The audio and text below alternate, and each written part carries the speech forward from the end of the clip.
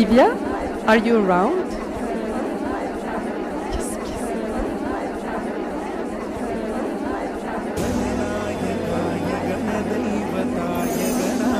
क्षाय धीमहि गुणशरीराय गुणमण्डिताय गुणेशानाय धीमहि गुणातीताय गुणाधीशाय गुणप्रविष्टाय धीमहि एकदन्ताय वक्रतुण्डाय गौरीतनयाय धीमहि गजेशानाय भालचन्द्राय श्रीगणेशाय धीमहि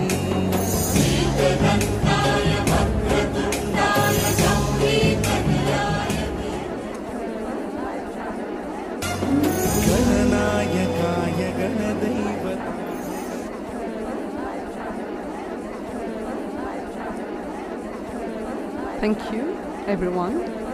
And now I'd like to call again Dr. Farhat Mandu, our MSF South Asia Executive Director, to officially begin today's event.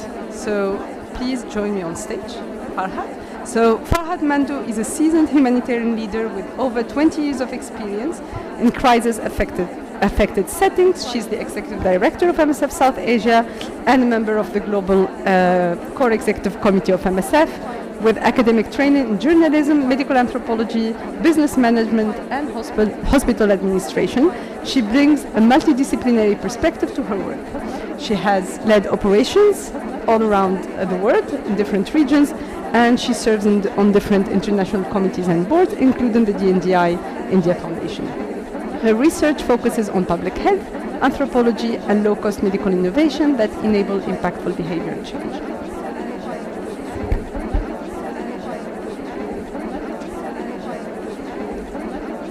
Thank you, Kada. Good morning, everybody.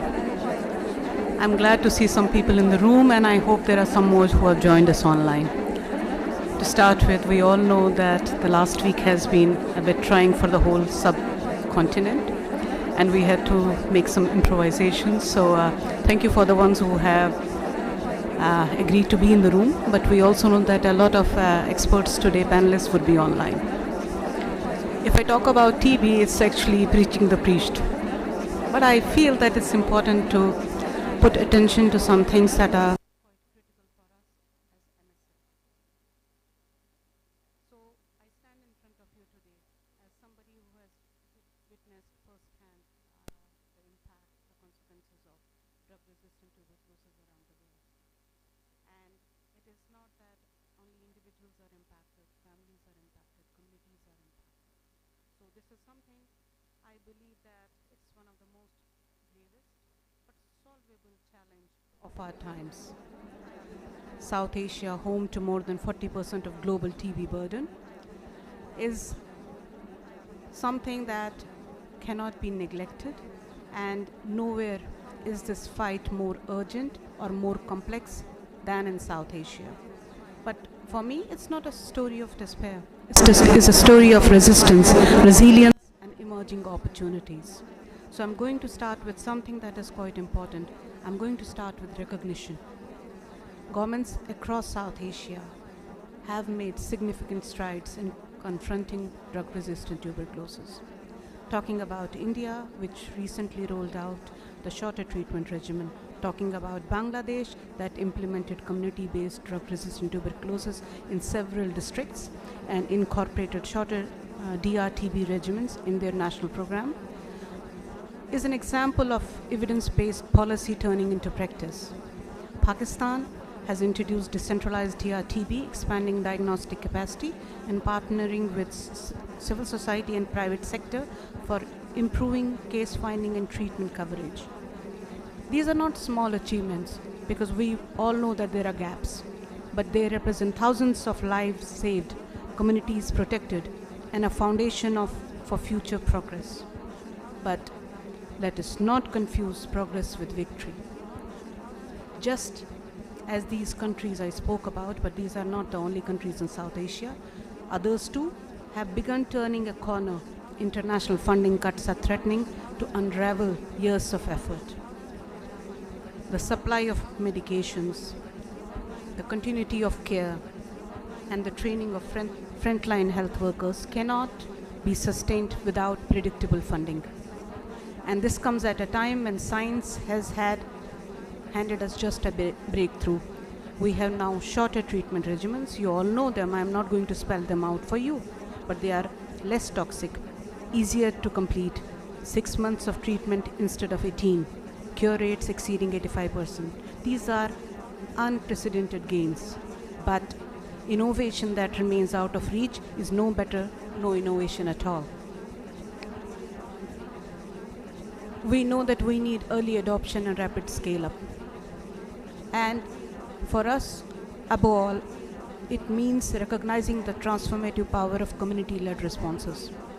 Solutions don't scale when they are disconnected. I repeat, solutions don't scale when they are disconnected. Communities are not passive recipients of care. They are drivers of change. They are the first to know when someone falls sick. They are the caregivers. They are the counselors. They are the mobilizers. When communities are empowered through training, funding, and respect, they become the most effective health system we have. So for us, when TB survivors become peer supporters, when community health workers are trained and paid, when civil society is at the decision-making table, treatment outcome improves, stigma declines, and health systems strengthen. Let's be clear. TB is not just a medical issue. It's a social justice issue. And that means we must put people, especially those most affected, at the center of the response. Let us partner with communities and not only institutions. So today I offer us and you all a challenge and a call to the governments in the region. You have shown leadership, now lead faster. Scale up new regimens, protect and expand your national TB projects, and partner with the communities you serve. To donors, do not turn away now. The finish line is in sight, but only if we run together. To the civil societies and communities, your voice, your experience, your courage must shape the path forward. Let us not let progress stall at this moment. It can surge. And I really want us to recognize that the day is curated with our partners with an aim to put attention to the problems that are aching us most. So together, we can make a change. And I'm inviting all of you through this day, and not only through this day per se, only today, but for days and months to come, that let us not take away the attention from what is happening around us. And we really have to make sure that of all the things, the political will, the funding, and the science should not go away from this space. We can make a change only if we are together. Thank you very much.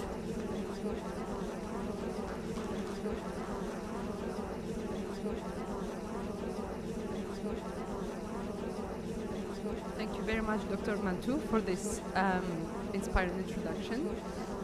I would like now to call online Professor Anil Kool. I will introduce him until we see him online. So Dr. Anil Kool is an internationally recognized biomedical scientist and a professor of translational research at the London School of Hygiene and Tropical Medicine. With over 25 years in biotech and pharma, he has held key roles including Vice President of Research at Johnson & Johnson's Global Public Health Division. He also served as Director of India's Institute of Microbial Technology and is a member of the CSIR's Scientific Advisory Board. Dr. Kool played a role in developing bedaquiline, that you all know about, the first new drug in over 4 decades for TB, now on the WHO's Essential Medicine list. He has also received multiple awards and was named one of India's top innovators by BioVoice in 2023. So, Professor Kool, up to you.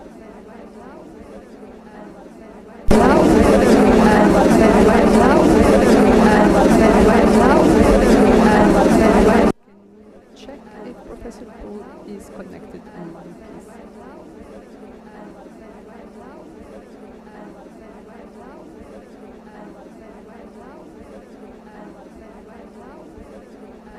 The technical team is checking.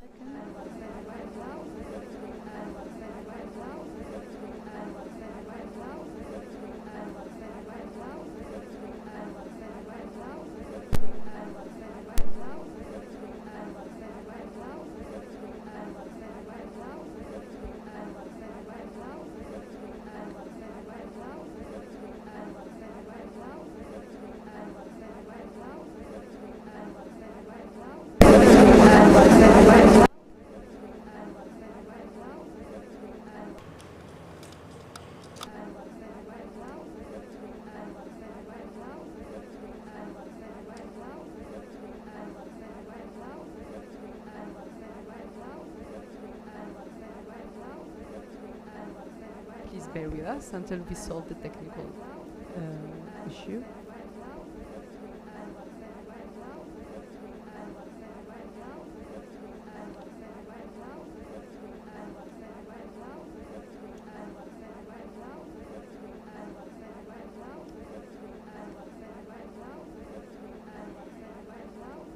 Maybe we need to hear him a bit louder. Dr. Cole, can you please say something, because it was a bit far. Yes, perfect. Thank you.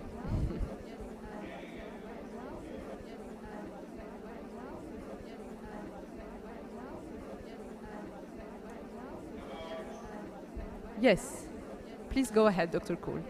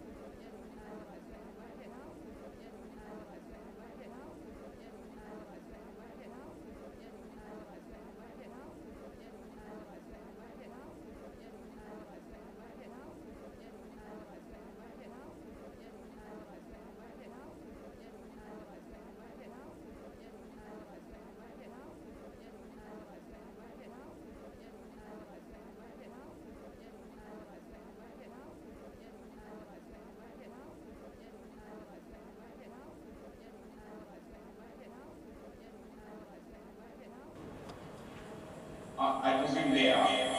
So for the outline of today's presentation, we will be talking about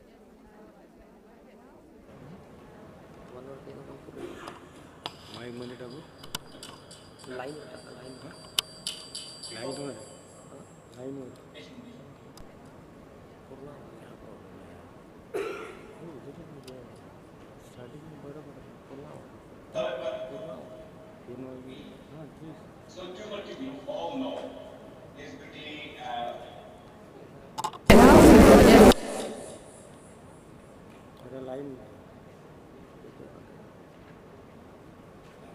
it has a very vexy cell wall. We all know it because of microlic acids, and because of that, it stains red into the stains. So this is classical microbiology of TB, and it's a strict anaerobe. That means it needs oxygen.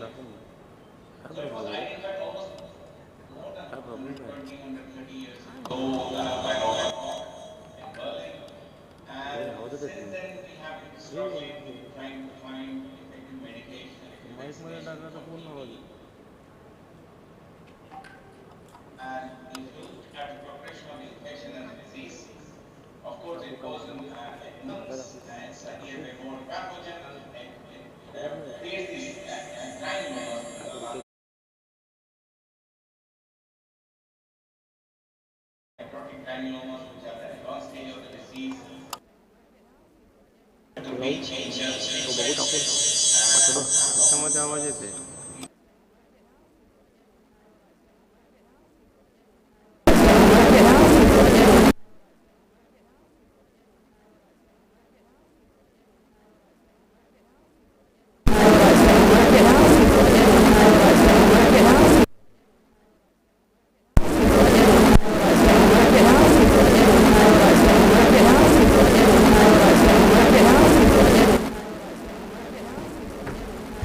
Dr. Cole, apologies, we need to... Dr. Cole, do you hear me? Apologies, do you hear me? Dr. Cool? So we need to text him online. Dr. Cool, do you hear me? Apologies everyone, we need to sort out these technical issues. I think the online audience don't hear us.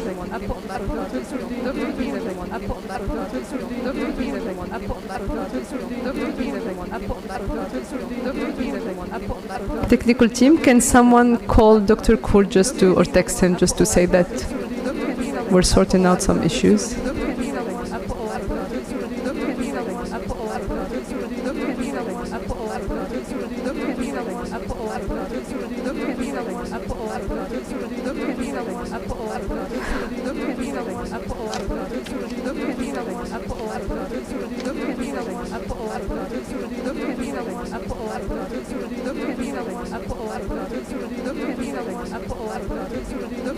Can we fix also the sound properly? Because it's not working.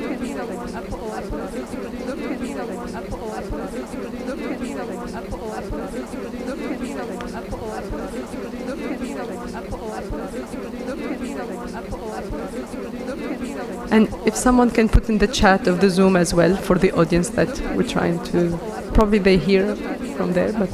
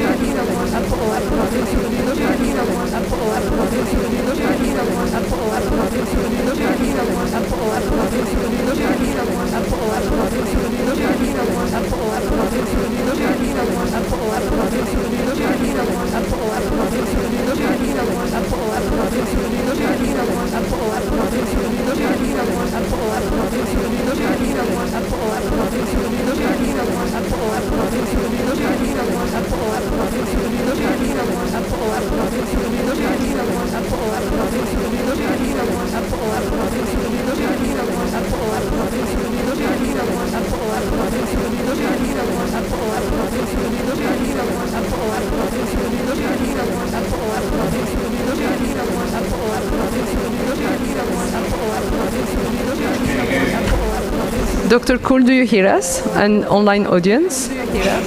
An online audience? Do you hear us? Dr. Cool? Do you hear us? Do you hear us? Do you hear us? Yes, do you hear us, Dr. Cool? Yes, do you hear us, Dr. Cool? Yes, hello? He doesn't hear us, huh? So... Yes, do you hear us, Dr. Cool? Yes. Also, the online audience was not hearing him as well. We got the... Yes, Yes, also online audio. Yes, also online audio. Yes, also online audio. Yes, also online audio.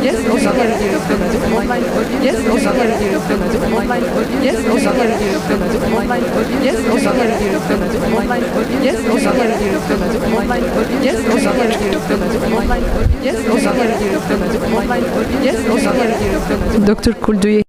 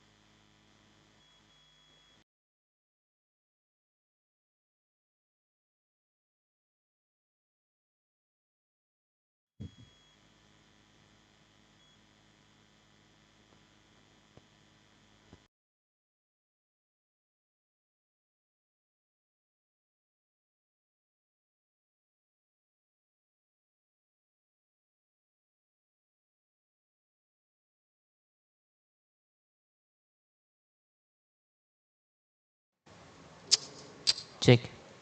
Test. Hold.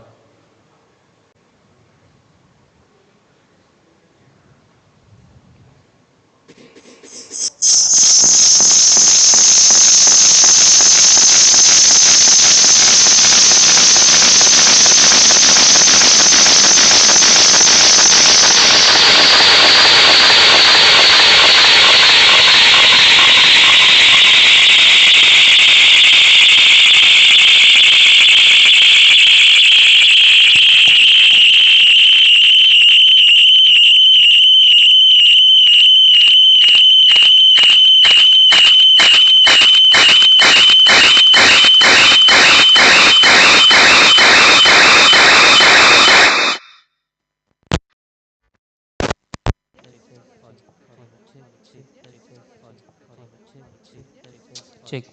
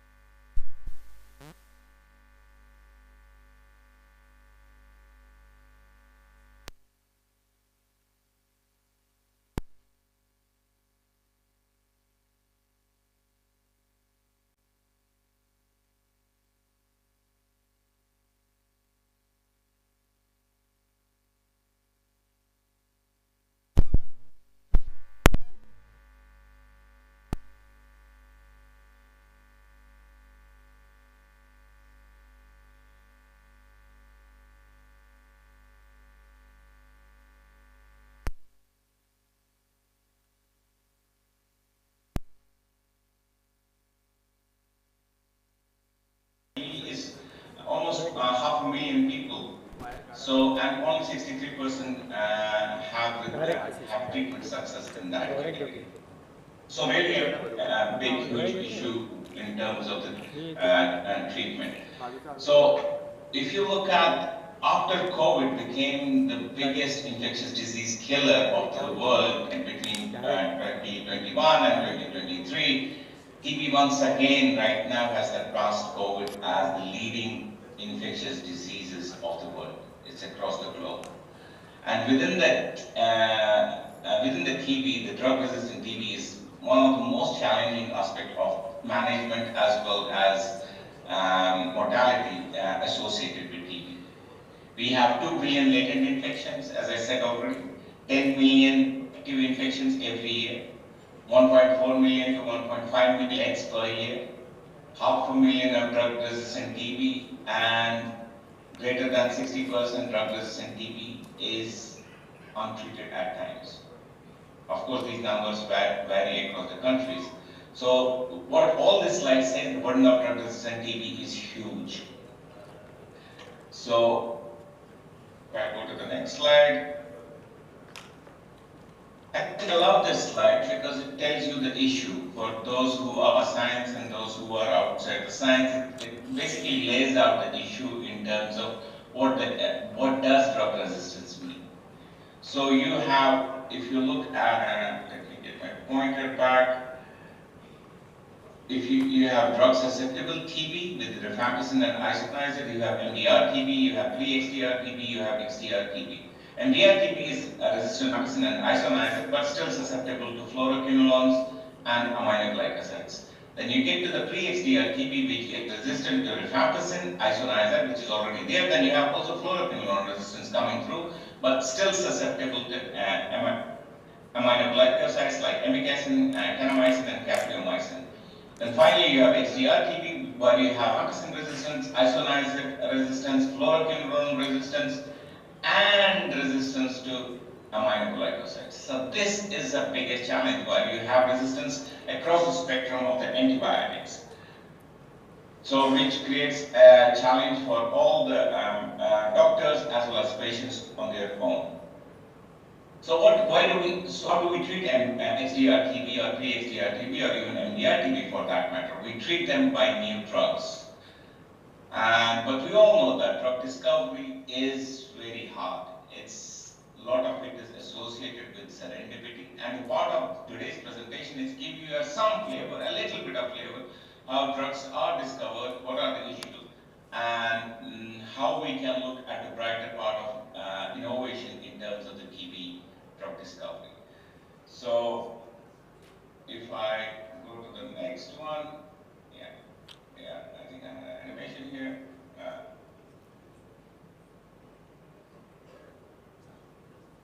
But the challenge with the drug discovery is, as there was animation in the previous slide which is not coming up through, the challenge here is the costs. The cost of discovering a molecule is almost $1.5 to $2 billion. The cost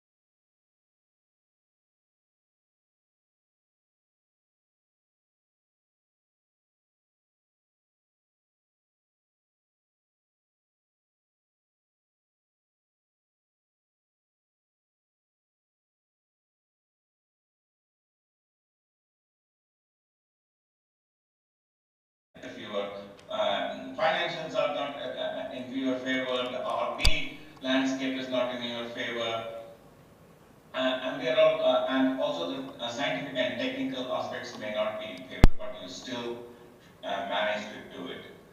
So when we started the Bedeclin, it was basically discovery through a very unconventional phenotypic approach. Initially the molecule was called DMC207. Also, it was called R27910, as you can see it here. on this particular slide. So this was a very new chemical matter, diarylquinoline. So it was it's all described in this paper by Kuhn and Rees in Science in 2005, who led this particular aspect of the discovery. And then, along with a chemist called Jérôme Guillemot, who was based in France. And then when we went further, we found that this particular drug blocked ATP synthase, which is an enzyme present in Mycobacterium tuberculosis or all cells, and with a very high selectivity of 2.5 nanomolar. So basically what bedaquiline in layman terms does is basically shuts down the power of TB bacteria. So that was very, very unique, very novel, because nobody believed that ATP synthase can be targeted because of its presence in all humans, across all the living organisms of the world. So, but we finally proved that it is the ATP synthase, and it basically, this drug is very effective because it's also blocking the latent bacteria, which was very important finding. So just to get you a little bit of this scientific flavor here, so once again, people have looked at the entire structure of ATP synthase.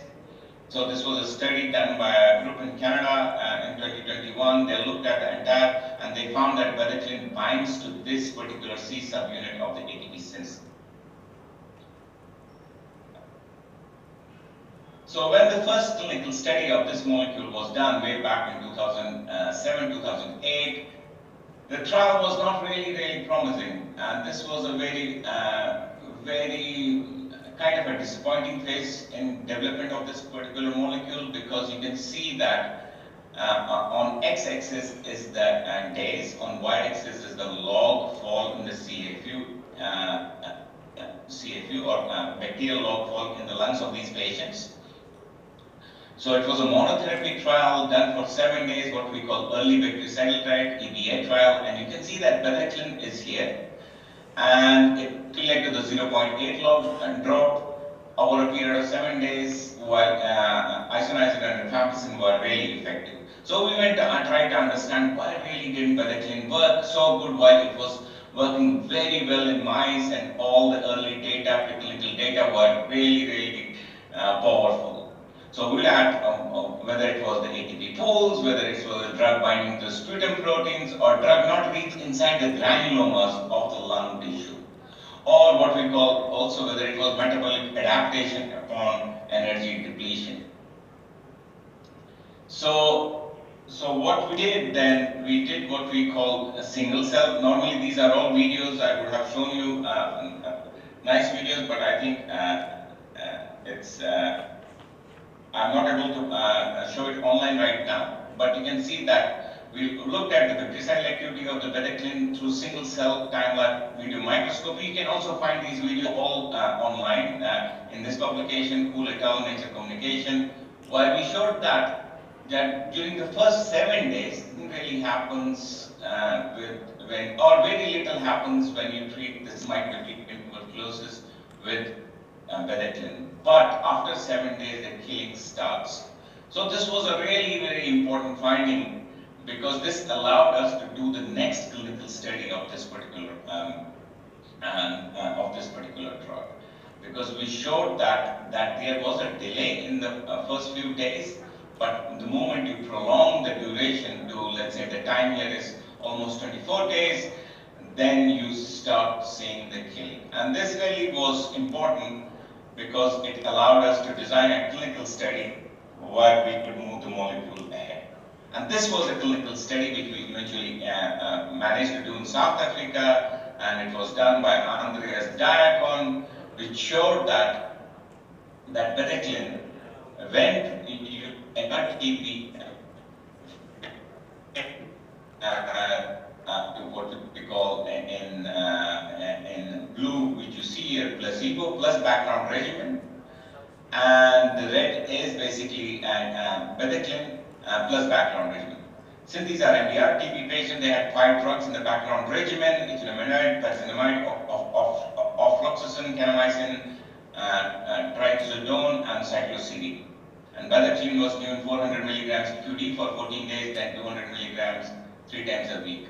So any person, when we looked at this data, it didn't need any statistical analysis. It was so powerful in terms of the effect that after 2 months of treatment, this is the x-axis time to culture conversion, and y-axis is the same things, see a few drops of the bacterial decrease in the lungs of these patients.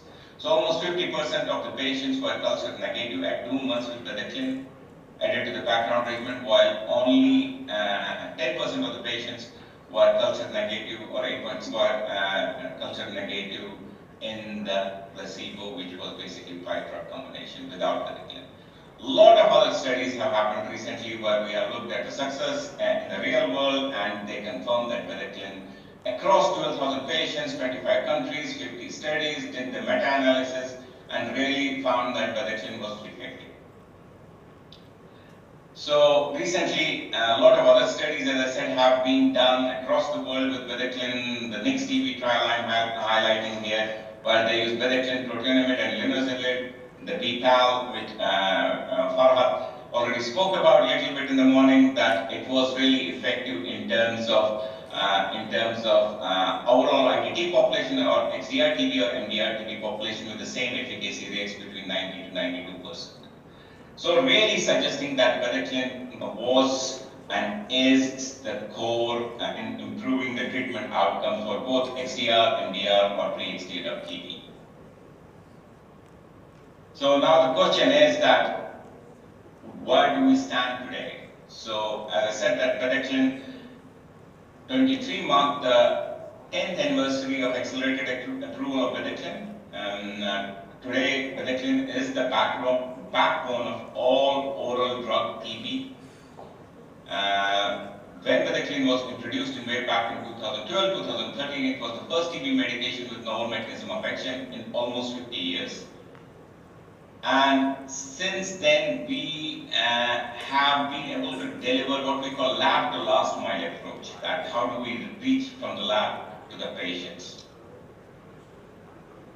So in terms of just few numbers, first drug with a novel mechanism of action, more than 800,000 courses of bedaquiline medicine have been delivered to till date across 160 countries, or maybe 170 countries now, including the 30 highest TB burden countries, 73 countries in which the TB medicine has been officially approved. And the most important thing is WHO lists bedaquiline on their list of essential medication for adults as well as children. So why this is important? Because tackling TB in children is one of the, I feel that it's still not getting the same prominence as we have in the adults. But if you look at the numbers, 1 million cases of TB in children happen every year.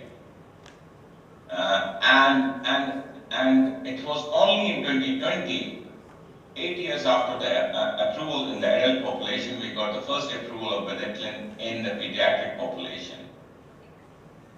So a lot needs to be done in terms of MDR TB or TB in general in children.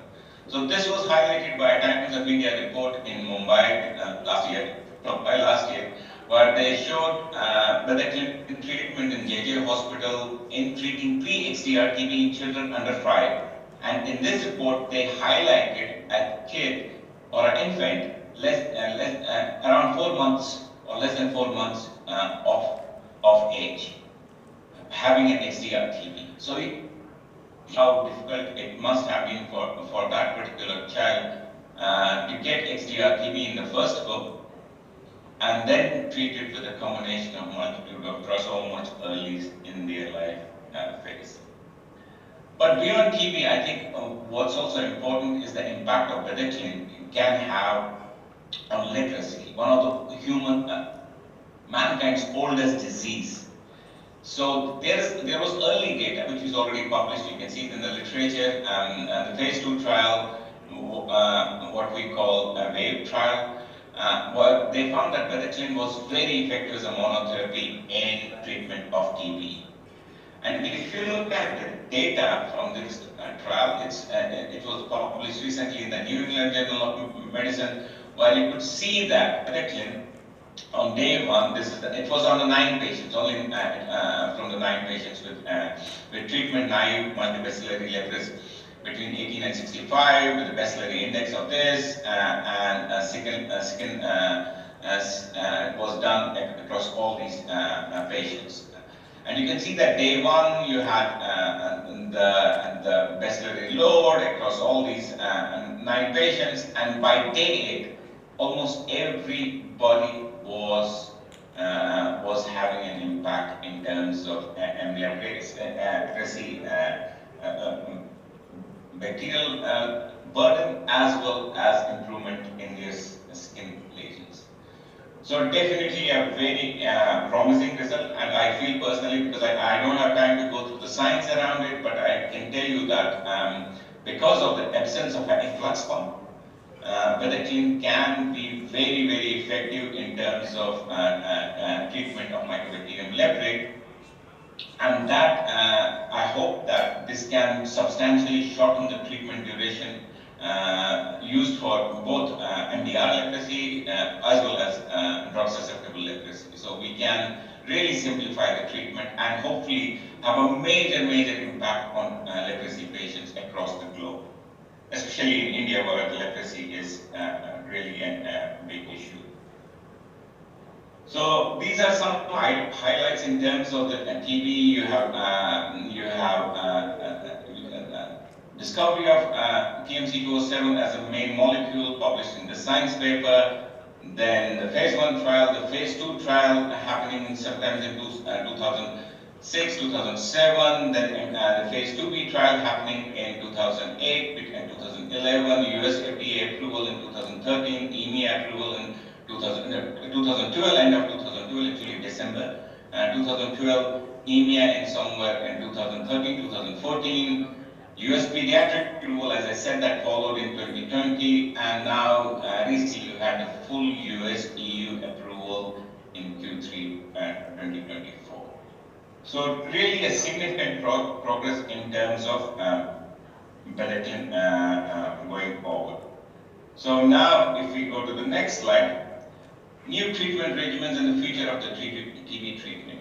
If you look at, we have come a long way with Vedactin, but the key going forward is can change the treatment landscape for TB. That was the main question of this particular presentation.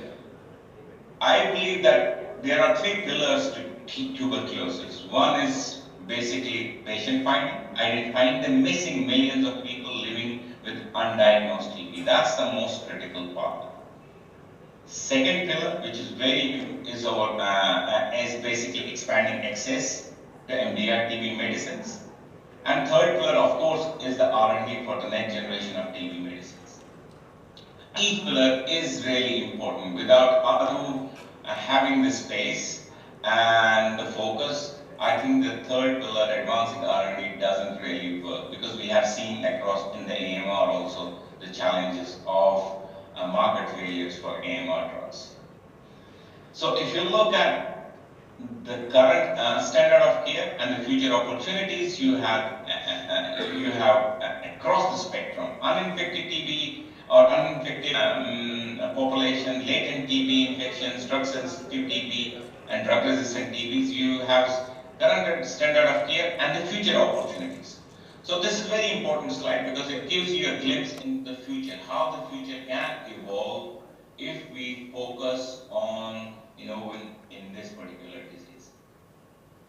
So right now there is a vaccine trial happening for TB, and I hope that that is successful, because this is one of our biggest shot on TB right now in terms of getting a right vaccine with almost 90% efficacy.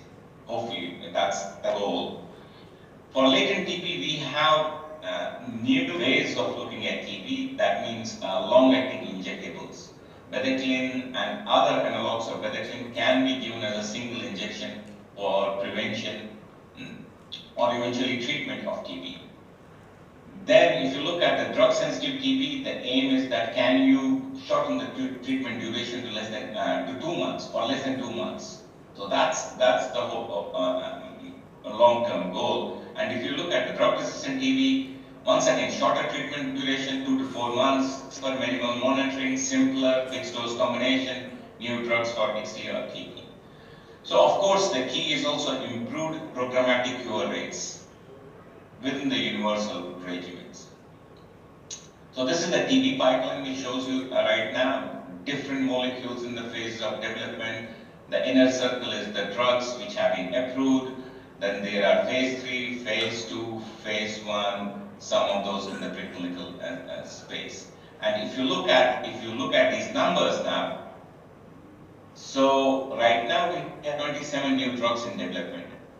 16 of these drugs are for drug-resistant TB regimens, with 7 with new drugs. 19 drug-susceptible TB regimens are being evaluated, 9 of which are new drugs. 1 pan-TB drug regimen is being evaluated with existing new drugs. So 8 of these 27 drugs are in the phase 2 or later phase of development. No drug has currently progressed out of these molecules in the phase 3. So the pipeline looks really interesting. The question is, how do you fund the phase 3s and how do you bring these molecules to patients in terms of the access? Because that also needs funding and the resources to pull all this early stage innovation, early stage R&D and early stage TB regimens into practice, into clinical practice. So, as I was speaking, the target product profile for simplification of treatment duration and improved safety is the key, especially for MDR TB right now. As per WHO recommends that we, for the new regimens, the target regimen profile 3 to 4 month duration, reducing it from the 6 months currently. That can be our goal. Fixed dose combination. I really love this thing in terms of having a single pill for TB. If I'm still alive, I want to see it as one single pill for treatment of drug-resistant TB as well as pan-TB coming to fruition at some stage in our lives. So improved safety, of course, linezolid is the weakest link because of the toxicity associated with it, and we need new drugs which can replace linezolid. So I can skip this slide because this is just to tell you the fluoroquinolone sensitivity and the guidelines in June 2020 versus the December 2022, how BPAL introduction has consolidated the treatment for MDR TB, which is fluoroquinolone sensitive or fluoroquinolone resistance MDR or XDR TB. So really an improvement with the introduction of BPAL across several countries. But beyond this particular BPAL or BPAL-M, which is used here, the next generation, shorter, 4 months, safer, reduced SAEs, simpler.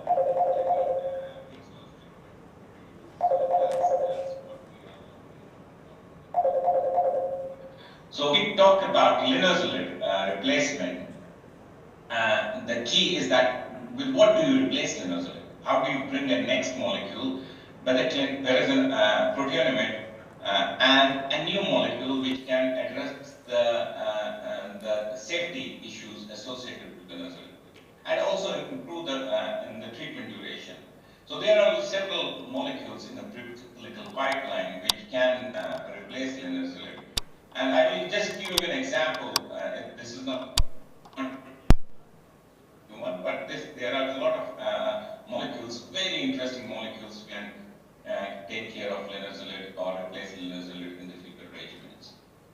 But in this as an aspect of TB innovation, what will drive the innovation in terms of looking at those molecules which can be very strongly bactericidal and replace linezolid or other drugs in the regimen, which are the weak links, is basically AI. I think we sometimes don't appreciate the value of this technology, but I can tell you that we have seen it in other programs, how AI can really help and democratize innovation in TB, especially using the generative chemistry, which is very, very interesting aspect of looking at the new chemical platforms or the molecular design of the new molecules, or biosignature platforms which can give you improved safety profiles very early on in the drug discovery phase. So I'm very convinced that the next generation of molecules will have some aspects of AI associated in terms of the discovery. So this is the discovery portfolio. Just to show that how does AI basically bring in new molecules. This is ATP synthase targeted by bedaquiline. Cytochrome BC is one of the very interesting targets. And then we have cytochrome BD, menaquinone, purine biosynthesis. So a lot of molecules targeting this electron trap chain of mycobacterium. And this chain is responsible for respiration. It basically allows mycobacteria to respire. As I said earlier in my presentation, mycobacterium needs oxygen to respire. So what we have discovered, the latest is that we have discovered this particular molecule, which is targeting the purine inhibition. And you can see that these are highly bactericidal molecules and can have a major impact in terms of replacing and building a new regimen for both drug susceptible or an MDR TB. So very early stage, but very highly potent with an MIC of almost 8.6 nanomolar in terms of the activity. But beyond the new molecules, we also need to take care of the resistance. The resistance coming up with bedaquiline. You can see that there are a lot of publications which are coming up with bedaquiline resistance, especially driven by this RBO678 mutations, and which cover mutation in this particular gene, which is an influx pump. It not only drives resistance to bedaquiline, but has been shown now recently to drive resistance to other molecules in that pipeline, which I showed earlier. And you can see that even clofazimine is not spared because of these mutation in RBO678.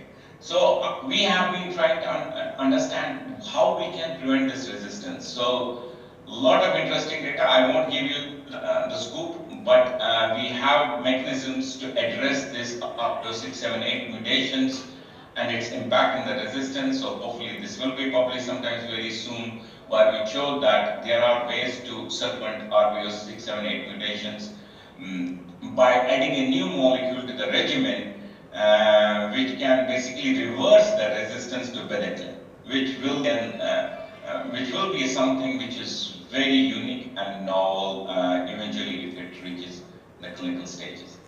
So finally, the world without TB is, as I said, that this is my aspiration. My goal is to have one day, either through vaccines or effective medications, better diagnostics, what we have been able to achieve in HIV in terms of the fixed dose combinations, whether we can have a single pill for TB right now. Right now, the current MDR TB regimen is still complicated in spite of bedaquiline. You still need a lot of medicines, 8 to 9 molecules, pills every day. It's complicated. It's not with a lot of side effects. So the question is that with new drugs coming in the pipeline, can you have a future regimen with a single pill, which can be universal also. It doesn't matter. You don't need a DST. It can be better compliant. It can be all oral, safe, and HIV compatible. So.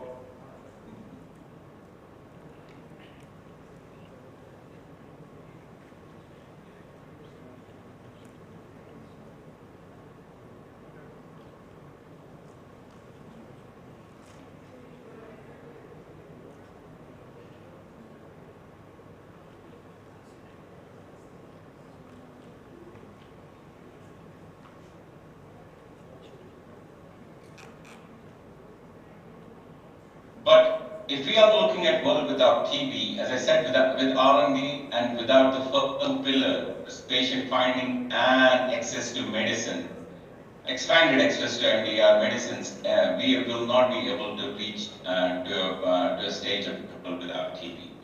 So I think these are a few last slides to show you that that's why I believe that what MSF is doing, what these organizations, WHO is doing to increase the access is the most important thing in terms of coming to a stage where more and more patients are found, more and more undiagnosed patients are brought into the treatment regimens, and the challenge of access, 2 out of only 5 people access the medications, that is basically addressed at front.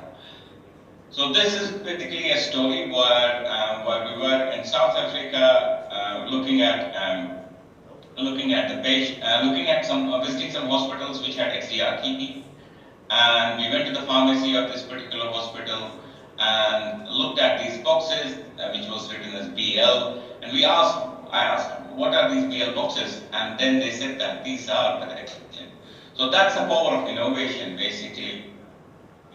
Into a hospital somewhere in other part of the world, and you see that whatever you do in terms of science and innovation, it really has an impact in the patients. So I was recently in KGMU, which is India's in Lucknow, UP's one of the major hospitals, and you can see that it's not only the science what we do in the labs, it's not only the access which drives it, but also the patients and the doctors, which sometimes stay in the background, but they are the key pillar in terms of the treatment of MDR TB or TB in general across India or across any world. Because I always think that they are unsung heroes, and you can see here an interaction with a young resident who had just joined the pulmonary medicine group, and he was explaining to me an extrapulmonary spinal TB, MDR spinal TB patient, and the prognosis and how they are trying to manage that particular patients. So really, really interesting in terms of what they are trying to achieve.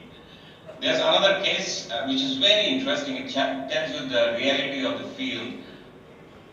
There was a case of 24-year-old male in the clinics of Professor Srivastava at BHU in Varanasi with MDR TB, 1.5-year presented, cough, weight loss, non-alcoholic, WHO regimen. The family history was father and brother died while on treatment of XDR TB. Mother recently diagnosed with XDR TB. Younger brother was only one in the family of 5 which was negative. So out of the 5, 2 had died, 2 had XDR TB, and 1 was negative. So finally it was evaluated that he was fit for Bedectin, and yeah, this explains really the challenge that how deeply entrenched the TB is. So this is basically somebody in South Africa which I had a great regard to. He used to tell TB is one of the oldest diseases. He's a physician. He used to treat TB. I don't think man has ever been able to get on top of it, but we shouldn't give up the hope. The dream, we will achieve things by trying for impossible, and some days we will get there. So some of the key partners, TB Alliance, Innovative Medicines, Bill and Melinda Gates Foundation at the lab stage, at the alumni stage, a lot of partners which came in. It's not about one person who's doing it. There are a lot of partnerships. There are hundreds of people involved in this particular programs. What we have been able to achieve. So I'm just giving you my perspective, but I can tell you there are many more important people who have given the best in terms of their time and efforts in bringing this innovation into the forefront. So finally, this is the last slide. This is the acknowledgement slide only for Durek, but for hundreds and hundreds of people have been involved. Doctors, patients, researchers, access people, government organizations, a lot of people to thank. But I'm just giving you some of the recent people who are involved in the purine biosynthesis story or very early stage discovery work which we have been doing. So, so with that, I know I may be over time, and I must have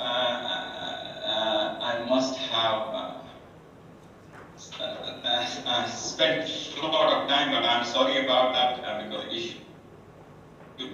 lost.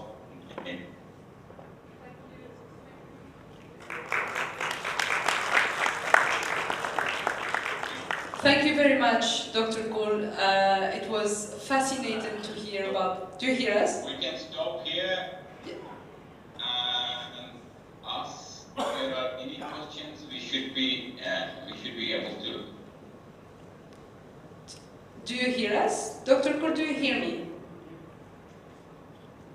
Okay, I think we lost the panel. Hello? Yeah, do you hear me, Dr. Kohl? All right. Okay, can someone please just text Dr. Kohl and I'll continue from here. So thank you so much. We would like to thank Dr. Kohl for sharing with us the fascinating discovery and the scientific clinics around the bedaquiline. It was quite, for me personally, quite interesting to hear about that. I think it's an honor for us to have him with us today, someone who contributed to the discovery of bedaquiline.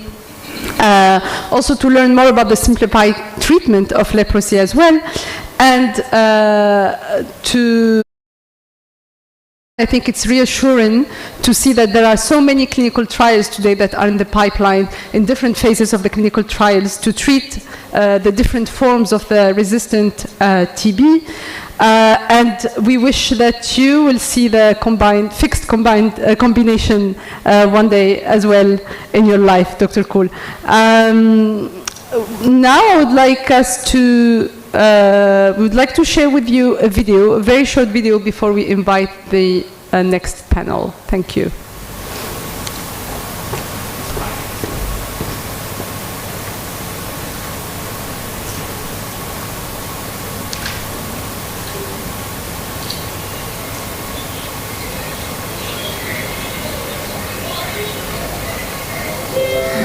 आता सगळेजण आम्हाला विचारतात तिचा colour change झाला, पहिले ती अशी नव्हती, एकदम नॉर्मल होतं.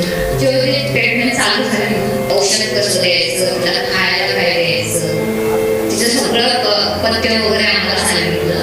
पण आम्ही तसं मनापासून सगळं व्यवस्थित केलं. वैष्णवी स्वतःच बोलते की मला डॉक्टर व्हायचंय, मी सगळ्यांना चेक करणार. त्याच्यामुळे तिला पण ते कुठेतरी चांगलं वाटलं की आपण हे असं पुढे पण असं जाऊन हे करावं. High-burden countries, including India, need to pull procurement to ensure that we have a sustainable supply TB program so that children with TB receive a short oral TB regimen. As MSF, we were part of the platform to speed up this process. It's very important to invest in the future, especially knowing that the children, they're doing very well when it comes to treatment, better than adults.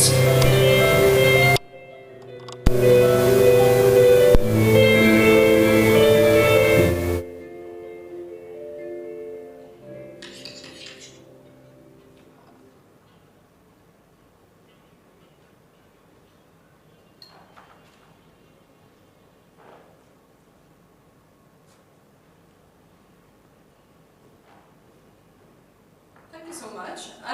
So now we'll start our first panel here in the room about new TB treatment regimens and faster cures, fewer side effects, and fresh hope. So just a quick introduction for this panel. So DRTB continues to pose a serious threat to global health, often requiring patients to undergo long, complex treatments with severe side effects. You all know that. Also, Dr. Kohl shared some aspects of it in this presentation. However, recent advancements, particularly the development of shorter all-oral regimens, are beginning to transform the treatment landscape, making care more effective, accessible, and tolerable for patients. A key focus of our discussion will be on salvage regimens today, designed for individuals with highly resistant forms of TB or those who have not responded to novel treatments. We will also delve into the persistent challenges in diagnosing TB in children due to vague symptoms and limited diagnostic tools suitable for young populations. In addition, we will touch on the often overlooked but essential aspect of palliative care in TB management. For patients with advanced disease or limited treatment options, palliative care can play a vital role in improving quality of life and ensuring dignity in care. The road ahead is tough, but through innovation, evidence-based approaches, and collaborative action, we can make meaningful strides in transforming TB care and outcomes. And I would like now to invite Dr. Animesh Sinha on stage, who will be moderating the next panel. So Dr. Animesh is a HIV, TB, hepatitis advisor for MSF. He has worked in Russia, Uzbekistan, and Tajikistan in DRTB programs and the TB practical clinical trial as well. His research interest includes TB elimination and evolving drug resistance. He is part of the Better Project, sharing clinical experiences in providing care for people with strains of TB that have resistance to bedaquiline and other drugs. He is currently involved in the global rollout of the 6-month MDR-TB treatment regimen. Thank you, Animesh, for being with us, and now I'll let you manage your panel. Thank you so much. Thank you so much. Good morning, everyone. So thank you for the kind introduction. We are running slightly late, so we'll keep the panel slightly shorter than planned so that you can have a tea break. To start off this panel, I would first like to invite Firdaus Jalgaonkar, who is a TB survivor who was first diagnosed with drug-resistant TB in 2016. She underwent treatment at various hospitals, including Hinduja, Jupiter, Sewri, as well as many private clinics. With support of MSF, she was finally able to successfully defeat tuberculosis in 2020. She is here to talk about her experience and to provide hope for people who feel left out of care. Firdaus, please, if you'd like to take the stage or if you want the mic here, whatever you're comfortable with. Okay, thank you, Firdaus.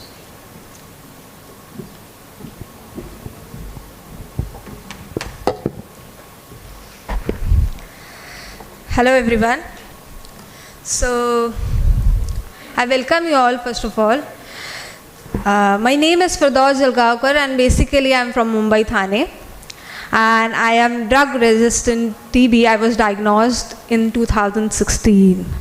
So for me, it was quite a long journey, you know. It was very painful for me because I have to survive a lot. At that time, I've survived very, very, you know, painful things, discrimination, stigma. I went hospitals to hospitals like Jupiter, Sewri TB Hospital, and Hinduja as well, and took a lot of medicines, but my health kept getting worse.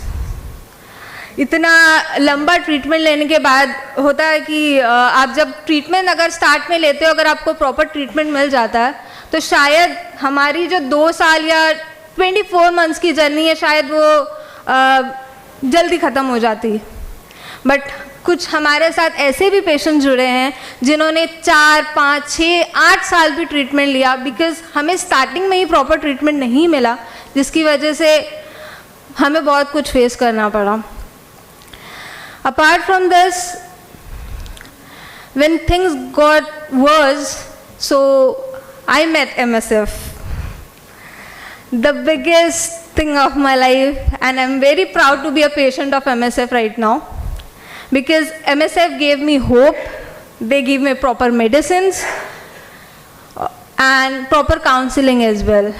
एक TB patient के लिए सबसे important medicines तो होती है. Apart from that उनको एक mental support की भी ज़रूरत होती है जो शायद कोई हॉस्पिटल या कहीं कोई भी क्लिनिक देता हो. And MSF gave us that counseling because हम TB पेशेंट्स का मेंटल स्टेट इतना ख़राब हो जाता है उस वक्त कि हमें कुछ समझ में ही नहीं आता. And you know, last year I guess 3.1% people suicide just because of TB. जिनको TB होता है उनका मेंटल स्टेट सही नहीं होता, तो वो रीज़न की वजह से जो है TB पेशेंट सुसाइड करते हैं. और वो सपोर्ट हमें MSF से मिला. जब हम लोग MSF में आए तो MSF ने हमें वो सपोर्ट दिया, एज अ रेजिमेंट दिया जो हमने शायद पब्लिक हॉस्पिटल्स में नहीं मिला. साल्वेज ट्रीटमेंट, अगर मैं आपको क्लियर कर दूं तो साल्वेज ट्रीटमेंट एक ऐसा ट्रीटमेंट है जब हम पे सारी दवाइयाँ काम करना बंद कर देती है तब हमें साल्वेज ट्रीटमेंट दिया जाता है. और मैं तो ये रिक्वेस्ट करूँगी जहाँ भी TB की मेडिसिन दे रहे हैं तो वहाँ भी साल्वेज ट्रीटमेंट स्टार्ट किया जाए, because salvage treatment is a hope for a TB patient. Because it is, it is included like BDQ, DLM, and also imipenem injection. Yes, while taking the imipenem injection, I face a lot of challenges as well. Means जब वो injection start हुआ from the first day itself, मुझे बहुत ज़्यादा vomiting होता था. But I have to take it because मुझे जीना था. I want to, live. So that's why I have to take that. और बाकी कोई दवाइयाँ काम करती ही नहीं थी, तो वो ज़रूरी था. तो I request all of them who are providing government, medicines. I request them to start a salvage treatment to those patients who are like जो patients fail हो रहे हैं या उन पे दवाइयाँ काम करना बंद कर रही है. And after that, जब मैं MSF में आई, MSF gave me that hope. Apart from that, they given me that support. They didn't treat me like a patient, but they treat me like a family. हमें MSF में आने के बाद हमें ऐसा लगा कि हमें एक family मिल गया. Because हमने इतने गवर्नमेंट हॉस्पिटल्स गए और बहुत सारे पब्लिक एंड प्राइवेट क्लिनिक्स भी गए, बट हमें वो सपोर्ट, वो एक होता है लगाव, वो नहीं मिला. MSF ने हमें प्रॉपरली उतना होप दिया कि हम आज यहाँ खड़े हैं. And I am proud to say that after completion of my treatment, I, and with the help of the MSF and with the help of the other TB survivors, we launched a book on stigma called Hamari Awaaz, and I'm very proud to say that I'm the co-author of that book. I'm very proud to say that. And my message is to all TB patients is like, do not lose hope. Do not lose hope because everything happens. But अपनी दवाइयाँ, अपनी सारी चीज़ें आप time पर लो, अपना treatment complete करो. I guess फिर आपका जर्नी भी अच्छा जाएगा. Because if you lose hope, then everything ruins. Right? So मेरा मैसेज यही है कि do not lose hope and go with the flow. Thank you so much. Thank you, Firdaus, for your very inspiring words, and thank you for taking action because many people need that support when they are on treatment. Thank you. For the next part, I would like, we have an online presenter, Dr. Rupak Singla. He's a professor and former head of Department of TB and Respiratory Diseases at the NITRD.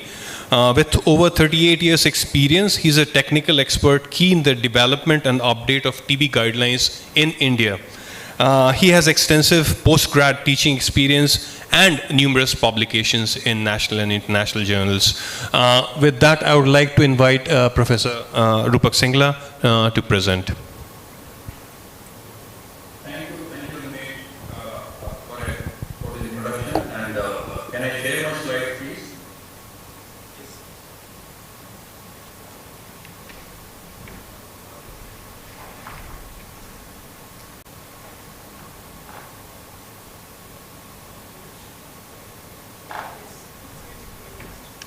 Yes, am I audible? You are audible, sir. The slides are coming up. The slides are online now, so you can start your presentation. Okay, thank you. You see, I've been talking about this long treatment. So now we're probably looking for the regimens without injection, which are shorter and less painful to the patient and are equally effective. And one of them is 6 months of beta-glucan, predominant, temporate, and oxytocin. So if you look at the journey of treatment of MDR-HRD in our country, it is very interesting, and we have been progressing with time. In 2017, India launched the H-monopoly regimen. In 2018, we adopted the injection-containing 9 months shorter regimen for MDR-D.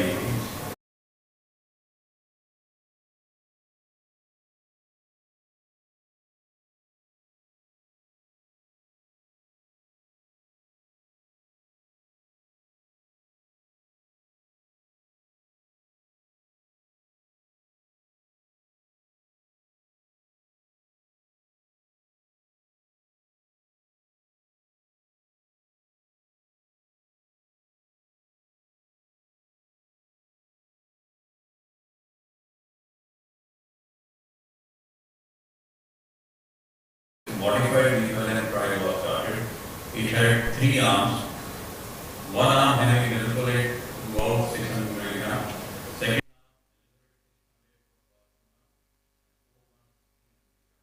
and arm 3 had 600 for 3 months and 300 for 3 months.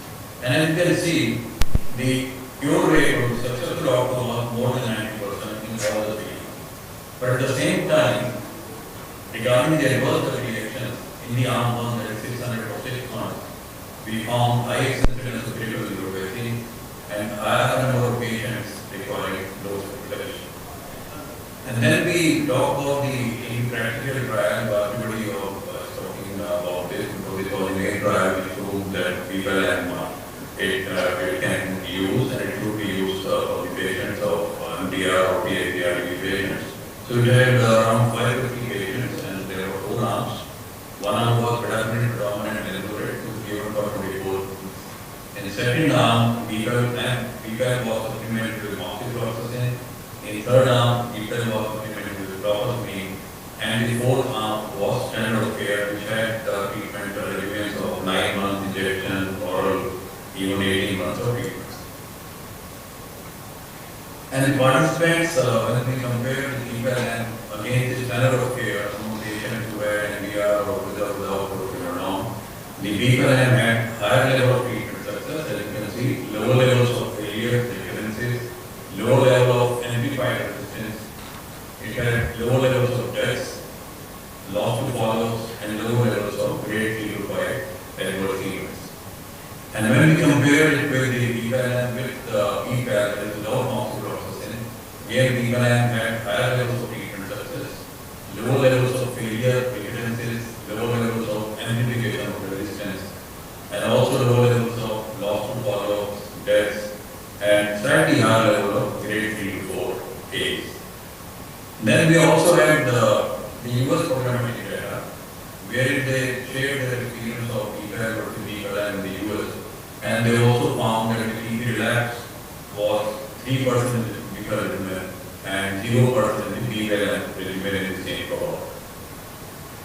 And then if you talk about the introduction of PPAP in India, once the WHO guidelines were released somewhere in 2022, India started thinking about the PPAP regimen. There were some technical clearances to be taken, and there was some procurement process challenges which are always there in all the countries. So in 2024, this procurement process was expedited, the trainings started getting done, and the document of introduction of PPAP, indications, contraindications, how to manage it, and everything was finalized in 2024 itself in about 3 months or 4 months. And 27th of December 2024, the first patient was given the PPAP in the country. So this was the training session on 21st of October, and subsequently we rapidly scaled up the training. And this is of 27th December 2024, where the Radiation Secretary gave the first dose of PPAP to a patient in my institute.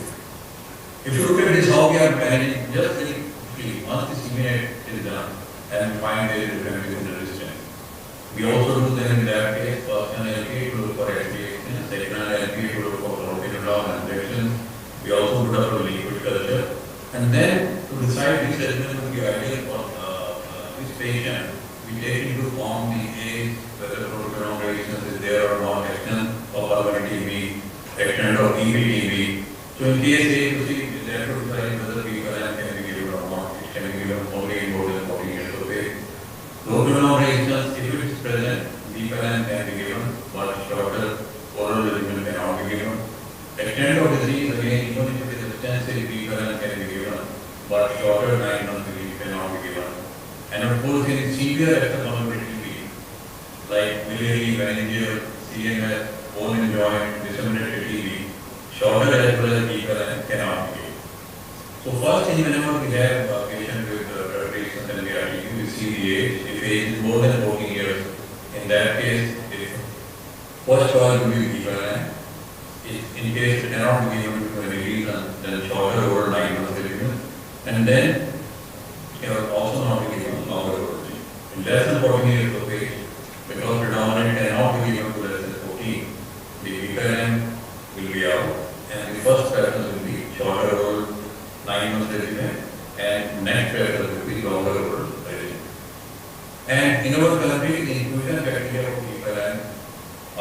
like age 14 years or more, patient will not have been exposed to less than 1 month of bedaquiline, predominant and laser. Or if patient has been exposed to more than 1 month, the key drugs should be sensitive. Patient should be non-lactating. In case lactating, she should not be breastfeeding, milk can be given in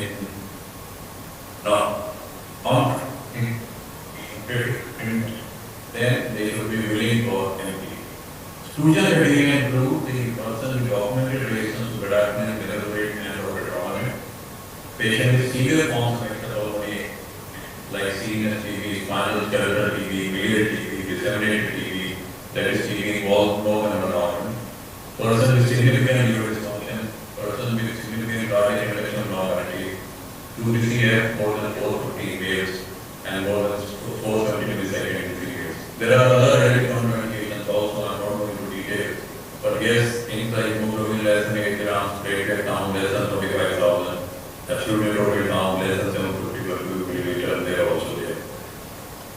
If you look at the dosages and the regime, so the drugs are to be given orally with food so that the absorption is increased. It is given for 26 weeks and may require extension to 29 weeks, back not to it. And the regime is bedaquiline to be given 400 mg once a day in the initial 2 weeks, followed by 200 mg twice a week for week 3 to week 26. Predominate 200 mg daily, linezolid 600 mg once a day, oxyprocessine 400 mg once a day. And the same dose given to all the weight men, no dose modification for any drug except linezolid can be reduced to 300 mg in case of any adverse reaction. But again, so when do we need to extend this treatment to 39 weeks? In case low production of linezolid requires 300 mg adverse event, of course, only after 9 weeks of treatment is permitted, then we release the treatment duration to 39 weeks. Also, in case oxyprocessine needs to be stopped prematurely for any reason, we have to extend the treatment duration to 39 weeks. Permanent stoppage of any other drug other than oxyprocessine is not permitted, and we have to declare the patient as failed to treatment. Sputum culture should be done at 2 months and monthly. In case sputum culture remains positive at 4 months, we need to declare the patient as treatment failed. You can see the drug sensitive TB in a person of 55 kg, and this is the typical longer old regimen for this weight man, and this is the regimen, almost same as drug sensitive TB.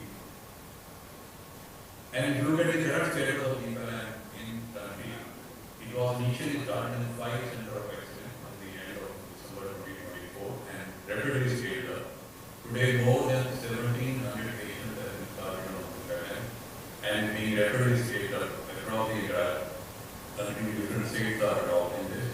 And now, there is solution of medicine so that education can be given wherever it is indicated. And data is being collected and analyzed for early medical, pathological, and microbiological response. Thank you. Thanks a lot. Thank you, Professor Singla, for your presentation. Very interesting to see that. Yes, yeah, we can hear you. Thank you so much for your presentation. It is very interesting to see that the 6-month regimen is now available in India. Can you hear me, Professor Singla?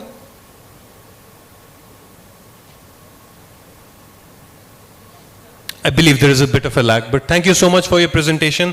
It is great to see that the 6-month regimen is now available to the majority of patients with drug-resistant TB in India, as well as the 9-month all-oral regimen is now available to children, because children had to suffer with the horrible side effect of injectables with the MDR TB treatment.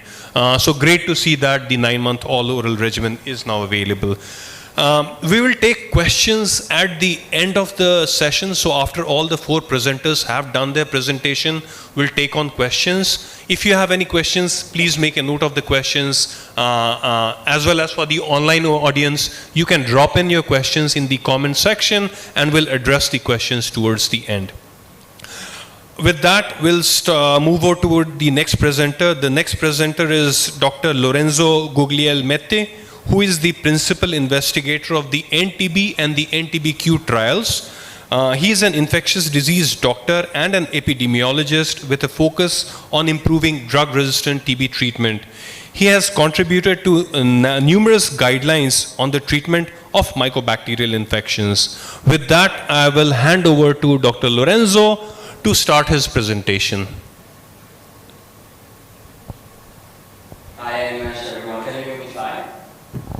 Yes, we can see your slides and we can hear you and see you. Please go ahead. All right. Let me share presentation.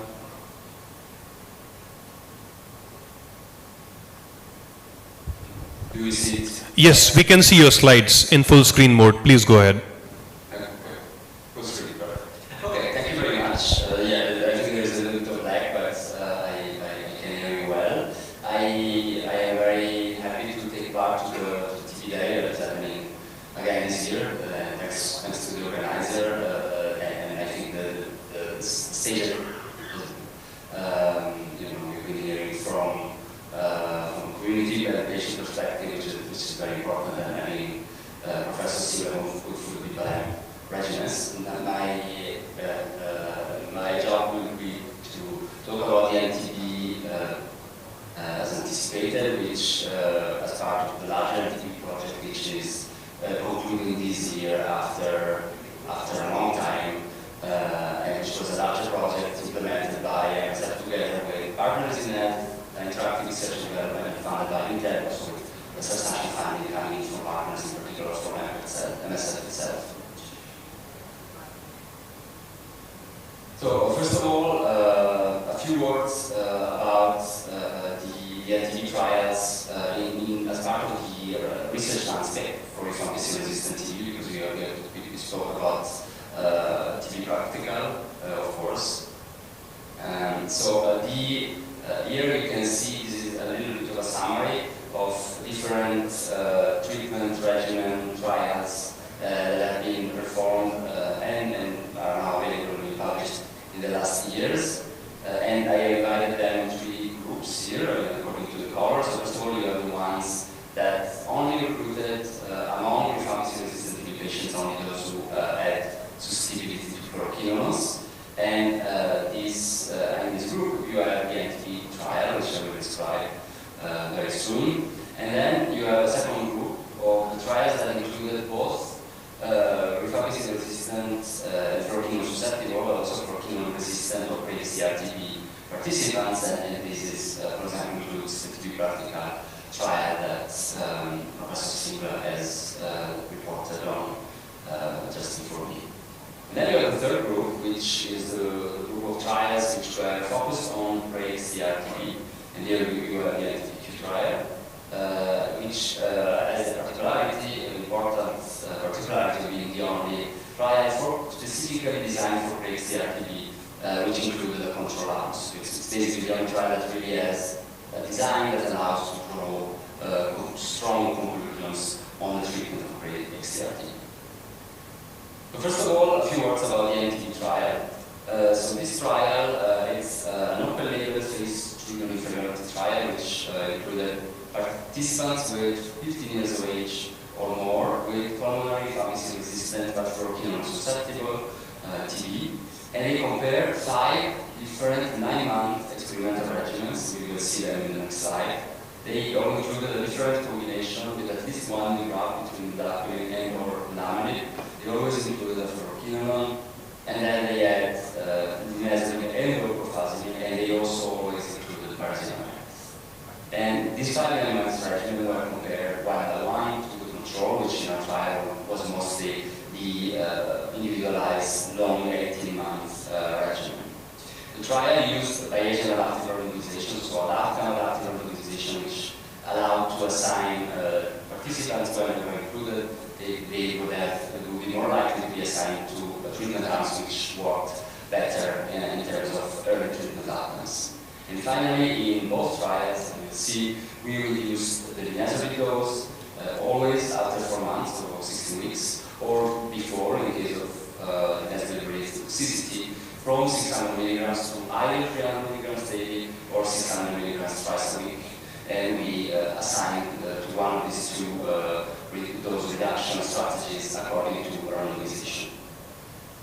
And then here we have an overview of where participants were included. So we had 7 countries and 12 sites for the TB trial. As you can see, most participants were coming from Peru and Kazakhstan, although there were many other countries involved, including India, and where both trials were implemented in our site in Pune, with also including participants from Mumbai. So overall, we managed to include 754 participants in the trial, with more than 18,000 visits. It's just to give you an idea of the achievement of this trial has been, with more than 5 years of enrollment and 2 years of follow-up for each participant. And now coming to the results, which are really summarized in this figure here. Here we have the 5 treatment arms, and that you, as you can see, have a 4 to 5 drug regimen that include the dapirine, the first 3, or do not include the dapirine, the number 4 and 5. And they all have very good efficacy outcomes, with success rates between 79 and 90%.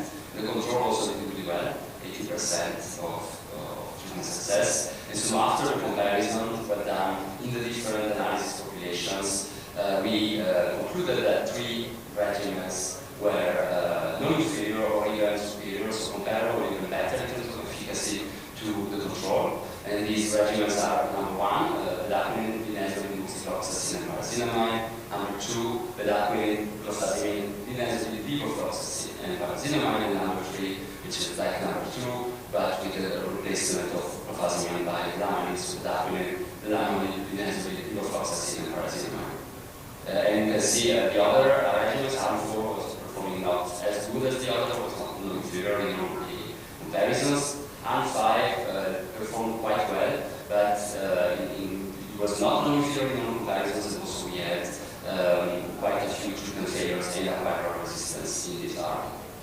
So overall, there are 3 new treatment options for adults, but also for children and for pregnant women. This is very important, also in particular for India.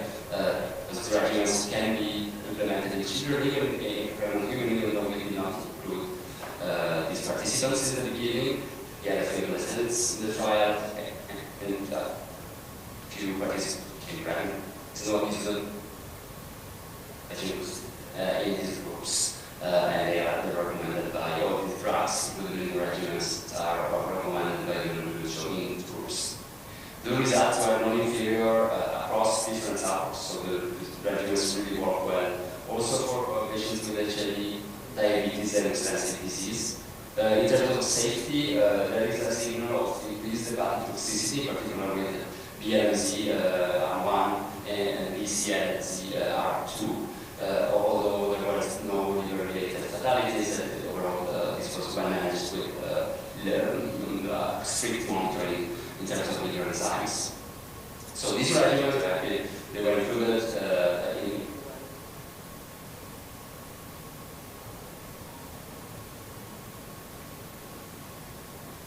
of medicine at the end of last year.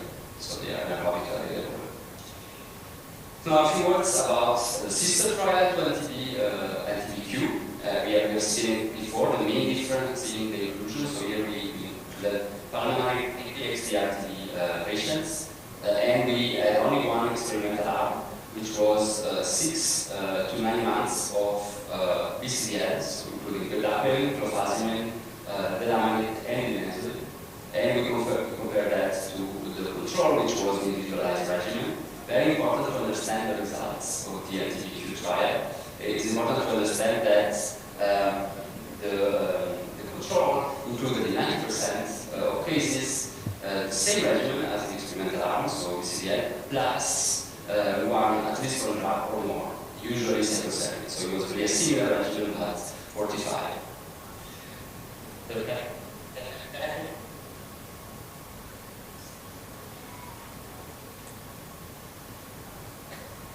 Right. As the treatment duration of the BCDL arm was determined by baseline extent of TB disease, so we had a long duration for extensive TB disease, and also by treatment response basically at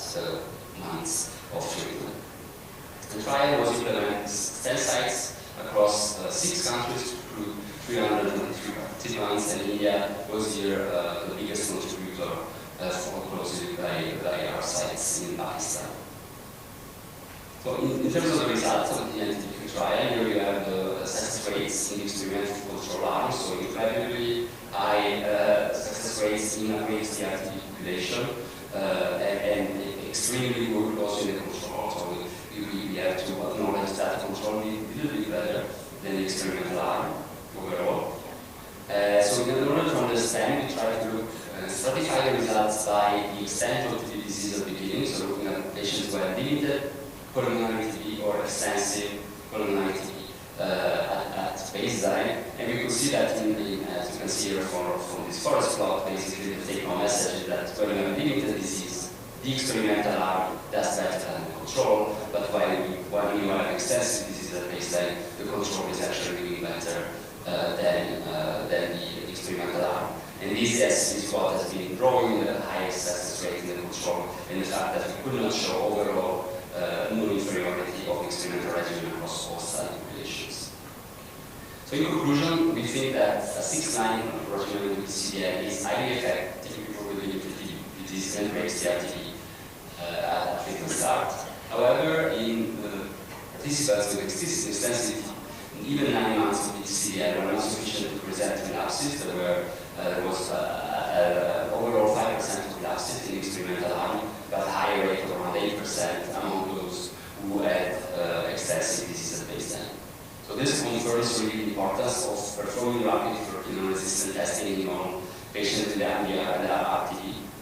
In particular, because when we look also other published trials, all the available treatment options to break CRTB, such as the BPAL 6 to 9 month BPAL regimen, also the same regimen which has been tested in the BTB South Africa trial, they all have risk of recurrence of around 5% with the possibility of acquiring drug resistance. So our treatment that breaks CRTB with short regimens is not as good as the one for immunosusceptible TB. So the evidence from the NTB trial will be reviewed by WHO hopefully soon. Right now, results are published. They have been presented at the Immunity People Conference in 2024, and they are available as preprints, and the link will be available to you. So, one last word about the implementation of these trials, in particular in India. So these trials were really a big achievement. They demanded a lot of effort and funding, but they showed the feasibility and importance of international collaborative studies to have this phase 3 trial perform and results available. So in terms of the 3 NTB regimens in the 14 chance, as we heard also from Professor Silva, these are good alternatives to the 6 BPAL treatment in adults, and this could be chosen in terms of best modalities or preferences. In particular, they are a short and patient-friendly option for children and pregnant women where you cannot use BPAL. For the NTB regimen, it breaks the RTB. We think this, again, it's an excellent option if you have limited disease at baseline. If you have extensive disease, a longer fortified regimen may be a better option and reduce the risk of relapse. Anyway, this should be something that probably has to be discussed also with each patient. And overall, we think that in breaks the RTB, there is a need for close post-treatment follow-up. At least 12 months in our NTB, we saw quite a lot of relapses, as I said, and in particular these relapses were also occurring between 6 and 12 months post-treatment. And with this, I just want to thank everyone, in particular all our trial participants across more than 1,000 participants across the 2 trials, all our partners, the funders, and a special thanks to our partners in India. It's a good opportunity. In particular, our partners at ICMR in NAI, ICMR at the national level, our partners from WHO India, in MSF WBI, South Asia, and the others that are listed here. And with this, I will be able to take a question at the end of the session. Thank you, Lorenzo, for that excellent presentation and taking us through the results of both the NTB trial and the NTBQ trial, as Lorenzo mentioned, these trials were effective in ensuring that most patients with MDR-TB can now have an oral regimen, which is a 9-month regimen. We will, as you said, we'll take questions towards the end. So feel free to drop in your questions if you are online, or if you are in the room, please note your questions and we'll take them towards the end. The next presenter is Dr. Jennifer Furin. She is a lecturer at Harvard Medical School, an ID clinician and a medical anthropologist with 3 decades of experience in treating drug-resistant tuberculosis. She specializes in the care of vulnerable people, including children, pregnant women, and people living with HIV. She is the chair of the Better Project, which is building experience to treat people with expanded forms of TB resistance. Jennifer, the floor is yours, so please go ahead with your presentation. Well, thank you so much, Amish, and thank you everyone for allowing me to join your important workshop. I'm going to be following on the presentations of this morning, but I'm going to be focusing on what about everybody else is the title of my talk, and really thinking about the populations that Dr. Singla and Dr. Gugli-Mehdi mentioned can't benefit from the BPALM or the NTB regimens. Especially when I focus on children and pregnant and lactating women, and then just to think a little bit about people with extrapulmonary forms of TB, and then to talk a little bit more about the care of people whose strains of TB have resistance to the drugs that comprise these exciting all-oral shorter regimens. To very briefly touch on the issue of palliative care and post-TB lung disease, and then just to think about some potential advocacy and research points for the future. So I think, as everyone mentioned, and I hope as you're all feeling in the room there, that these are exciting times in the care of people with drug-resistant TB, that a majority of people with drug-resistant TB can now be treated with all oral regimens containing 4 to 5 drugs and lasting 6 to 9 months. And this is a really wonderful achievement. But in our excitement for rolling out these regimens, we can't forget about the populations who are at risk of potentially being left out. And so thanks for giving me a little bit of time this morning to talk about some approaches that you may want to think about for these populations. So the issue that everyone keeps mentioning is that we can't give the BPALM regimen to children and adolescents. And one question that many people ask me as a clinician is why not? And so I just want to very briefly mention that in animal studies, the drug pertomanid, which is the P in the BPALM, in 2 different species of animals, pertomanid was associated with testicular toxicity. And so this drug was not given to children or to pregnant women for this reason. And so although there have been a number of studies that have been done now in adult males with tuberculosis, suggesting that there is not any testicular toxicity, the Food and Drug Administration and other stringent regulatory agencies are currently reviewing that safety data. So for now, we still can't give pertomanid to people under the age of 14 or to people who are pregnant. And in particular, when we think about children, we actually don't know how to dose pertomanid in children. So really, pertomanid is not an option for children, and certainly not in pregnancy either. But I think, as Professor Gugli-Mehdi mentioned, we now have multiple options, and Professor Singla mentioned this as well. It's not just BPALM, right? There are multiple all-oral shorter regimens that can be given. And these should really be a priority for the pediatric population. So NTB regimens 1, 2, and 3, which contain bedaquiline, linaclid, a 3rd-generation quinolone, either levofloxacin and moxifloxacin, pyrazinamide, and then other combinations of drugs. Those can all be given to children of all ages. And then a study was done in South Africa called the Tuberculosis trial, which was done using the choline, linaclid, delanid, and then levofloxacin or clofazimine for 6 months. These are all drugs that have been safely given to children of all ages, that we know how to dose in children of all ages, and that in fact there are pediatric formulations of those available. So children should not be getting long regimens children should not be getting injectables except under very rare circumstances. And this really should be a priority in India. It's crucial that we still try to do trials that enroll children and to remember that adolescents may need additional support around accessing care and being retained in care. But for now, children and adolescents can receive all oral sugar regimens. They just can't receive pertoneant-containing regimens. So I just want to mention that. And the same is true with pregnancy, right? People who are pregnant are at high risk of TB and drug-resistant TB, but they're often left out of clinical trials. I think the practicality of the NTB trials were great in that if someone became pregnant during the trial, they were allowed to stay on study if they wanted to, and if they wanted to continue their pregnancy.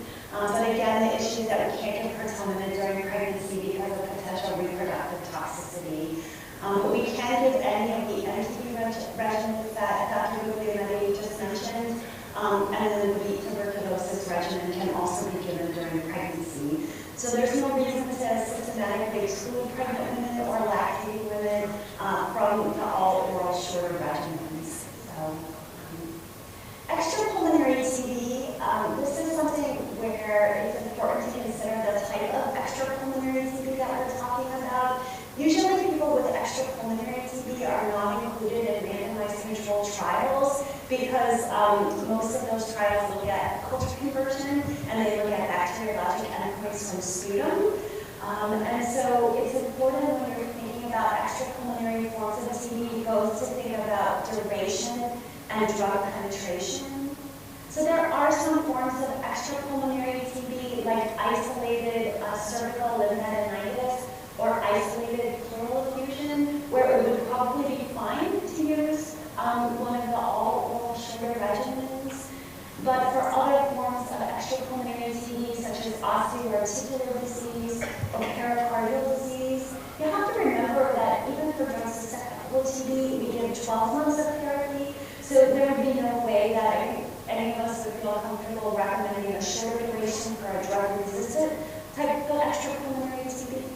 So at a minimum, only 12 to 18 months, you really have to think about giving drugs that penetrate into those epithelial spaces. So in particular, if you're talking about central nervous system TB, you need to give drugs that penetrate the central nervous system. So with the exception of isolated cervical lymphadenitis or an isolated pleural effusion, most people with extrapulmonary TB will need an individualized longer regimen.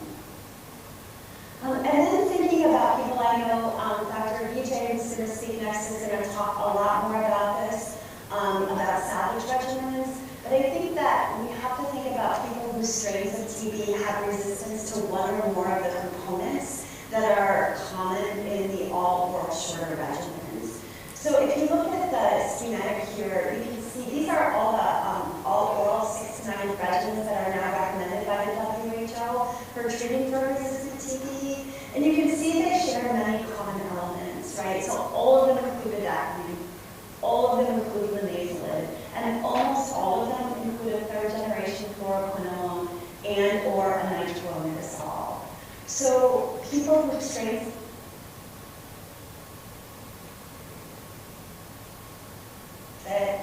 from a majority of these all-oral shorter regimens. And so it's really important to think about systematically how programs and treating facilities are going to offer care to these individuals. When we do trials, you can say, okay, this person is going to be excluded from the trial, but in routine programmatic care, we take care of everyone who comes to see us in the clinic. So there are groups of individuals who are going to have these forms of resistance. We know these numbers are rising globally. And they tend to present in several ways. So one population are people who may have received one of these agents remotely in the past, and now they have another episode of TB, so they're coming into care again. Some of these are people who are receiving these regimens now, these all-oral sugar regimens, and are not responding to therapy. So we know having a positive culture at month 3 or later, when you're on one of these newly recommended all-oral shorter regimens, is a sign that something's wrong. So there are those individuals. And then there are some individuals where we may be offering routine testing to drugs like bedaquiline or linezolid, and you may find out during the course of their therapy that their strain of TB has resistance to these agents. So more and more, we need to be pushing for access to drug susceptibility testing for these agents, and most individuals whose strains of TB have resistance to these agents will need individualized longer regimens. So many of us around the world were facing a situation where we were clinically caring for individuals that had these forms of TB, but right now there are no WHO recommendations or other recommendations on how to construct regimens and offer care for these individuals. So in talking to each other, we formed a community of practice that's called the Better Project, and it stands for Building Experience Treating Tuberculosis with Expanded Resistance. And this is a volunteer group. Anyone can join. If there's folks in the audience today who would like to join the Better Project, we're glad to have you. But we're made up of frontline providers, impacted community members, TB programs, and other civil society organizations. And our goal is really to share best practices and provide support to one another and to patients who have forms of TB that have expanded resistance, so that we can help them achieve the best treatment outcomes possible. And we put out a field guide, which Aminash has a copy of, and we can share the link with you. But our field guide has some best practices in a number of topic areas, including how to optimize DST, how to design regimens. That's what everyone's interested in, but it's really just a small part of the care that needs to be offered to people who have this type of TB. But how do we do informed consent around treatment and shared decision-making with these populations? How do we offer individuals with these forms of TB holistic packages of support? We've heard how important that is. How do we think about our special populations, children, pregnancy, other vulnerable groups? How do we think about accessing some of the new drugs that are in the TB pipeline? How do we think about offering support to households and people who may have been exposed to these forms of TB? Given that we're going to be using a lot of the older drugs again that are more toxic, how do we do toxicity monitoring and management, and what are some important research considerations? So we have our field guide, and actually in June in IGA TLB Open, we'll have a peer-reviewed publication coming out that reviews some of these practices. I just want to mention, because I think it's especially important, that the TB pipeline is actually the most robust that we've ever seen it, and that people who have forms of TB with expanded resistance may need to access novel compounds. So it's important to think about how that can be done in your setting and the populations who would benefit from this. The drug that's furthest along is a drug called deadliest that inhibits the part of the cell wall of tuberculosis, but there are other compounds, including tilacibec, ganteferol, a drug called BTZ-043, two drugs from the TB Alliance, TBHA 876 and 587. So we know that in the TB space, we have a great history with pre-approval access, but we need to apply the lessons that we learned when we were accessing bedaquiline and delaminated in this way, and it's a great way to learn additional information about drugs. I do want to just briefly mention palliative care. So we tend to think of palliative care as end-of-life care, but palliative care actually means care that is focused on alleviating symptoms. And so we should be offering palliative care to every single person with TB because they all have symptoms, right? But certain patients may not be able to be cured of their TB, particularly if they have a strain with expanded resistance. And it's important to think about how we offer them dignified end-of-life care, that we make sure we exhaust all treatment options, but that we listen to them and what they need, and in a humane and person-centered way, think about how to offer end-of-life care to these individuals. And then I do just want to mention that in this time of all oral shorter regimens, where we're very excited, that we can't forget about post-TB lung disease. Many people with TB are lost in the diagnostic cascade, or it takes a while to get through the diagnostic cascade. And even with really great regimens, we can't reverse any damage or scarring that happens to the lungs. We know that about half of people with TB will develop some form of chronic sequelae or post-TB lung disease. And so it's really important that we think about how to build in care for people with post-TB lung disease into routine TB services and offer comprehensive respiratory care to individuals with TB, much like we did for long COVID. We really need to think about long TB. So finally, I just want to close by mentioning that we can't forget about advocacy, particularly when it comes to these forgotten populations. It's exciting to hear the stories and the history of the development of the Dacoline and the BPAL regimen and the NTB regimen, but I think it would be dishonest if we made it sound like that all happened because of just science alone. We know there was a lot of advocacy that happened around drug development, drug access, drug pricing, and that kind of advocacy needs to continue today so that we can reach a TB-free world. We have to prioritize children, and I just want to emphasize one more time in India, children should not be routinely receiving injectables anymore. These drugs are dangerous, they're toxic, they hurt kids, and really should only be used in cases where there are no other options. But we have to remember pregnant population, people with extrapulmonary TB, and then people who have TB with expanded resistance, because they all deserve the best therapy that we can provide, which includes a holistic package of support. So I'm going to stop there. My email is up here. If you guys have any questions, I know we're running way over, and I'm actually not going to be able to stay for the question and answer portion, but my email here is jenniferfern@gmail.com. If there are any questions, you can email me anytime, and thank you for all you're doing and your support. Thanks.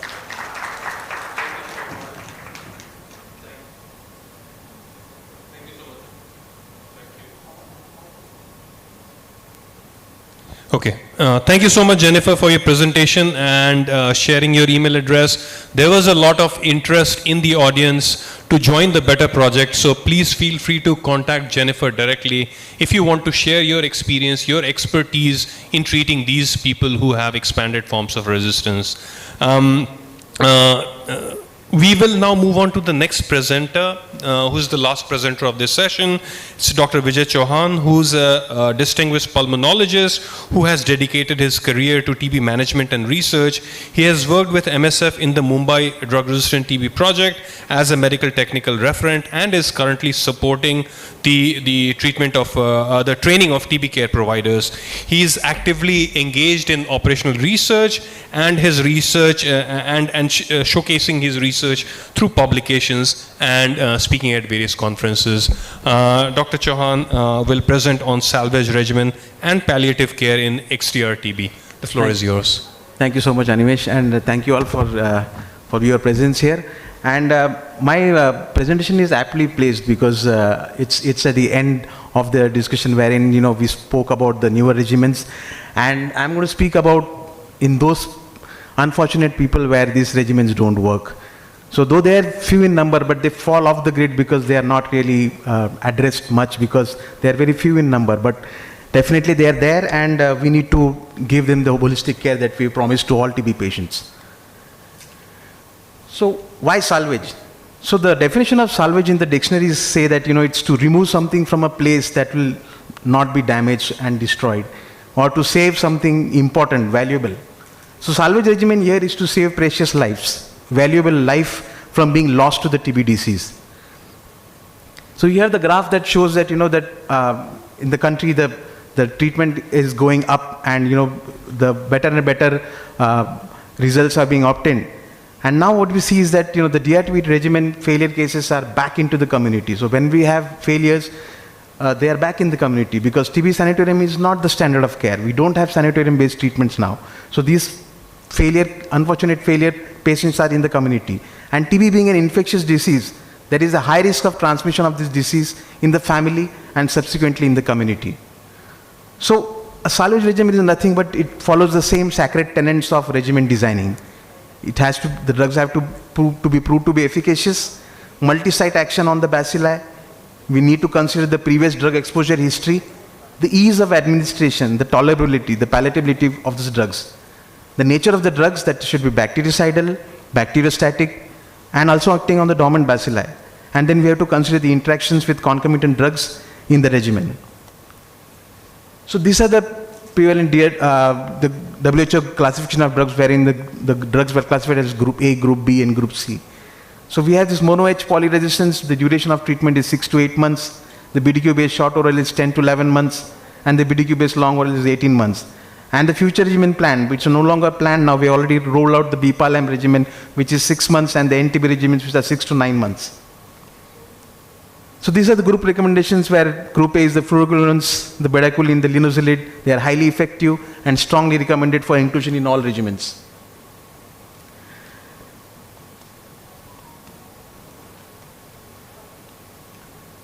So group B is the clofazimine and the cycloserine were recommended the agents of second choice, and the group C.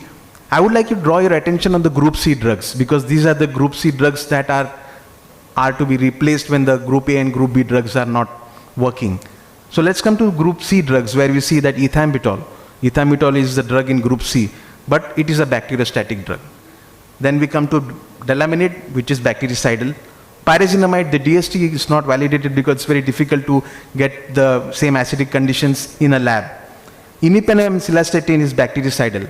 Meropenem, again bactericidal. Amikacin, yes, bactericidal, but nephrotoxic and irreversible ototoxicity. Ethionamide, well, those people who have taken ethionamide know, vomiting and severe gastritis.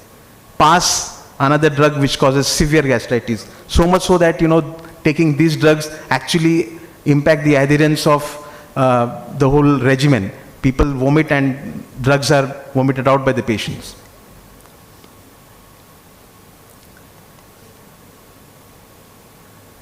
So, imipenem, where does this, what is the mechanism of action of imipenem?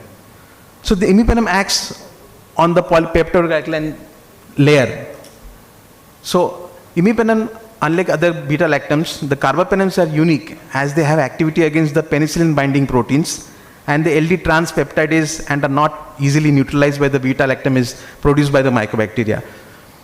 The second advantages of carbapenem, that is the imipenem or meropenem, is that they are poor substrates and exhibit a dose-dependent inhibition of the beta-lactamase C, which is the defensive mechanism shown by the mycobacteria. The carbapenems bind quickly to beta-lactamase C, but the phase is given slower, and so it in the intermediate states. In addition, beta-lactamase provides carbapenems themselves. Provided by the carbapenems themselves, evidence shows that the supplemental beta-lactamase inhibitors like clavulanate improve potency of the carbapenems. So when we give imipenem, we have to give clavulanate. So the requisites of salvage regimen. What are the requisites for salvage regimen? First thing is that the curative treatment approach is possible. We have to ensure that there is a possible curative treatment. There should be a possibility of adding 2 new drugs in the regimen. DST of the newer drugs, especially of the bedaquiline and delaminid whenever possible. Failure of the previous regimen is not due to poor adherence and willingness of the patient for the regimen, especially for the PICC line. Ensure drug procurement and drug delivery model, and comorbidities like diabetes, HIV need to be adequately treated. The eligibility criteria for salvage regimen would be history of failing or relapse of a BDQ containing DRTP regimen within 1 year. History of failing or relapse of a BDQ DLM containing regimen in FQ resistant cases within 1 year.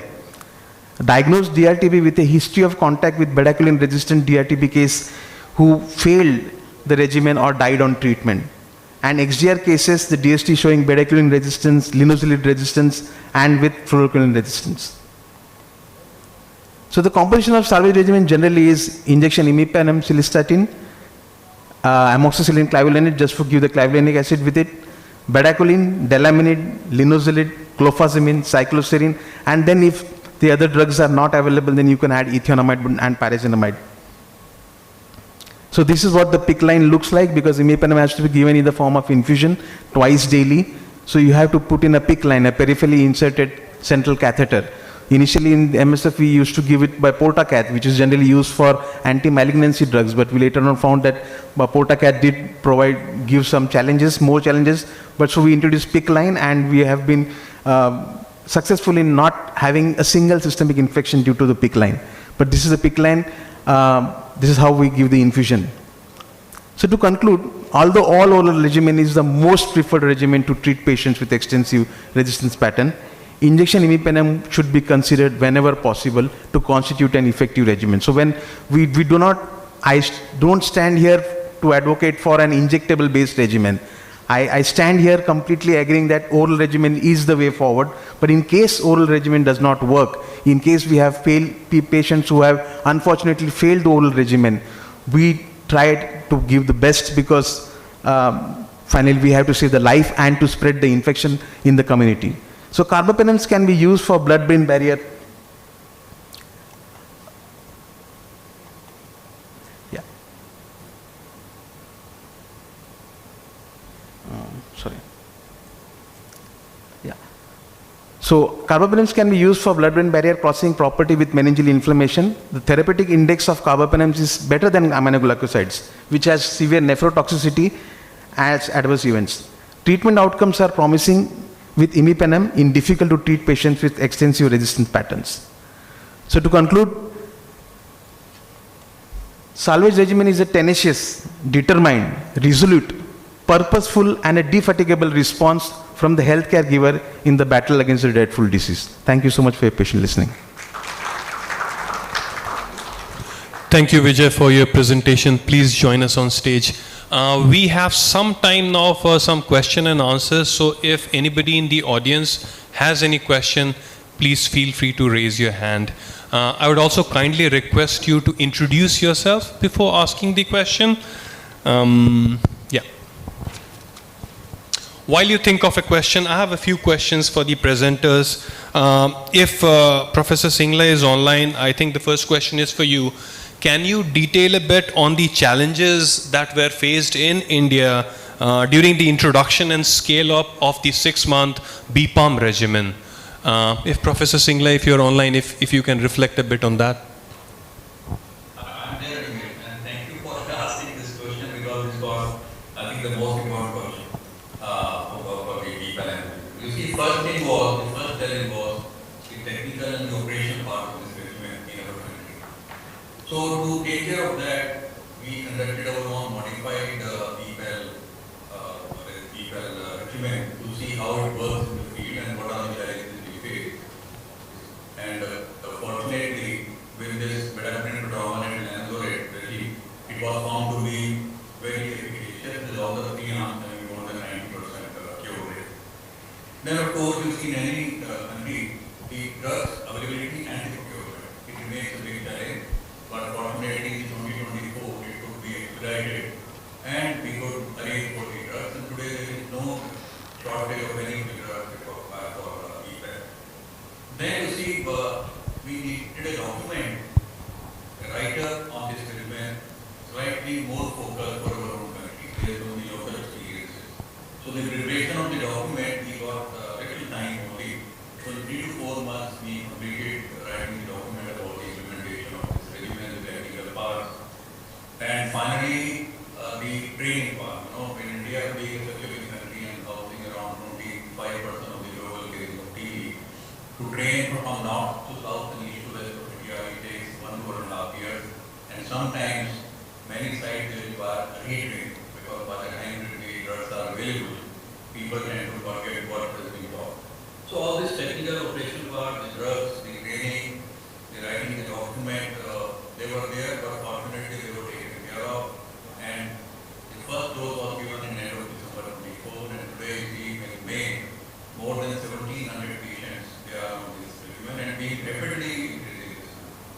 So I am really glad to share that the challenges we have been able to overcome, and there we are today that it is being scaled up, and a lot of great goes to our DDG, Dr.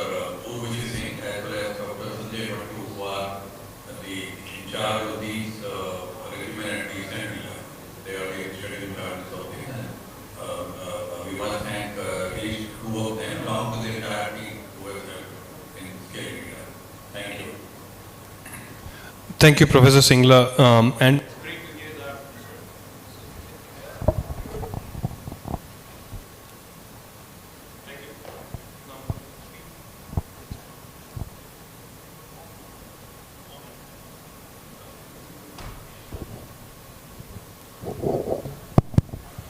thank you, Professor Singla. And it's great to see that more than 1,700 people have now been started on a shorter 6-month regimen in India.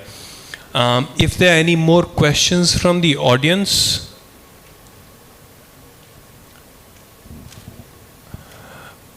Yeah, Dr. Bhatia. Yeah, thank you. I don't have a question, but just follow up of your question to Dr. Singla on the introduction of BPAM regimen. This is from one of the field experiences of what challenges you could see. Now, last year I was in one of the countries in our region to see their level of implementation of BPAM regimen. And I found in discussions, now I won't name the country, that there was a lot of apprehension amongst the clinicians on BPAM regimen as compared to BPAL, because they thought that BPAM is leading to more adverse events. Now, when we went deeper into what were the possible reasons, we saw that one, quite a few people amongst those who were given BPAM regimen had extensive disease, and because of the extensive disease they were being given BPAM. And in addition, many were smokers. And when we went into what sort of adverse events they were facing, a lot of it was hypersensitivity reactions. Now, so we need to be careful when we ascribe an adverse event to a drug or a drug regimen, because hypersensitivity reactions are often due to excipients. So it could be because of the drug batch or a specific, manufacturer, or sometimes those kinds of reasons. So, whenever the new regimen are introduced, there's a lot of apprehension, and people start picking up even on small things which may not have direct relation to the regimen, and they ascribe it to the regimen before, full exploration. So this is another aspect that people should be careful about when they are implementing the newer regimen. The point I wanted to make. Thank you. Thank you, Dr. Bhatia, for that reflection. And it's good to hear that the side effects that we commonly see, and I think there was a slide from Dr. Singla as well, which compared the side effects of the BPAL versus the BPAM regimen, and the BPAM regimen actually did not have higher side effect profile. Any more questions from the audience? Please feel free to introduce yourself. Hi, I'm Dr. Daksha. I'm from Mumbai. So, Vijay, I have a question. Like you just presented about the salvage regimen. So, can you just, in short, give us like how many patients you have, under MSF care in salvage regimen in Mumbai or otherwise, and in the country, which are the other states where they need to go to salvage regimen? So, just an idea about how many percentage of patients who are on MDR, some short oral, and they failed and they need to go to salvage. Thank you for the question, ma'am.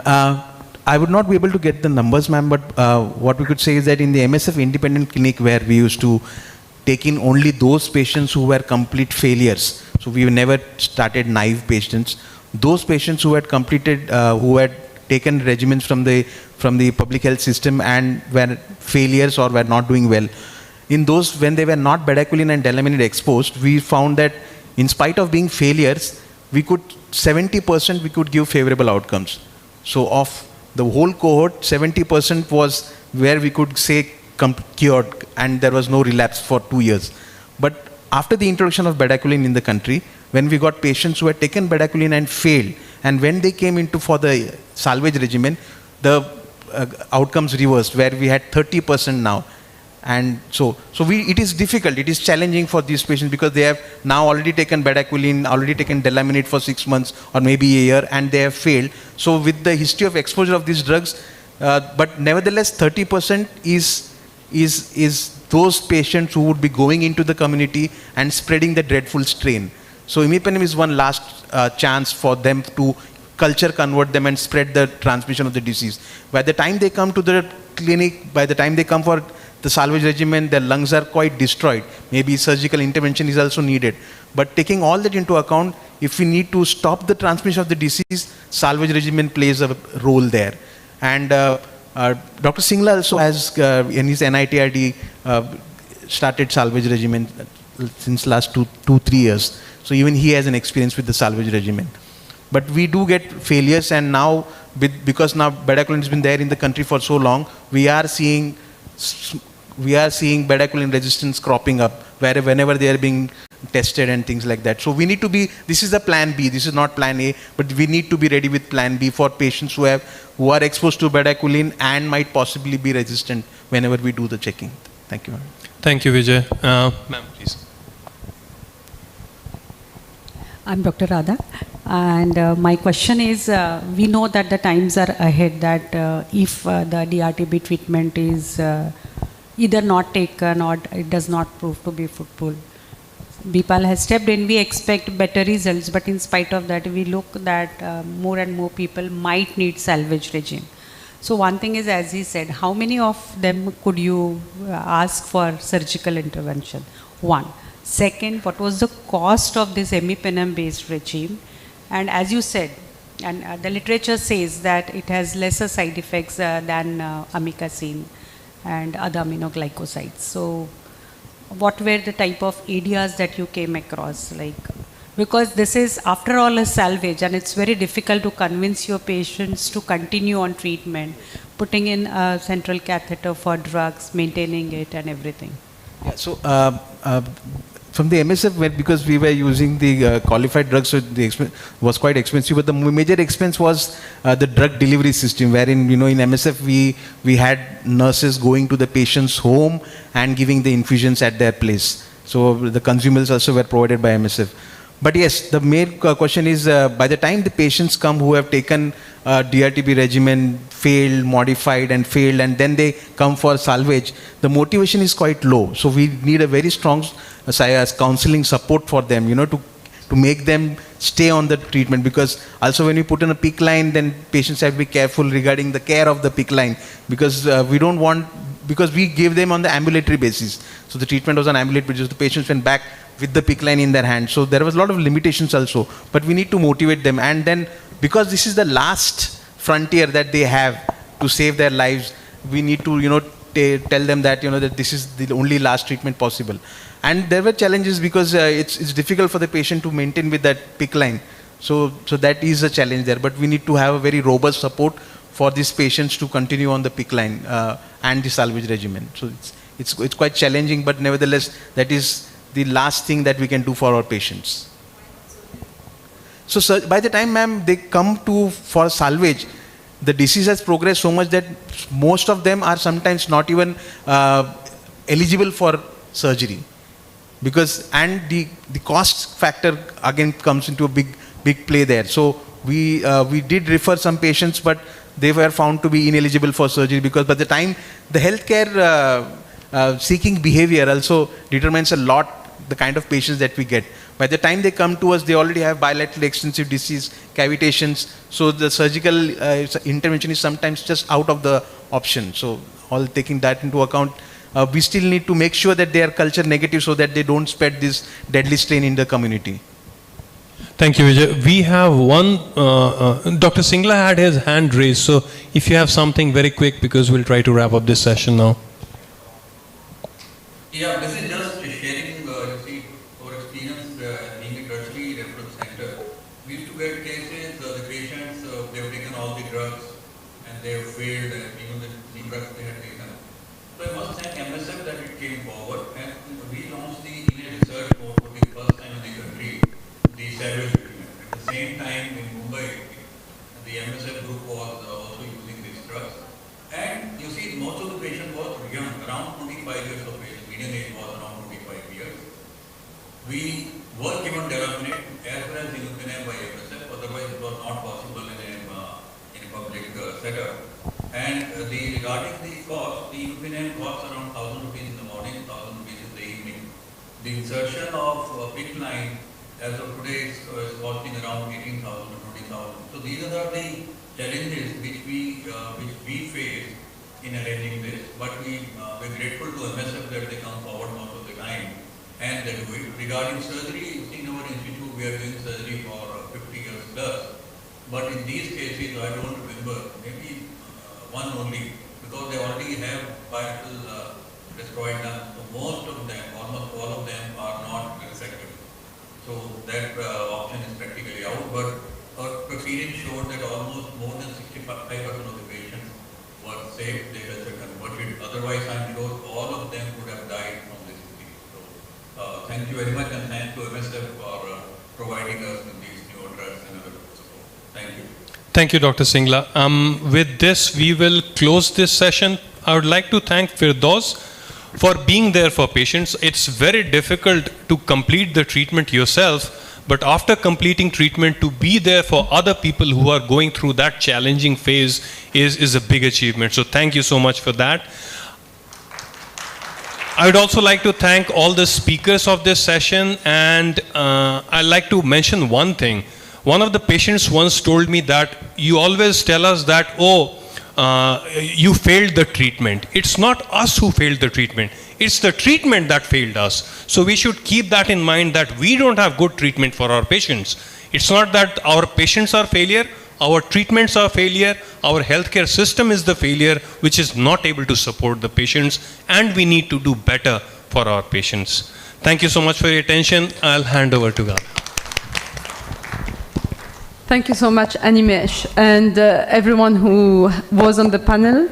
I would like also particularly to thank those who were online on different time zones, and thank you for your patience. I think, as we explored advancements in TB treatment with Dr. Rupak and Dr. Lorenzo, and salvage regimen with Dr. Vijay, we were reminded by Dr. Jennifer that we must not forget that some populations remain left out, particularly children and pregnant women, who continue to face unique challenges in accessing effective and safe TB care. And as Jennifer said, children should not continue to get long and injectable treatments for TB.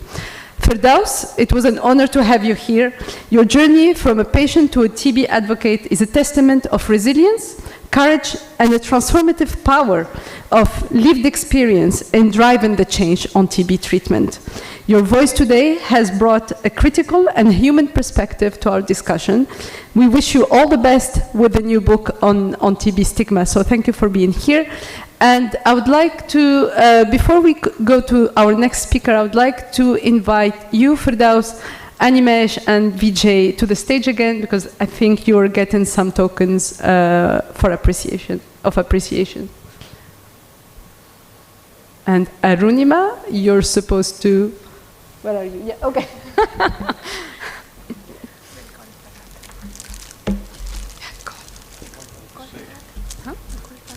Oh, Farhad apparently, okay, I can manage. All right, thank you so much.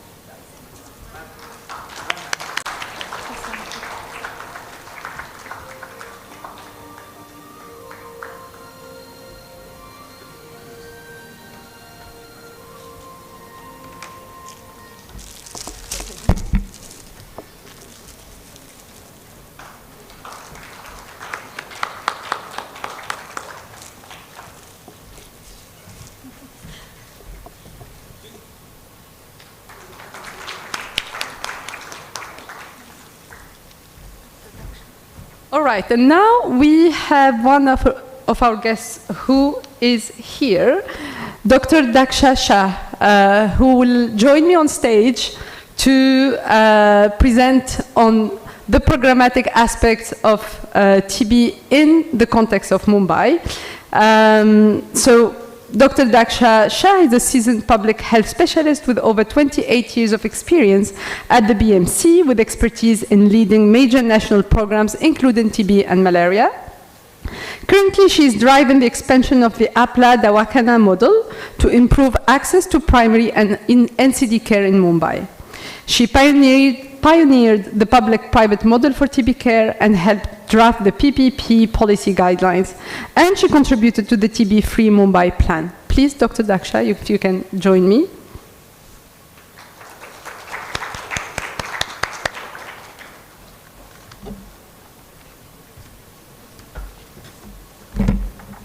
So good afternoon. We are just at 12, maybe, yes. So, dear colleagues from the TB community across the globe and India, all my friends from MSF, Dr. Radha, Vijay, oh, so many. It's great to be back on the TB stage. Dr. Namrata, hi, you are there. Our Shivri TB Hospital Medical Superintendent. Dr. Rupla Singla was there and Jennifer Ferrin. I remember my days when I was in the TB program and used to speak about the Mumbai model of TB care. But I feel that the previous speakers and the panel, I just thought, like the question I asked about the salvage regimen. Why we need to go till salvage regimen, why the patient has to, so he rightly pointed out that it's the failure of the treatment and we could not offer the patients the care they need. I think we all need to look jointly that what is it that gap which we need to look into, that why are we still not able to provide that treatment and cure to the patients, whether it is the incomplete or a not a fully prepared treatment regimens, or whether it is the health system, or whether we are reaching the patients late, or we are not able to provide that care to the patients, and because of that they need to go to salvage regimen. I think no patient should go to salvage regimen, as he has already mentioned that he need to take an IV line and twice a day he has to take the injections and all. So I think it speaks a lot about our efforts on TB. I don't have a presentation here, but I'm just going to touch upon some of the aspects and some of the efforts which we have undertaken in Mumbai. This also brings me particularly a milestone, I would say, a year of 2018 and 2017, when we had rolled out a couple of initiatives in Mumbai, and we can call it innovations, or we can call it turning point in the TB program in Mumbai, where we rolled out PPSA project, one of the largest projects in the country, and we could fetch 50% of the TB notifications in Mumbai from private sector. The second was, of course, we rolled out the delaminid bedaquiline pilots in Mumbai, and also we had a couple of other initiatives, like we partnered with TIS for the Saksham project, where we actually introduced the counselors in the MDR TB program.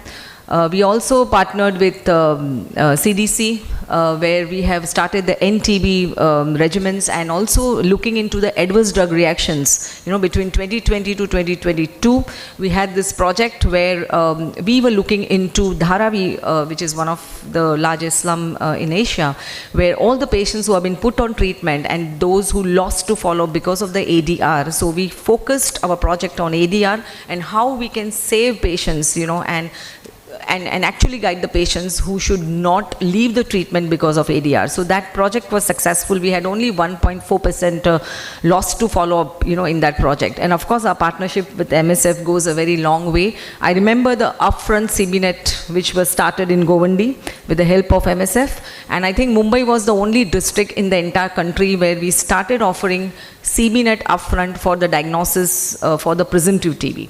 And then we expanded to the 12 districts of Mumbai, and now entire Mumbai we have an upfront CBNet which has been happening in the city.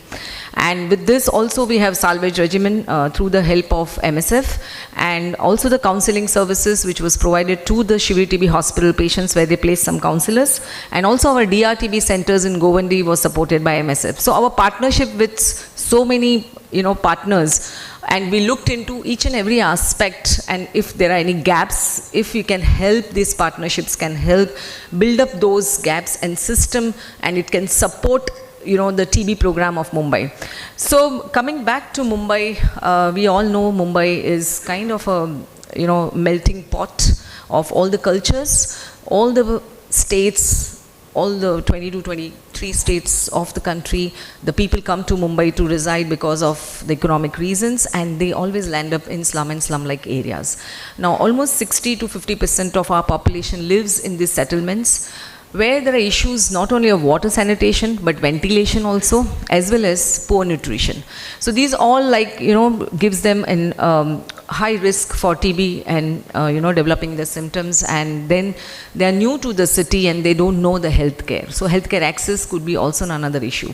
So providing the health care to the people who are underserved or who are vulnerable into these settlements is a big challenge.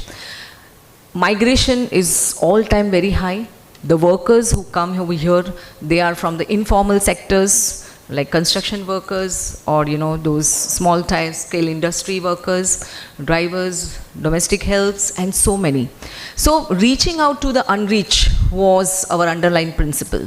So we started with this mapping of the areas where the vulnerable population resides, and we were successful in mapping out some of the slum populations which are new coming up, and there are some of the areas where we had this maximum people who are the migrants. So we had this mapping of the cases which was happening in all the 24 districts or the wards of Mumbai.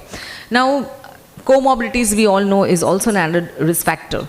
So even again, addressing those issues. So our efforts were grounded on this principle, and we forged the multi-sectoral partnerships and community-rooted program, and all our district TB officers were looking into these minute and micro things.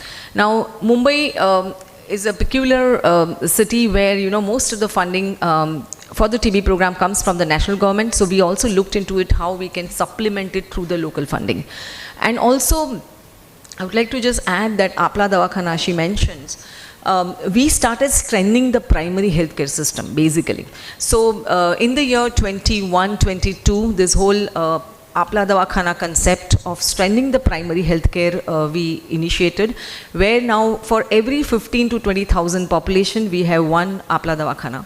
And this actually serves for screening of tuberculosis, which is very near to the community. So it is mainly making the healthcare accessible and affordable, and it's most of the care or the services which we provide in Apla Davakhana is free of cost. Be it consultation, be it diagnosis, and be it treatment, everything is free of cost. So this Apla Davakhanas has been now established. We have around 217 Apla Davakhanas in Mumbai.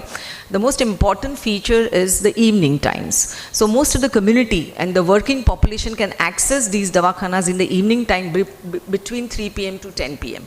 So that's how improving the accessibility. And the doctors and the nurses who are appointed in Apla Davakhanas are all trained into NTP. So we've integrated the Apla Davakhana primary health care into our health system, into our NTP program. So there's as much as we want is to integrate the systems. We also providing the NCD care, the basic clinical care, outreach services through the Apla Davakhanas. Now this is about the clinical care, the screening as well as the diagnosing part of it. The second thing which was important along with the Apla Davakhana is Apli Chikitsa. So in this we are outsourcing the lab investigations, so providing free of cost all the basic blood investigations, be it sugar, LFT, RFT, and so many others. So we have packages and we are outsourced that, and through Apla Davakhana again this is provided free of cost to the patients. And you know that before starting a DRTB treatment, we need to have a pre-treatment evaluation. So that again comes free of cost to the patients. Then a referral system from Apla Davakhana to our other centers, like we have DRTB centers under the program. We have more than 33 DRTB centers in Mumbai, and these are manned by not only the public sector physicians, but a lot of private sector physicians are also working in our DRTB centers. Now some of the DRTB centers is in private sector and some of them are in the public sectors. The importance is that the patient don't have to visit any secondary or a tertiary care hospitals. So that was the whole idea. And then we have polyclinics also. We have 33 polyclinics where we have pediatricians, gynecologists, MD physicians. So if there is any ADR or if there is any particular patient who is pregnant or whose child, can be then getting a consultation at these polyclinics. So these are three important, I would say, that services which we have strengthened under our primary health care. In addition to this, we have outreach services through ASHA workers. So we have trained them, and active case finding is happening from door to door through ASHA workers. The another important is the mobile vans. We are using it, of course we've used it for this 100 days campaign. We are using it for the unreached population or the vulnerable populations where there are certain areas of Mumbai where there are no healthcare services, and it is across the creek or across the sea where our mobile vans are reaching. So we are using them, and the most important I would say is the voucher system. So we are using the X-ray vouchers, the sonography, CT and MRI, all that at BMC rate. Even in our Apla Davakhanas and in our dispensaries, we have now rolled out a voucher system where a patient can be issued a voucher for X-ray. He goes to a private sector nearby and then he gets an X-ray done. This was already existing earlier through the TB program. So most of the innovations which we undertook in 2018-19, we carry it forward. And these voucher system actually address the logistical and financial constraint under the program. And the patient don't have to go to a hospital and stand in a queue to get the X-ray done. Of course, now we have the handheld X-rays, which has also been provided, but in addition to this, we have an X-ray voucher system also available for the patients. So these are a couple of initiatives which we have tried to address the basic need and the basic services where the patient access care. And here we have the consultations, diagnostics, treatment, most of things is free. Entire our teams, some of the DTOs are sitting here and my staff is sitting over here. They are coordinating with different Apla Davakhana teams, primary health centers and UHCs, and our secondary tertiary care in the TB hospital and the private sector also. So through the network of DTOs and their teams, this entire partnerships, I would say, that with the public sector and private sector, it requires a lot of efforts on the part of the DTO teams to keep this whole system going. There are so many issues, as you know, we miss out the things, we don't link the patients, and the patients are lost.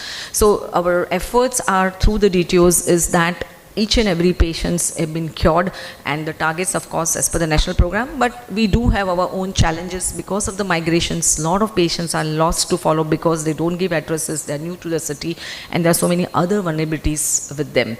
Now, in addition to this, we have a focus program of workplace-based interventions where, as I said, in Dharavi and so many slums of Mumbai, we have these informal sector and the workers who are working, and like jury workers, market, construction sites. So our teams, they encourage screening of TB amongst these workplace-based interventions which is happening over there. And then, of course, expansion of our diagnostics in terms of TrueNet machines, CBNet machines, and latest, whatever latest comes, we want to implement. So we are trying to oversee a comprehensive program, right from searching the patients to detect, treat, prevent, and build our system. So our strategies basically are 5 strategies. So we've added search in our strategies. In addition to this, of course, we know that this all we cannot do without community partnerships. So we have engaged the community partners and we try to see that it is led by the community. So we've engaged the community to support the patients and their families through the nutrition, through the awareness, and we have TB Nikshay Mitra program. As you all know, that Pradhan Mantri TB Mukta Abhiyan, we are part of it, and we are promoting more and more donors who can come forward and provide the nutrition to the patients and their families. So these are some of the initiatives I feel that I would highlight. Now, I think in addition to this, we are doing a whole genome study. We have just completed that AI-based algorithm we have used in X-ray, around 1 lakh X-ray we have completed, and we have seen that if AI-based algorithm can help us getting more X-ray done for the patients and pick up more patients through the routine X-rays. So I think overall efforts are to see and look into the gaps and plug those gaps and integrate and strengthen the system overall so that there is a comprehensive fight, or I would say the comprehensive building up a system and sustaining the system in response to the TB infection. And I feel there is a long way to go. We are diagnosing somewhere around 60,000 cases in a year, and out of which almost 53,000 cases which last year we diagnosed were TB. We are almost 4 times more TB cases on an average compared to the national average, and 10 times higher burden of MDR TB compared to the country. So of course there is a long way to go, nothing to boast about right now, but I feel that with this kind of platforms we can think more, we can debate, we can deliberate some more strategies, what else need to look into it, whether it is the air infection control and why we forget the prevention part of it. Can we do something about cutting the chain of transmission?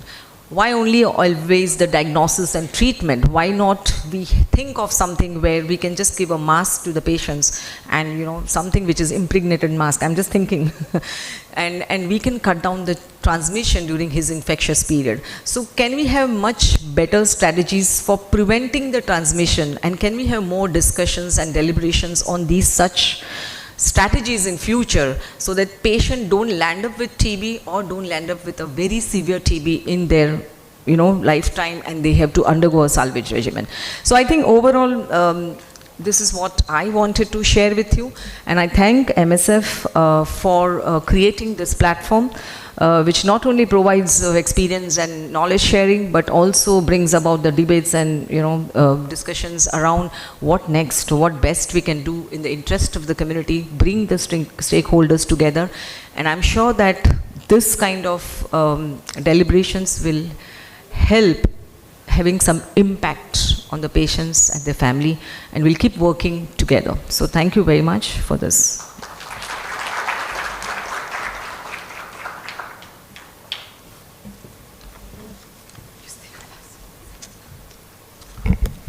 Thank you very much, Dr. Daksha, and for having shared with us all these comprehensive, sustainable initiatives that are going on in Mumbai and beyond today. It's, as you said, it would be a tough journey, but you and many partners in the room are already working on this, and we'd like to thank you with a token of appreciation as well. So please.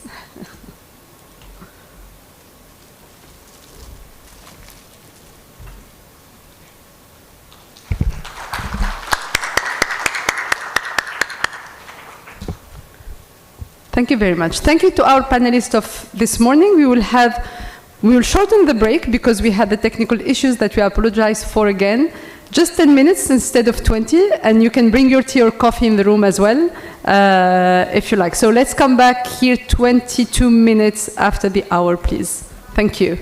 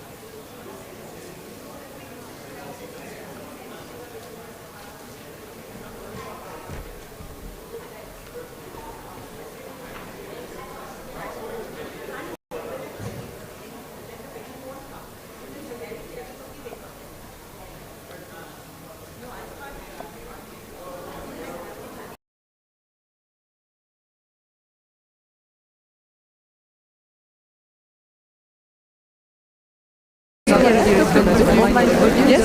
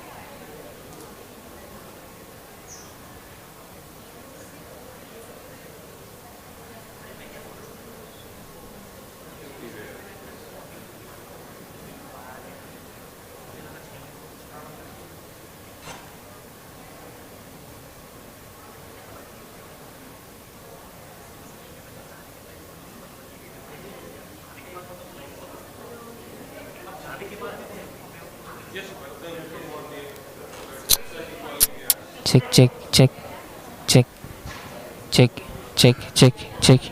येतोय? Clear आहे? Hello check check check hello hello check test hello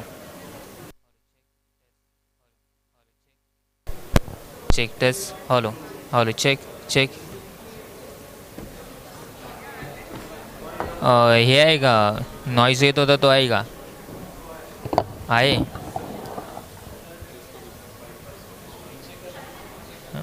मी आलो तिथे कोणता noise आहे काय माहिती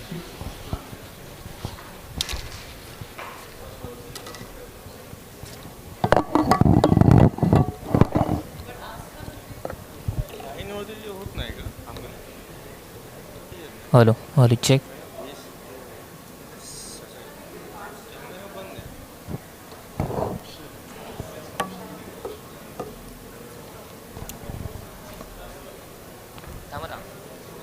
हा बघतो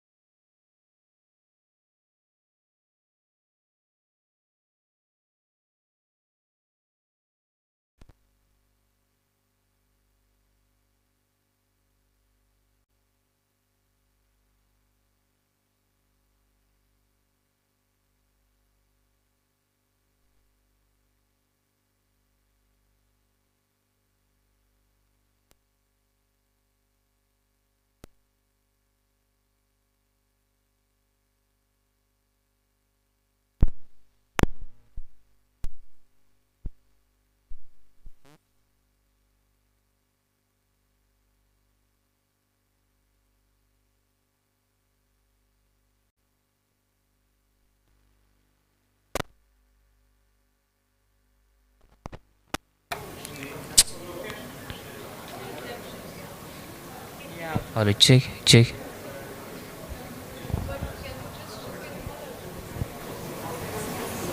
noise आहे का नॉइस नॉइस ये होता ही नहीं रही ये कहाँ आ रहा है बोल रहे हैं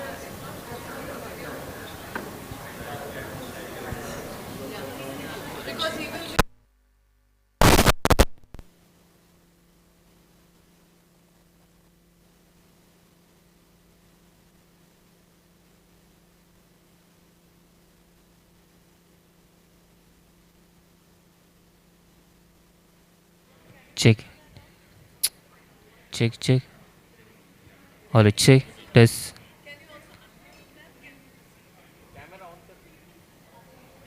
check hello hello check check hello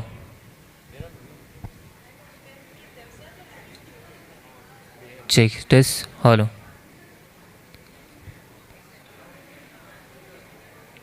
hello check test आ रहे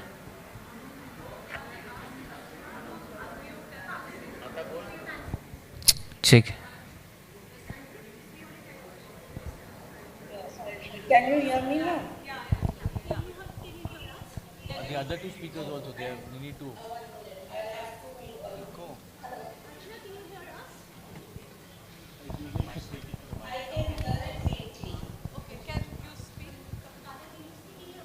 No, I won't. Yeah, we can hear you, Dr. Kapoor. Do you hear us? No. I can hear. Okay, so do we hear everyone in the online? Okay, good, good. So just a few minutes and we will start. Thank you for your patience.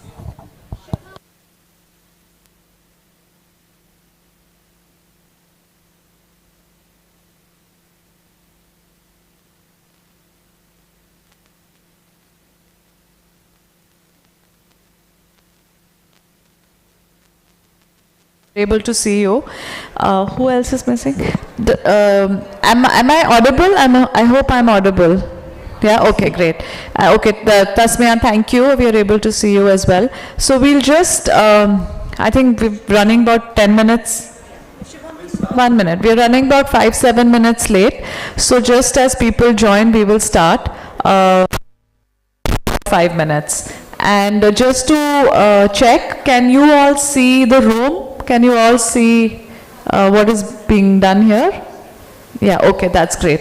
Shubham, do you want to, and the way this will work is, you will be requested to share your own slides and presentation or whatever, and Archana your video. In case it doesn't work, there's a backup, which then the technical team here will play from here. That's the way. Okay. Okay, fine. So just fine. So we'll start with your video, and then I'll take okay, fine, fine. Shubham, do you want to just because yours will be the first? Do you want to just share the screen and see how that will work for the Meditative Kahani? From him, has Yes, he been the co-host already? Oh, he's going to share and see now. He has to be the co-host. We have done Yes, sir. You're audible. You're audible, sir. Shubham, have you joined as the co-host? Have you accepted? Yeah, he has. Okay. Can you just please now share your screen and demonstrate? I mean, just take us through the Meri TB Ki Kahani site so that it's all done.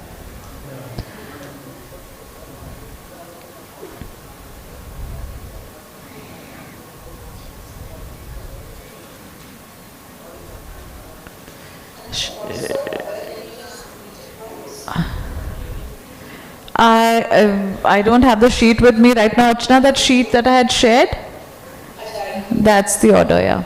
Shubham, we're waiting for you.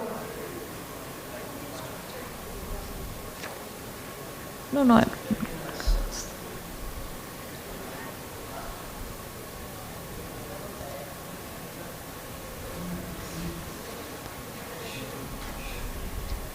Shubham, why is it taking so long?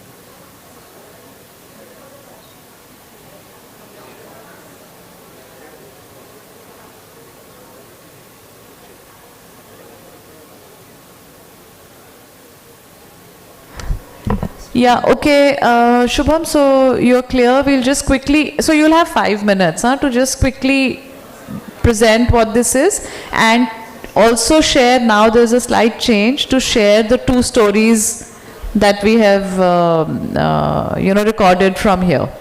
So in this session only you'll share those. So quickly you'll just have about 5-7 minutes. So we can close this now, and just please be ready because that will be the first. So just give us, I think, another 3-4 minutes and it will start. You can see the room, right? Yeah, okay. So you will know when we are starting. Just another 3-4 minutes.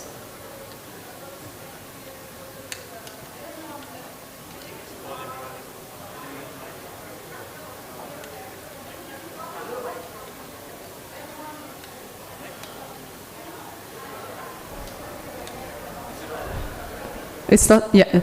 Everyone out having a tea break, can you please come back to the room? They don't hear outside?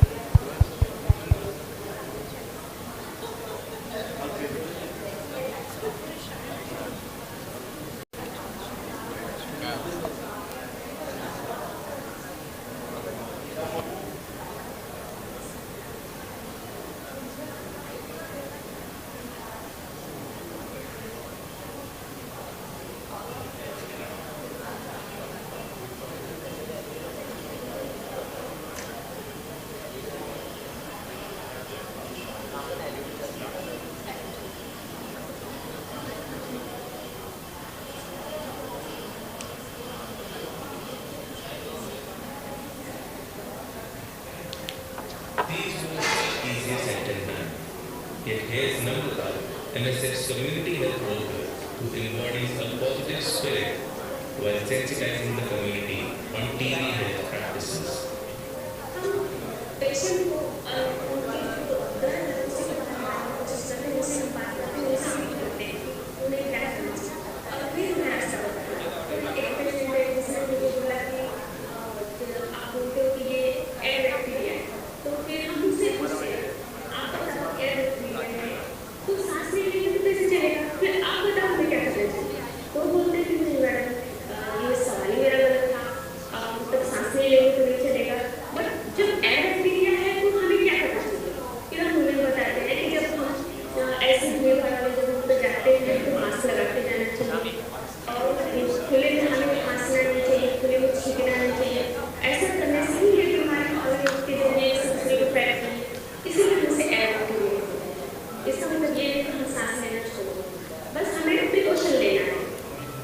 While interacting with the community, Namrata ensures that she gives a detailed picture of TB. She knows that stigma is one of the biggest hindrances for a recovering patient, particularly when it comes from one's own family. Community health workers like Namrata are true examples of people who are willing to give back to the community and inspire TB patients to lead a healthy life. All right, I hope people are back in the room. So the next panel has been developed in collaboration with our colleagues in the union, present here today in the room. It's called From Stigma to Strength, Building Community-Centered TB Solutions in Collaboration.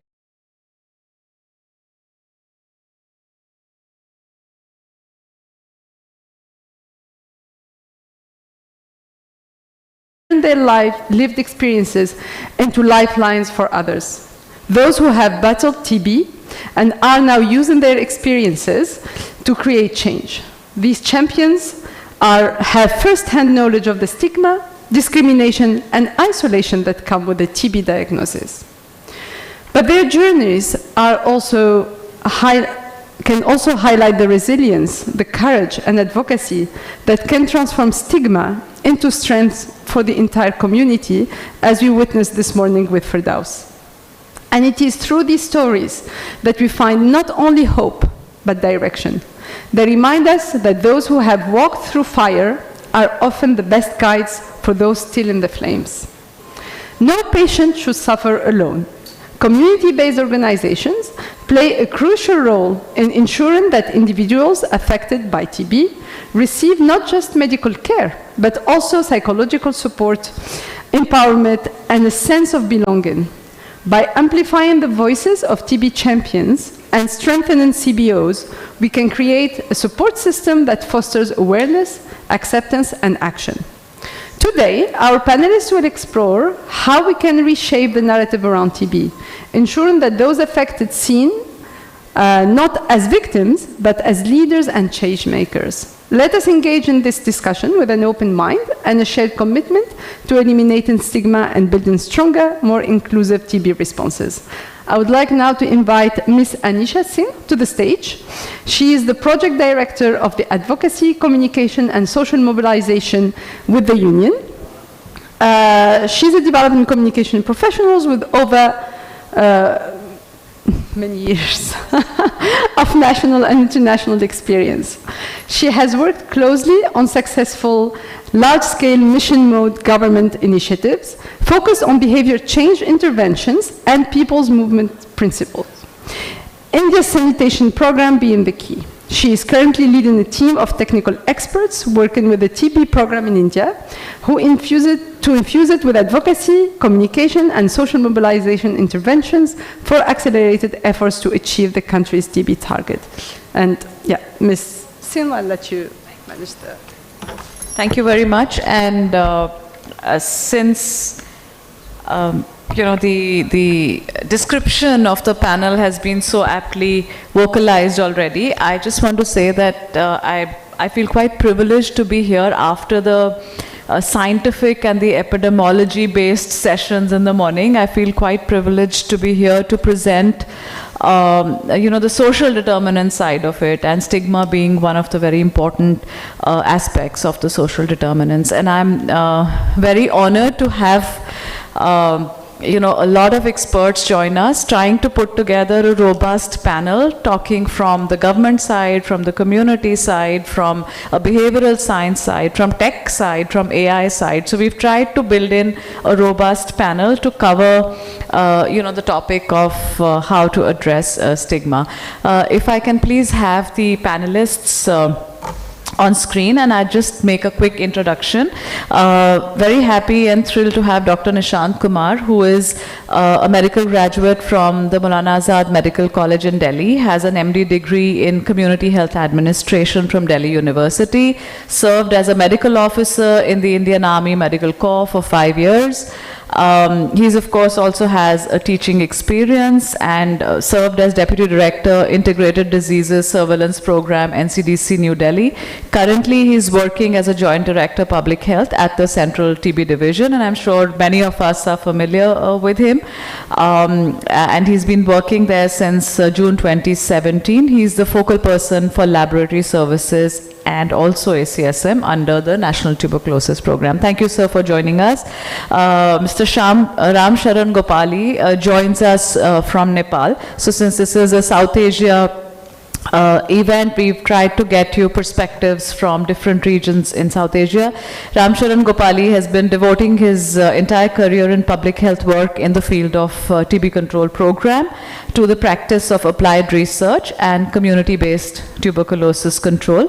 The TB problem in developing countries, according to him, is one of the foci, of his work, and he has a wide range of experience from national to grassroots levels in different capacities. Sharan has been actively involved in community engagement and TB in hard-to-reach areas in such a way that he is deeply concerned with voices of communities affected by TB and their network by linking them by creating a link between community-based actors and the national TB program. So welcome, Sharan.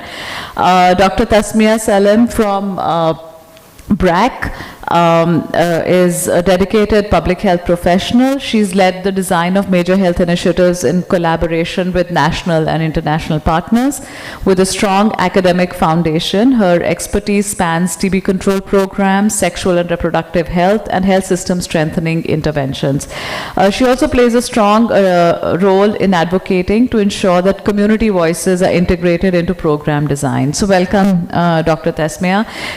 Ms. Archana Kapoor, who is a community media pioneer, filmmaker, author dedicated to empowering marginalized communities through participatory communication and behavior change. She's the founder of SMART, which is an NGO which runs community radio interventions, and especially highlighted is Radio Mewat, which is a region in Haryana state in India. It's an award-winning community radio station reaching about 500,000 people. Her campaigns have driven behavior change on issues such as TB, immunization, nutrition, and many others. During COVID, she spearheaded a campaign across close to 200 community radio stations on safe practices and vaccination, earning her the Niti Aayog Award of Desh Ke Mahavir. So welcome, Archana. Dr. Pavan Mamedi, who is here in person. Pavan, may I please invite you to join us on stage.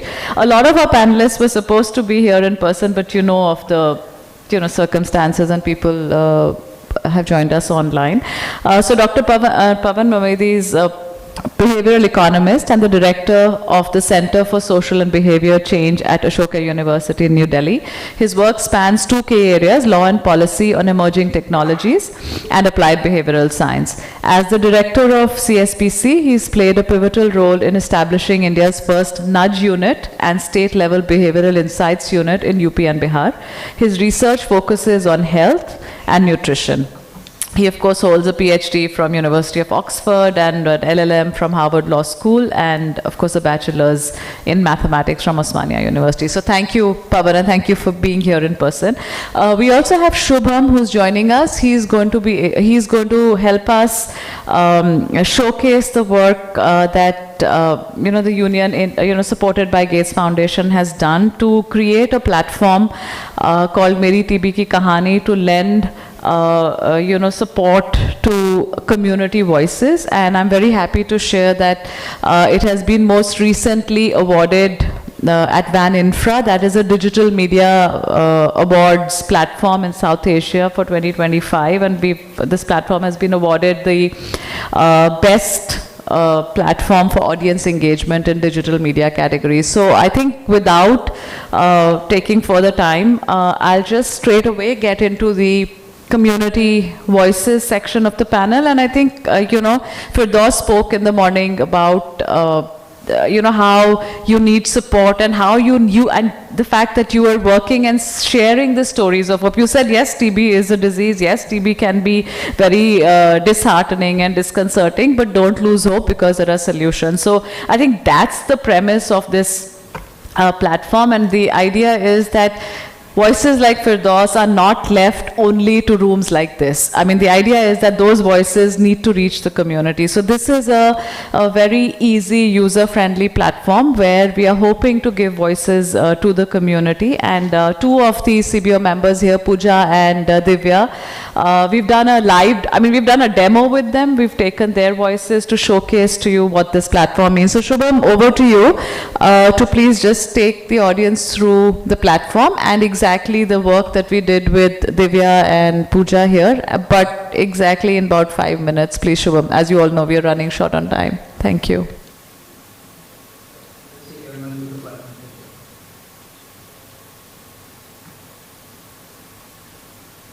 Hey everyone, this is the platform we at Luckily developed with Union Meri TB Ki Kahani, essentially a storytelling platform for community storytelling. It's a very simple platform but a highly impactful in its approach. The intent behind the platform was to create a space of TB survivors, healthcare workers and community members to share their experiences with TB. The battle with TB is a societal one, as compared much more societal one than a physical one. So we championed this cause and flipped the script on TB narrative and just essentially took step by step from stigma to strength. So this is how the platform looks like. It's a very four-step process, which is you onboard on the platform, you create your stories, you record yourself, you submit, and then you can circulate and disseminate it. We also have a tutorial for anyone who's joining the platform for the first time and they need help into the process of one, how to use the platform, B, how to effectively record a story.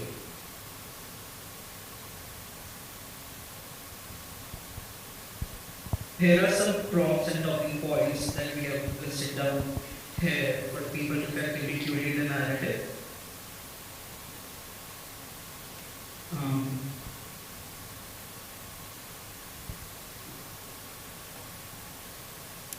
And these are the stories shared. So before I play these stories and take you guys through the platform, I want to say that anyone who shares their story in a raw format, the platform is engineered in a way that it gets packaged in a very nice way and is immediately available for distribution within 5 minutes of uploading your story. So I'm going to play 2 stories right now for everyone to see.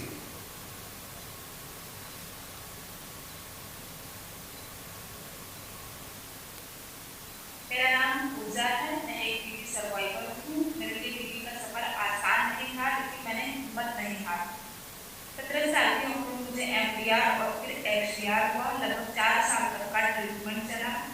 अकेलापन, डर, लोगों का दूर हो जाना, सब कुछ हिला। टीबी के बारे में जानकारी नहीं होने की वजह से मेरे ट्रीटमेंट में काफ़ी सारी तकलीफों का सामना करना पड़ा। लेकिन मैं आज टीबी से पूरी तरह से ठीक हो चुकी हूँ। टीबी से डरना नहीं है, टीबी को समझना जरूरी है। टीबी की जानकारी होना जरूरी, अपने डॉक्टर से अपनी बातें करनी है, अपने सिम्टम्स को समझना है और सबसे जरूरी दवाइयाँ टाइम पर और पूरा इलाज लेना बहुत जरूरी है। आधा इलाज आधी जीत, अगर टीबी को हराना है तो पूरा इलाज लेना बहुत जरूरी है। टीबी ठीक हो सकता है अगर सही समय पे सही जानकारी और सही ट्रीटमेंट मिले तो। टीबी से जीतिए और दूसरों के लिए मिसाल बनिए। Thank you.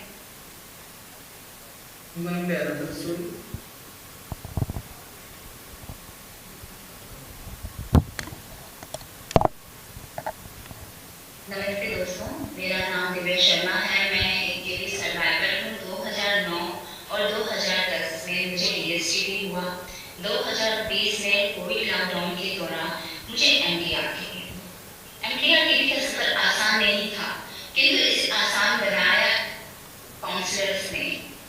काउंसलर्स ने मेरी इस बीमारी में लड़ने के लिए मेरी हिम्मत बढ़ाई और साथ ही मुझे आशा की एक नई उम्मीद की किरण जगाई।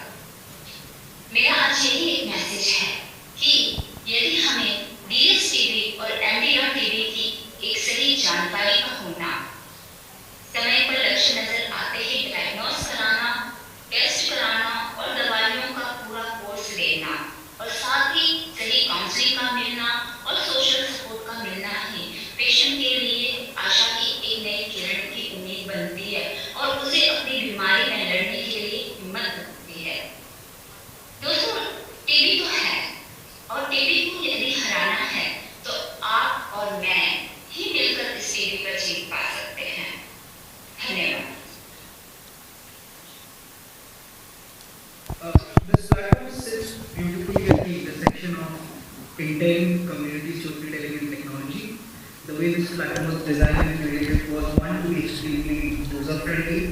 B, we also have made this platform bilingual in its approach, so anyone, irrespective of their geography and their vernacular preferences, can use the platform.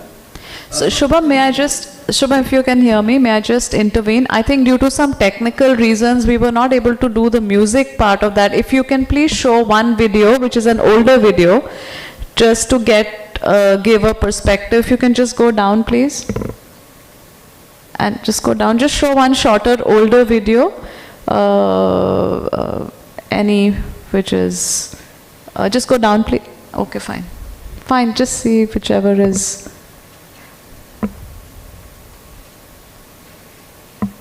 Somehow we are not able to hear the music, so maybe there is a technical problem there. And just go to the last screen, please. Yeah, so sorry for that. I'm sure there's a technical glitch here that we are not. So basically it has a pre and a post. So the TB survivors have just used the mobile and shared their story. They've uploaded it on the website, and the website automatically adds a pre and a post, which is a very better produced than what it is appearing here. It has a music and it says Meri TB ki kahani, and so that and it is then sent back to the person who has uploaded it, so that they can share it with their with the community. Like I said, the idea is not for this to remain here, but for people to share it with them. So if Pooja and Divya are here, are they here? I think, yeah. If you could please stand up, and can somebody pass a mic to them, please? Just to see कि आप लोगों के पास, you've got the video back on your phone, right?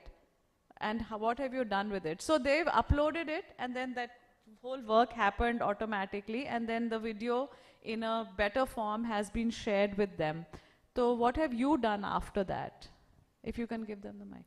Ma'am, हम इसे अपने Instagram, Facebook, social media पर डालेंगे और हम एक अवेयरनेस लाना चाहते हैं MDR टीबी को लेकर। आजकल कम्युनिटी में मैंने अपने टीबी जर्नी के दौरान देखा कि MDR टीबी का अवेयरनेस बहुत कम है और एक सही काउंसलिंग का मिलना टीबी पेशेंट के लिए बहुत इम्पॉर्टेंट है, क्योंकि मेरी जर्नी में अगर मुझे काउंसलिंग नहीं मिलती तो मैं आगे नहीं आ पाती। तो मैंने क्लियर मैसेज दिया है अपने वीडियो में कि एक DSTB और MDR TB दोनों डिफरेंट है, लेकिन लोग उसे एक ही कैटेगरी में रख लेते हैं। मेरी जर्नी में भी ऐसा ही हुआ। मेरे परिवार ने मेरी MDR TB को समझा ही नहीं, वो DSTB को ही दिमाग में लेके चल रहे थे कि 6-9 महीने का कोर्स है, आसानी से निकल कर बाहर आ सकते हो। तो मैं इस प्लेटफॉर्म के जरिए, अपने वीडियो के जरिए यही बोलना चाहती हूँ कि MDR TB, XDR TB के प्रति अवेयरनेस बढ़े और पेशेंट को एक सही काउंसलिंग मिले। तो मैं अपने सोशल मीडिया पे यही शेयर करके बोलना चाहूँ। Am I audible through this? I'm not sure. Okay, thank you. Yeah. So, Pooja, so the idea, what I just wanted to highlight is that these stories have gone back to them for them to be able to share with their contacts. That's the idea of this, you know, and it doesn't remain, you know, we call 3, 4, 5 people and discuss it here. It goes out into the community. Pooja, would you like to say what? Now we will have the translation what Divya said. Okay. Just quickly, you know. Yes, so she said that they upload the videos on FB, Instagram and social media. This is to create awareness because they feel that counseling is important and people should know about it. Only counseling has helped her journey, and people don't understand the difference between DS-TB and MDR-TB. So they put it in the same category, and the same thing happened with her. Her family couldn't understand the difference, and they thought it would get cured in 6 months. And so there's a necessary for awareness on MDR-TB, is what she's saying. Pooja, quickly, 1 minute में आप. मैं अपने story के माध्यम से ये share किया कि टीबी ठीक हो सकती है अगर उसका सही टाइम पे सही इलाज, डायग्नोस्टिक टाइम पे होगा तो ट्रीटमेंट में जो मेरे 4 साल का ट्रीटमेंट हुआ वो आपका अभी मतलब शॉर्ट रेजिमेंट में भी ठीक हो सकता है, लेकिन डायग्नोस्टिक टाइम पे होना चाहिए और फैमिली का सपोर्ट बहुत ज़्यादा मैटर करता है। अगर फैमिली का सपोर्ट मिलता है और टाइम पे डायग्नोस्टिक होता है तो आप टीबी से पूरी तरह से ठीक हो सकते हैं। यही मैसेज मैंने उसमें बताया है कि टीबी से डरना नहीं है, उसे हिम्मत से जीता जा सकता है। Thank you, Pooja. Thank you. So, you want to share? Okay. So she said that TB can be cured if you have the right diagnosis at the right time. Diagnosis is very important. She spent 4 years in treatment. So if the diagnosis is timely, then it can be cured. She also recovered with the help of her family support. She's saying we should not be scared of TB. We should work on it. Yeah. Thank you. So as you can hear from their stories, कि अगर ये stories of hope हैं, and when people who have gone through it, you know, through their lived experience, talk to their community. अब जहाँ ये रहते हैं, where they stay, if they are talking about their experience, the community will find it more real and relatable, rather than, you know, somebody from the program or policy makers saying ऐसे करो and वैसे मत करो in a prescriptive manner. So that's the idea. So thank you very much, Pooja and Divya, for participating. And the idea is to therefore normalize conversations around TB and address stigma. Thank you. So now quickly going to all the panelists. Can we have all the panelists on screen, please? Just quickly before we start this session, I mean, in terms of discussions on stigma to strength, just wanted to go around the panel to really begin by establishing what TB stigma really means. You know, we know the word stigma, we know the word TB, we know the word discrimination, but just if we were to elucidate that in probably one sentence and explain that to a normal person, to even a child, for example. So what does TB stigma mean? And Pavan, let me start with you. In one sentence, maybe, how would you explain, you know, the definition, or explain in one line what TB stigma actually is? Can we stop this, please? Shubham, can you please stop sharing your screen? Sure.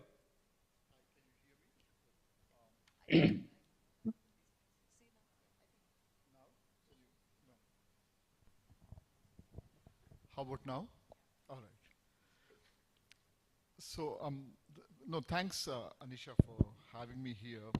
I'm a behavioral scientist, and I try to understand human irrationality, not rationality.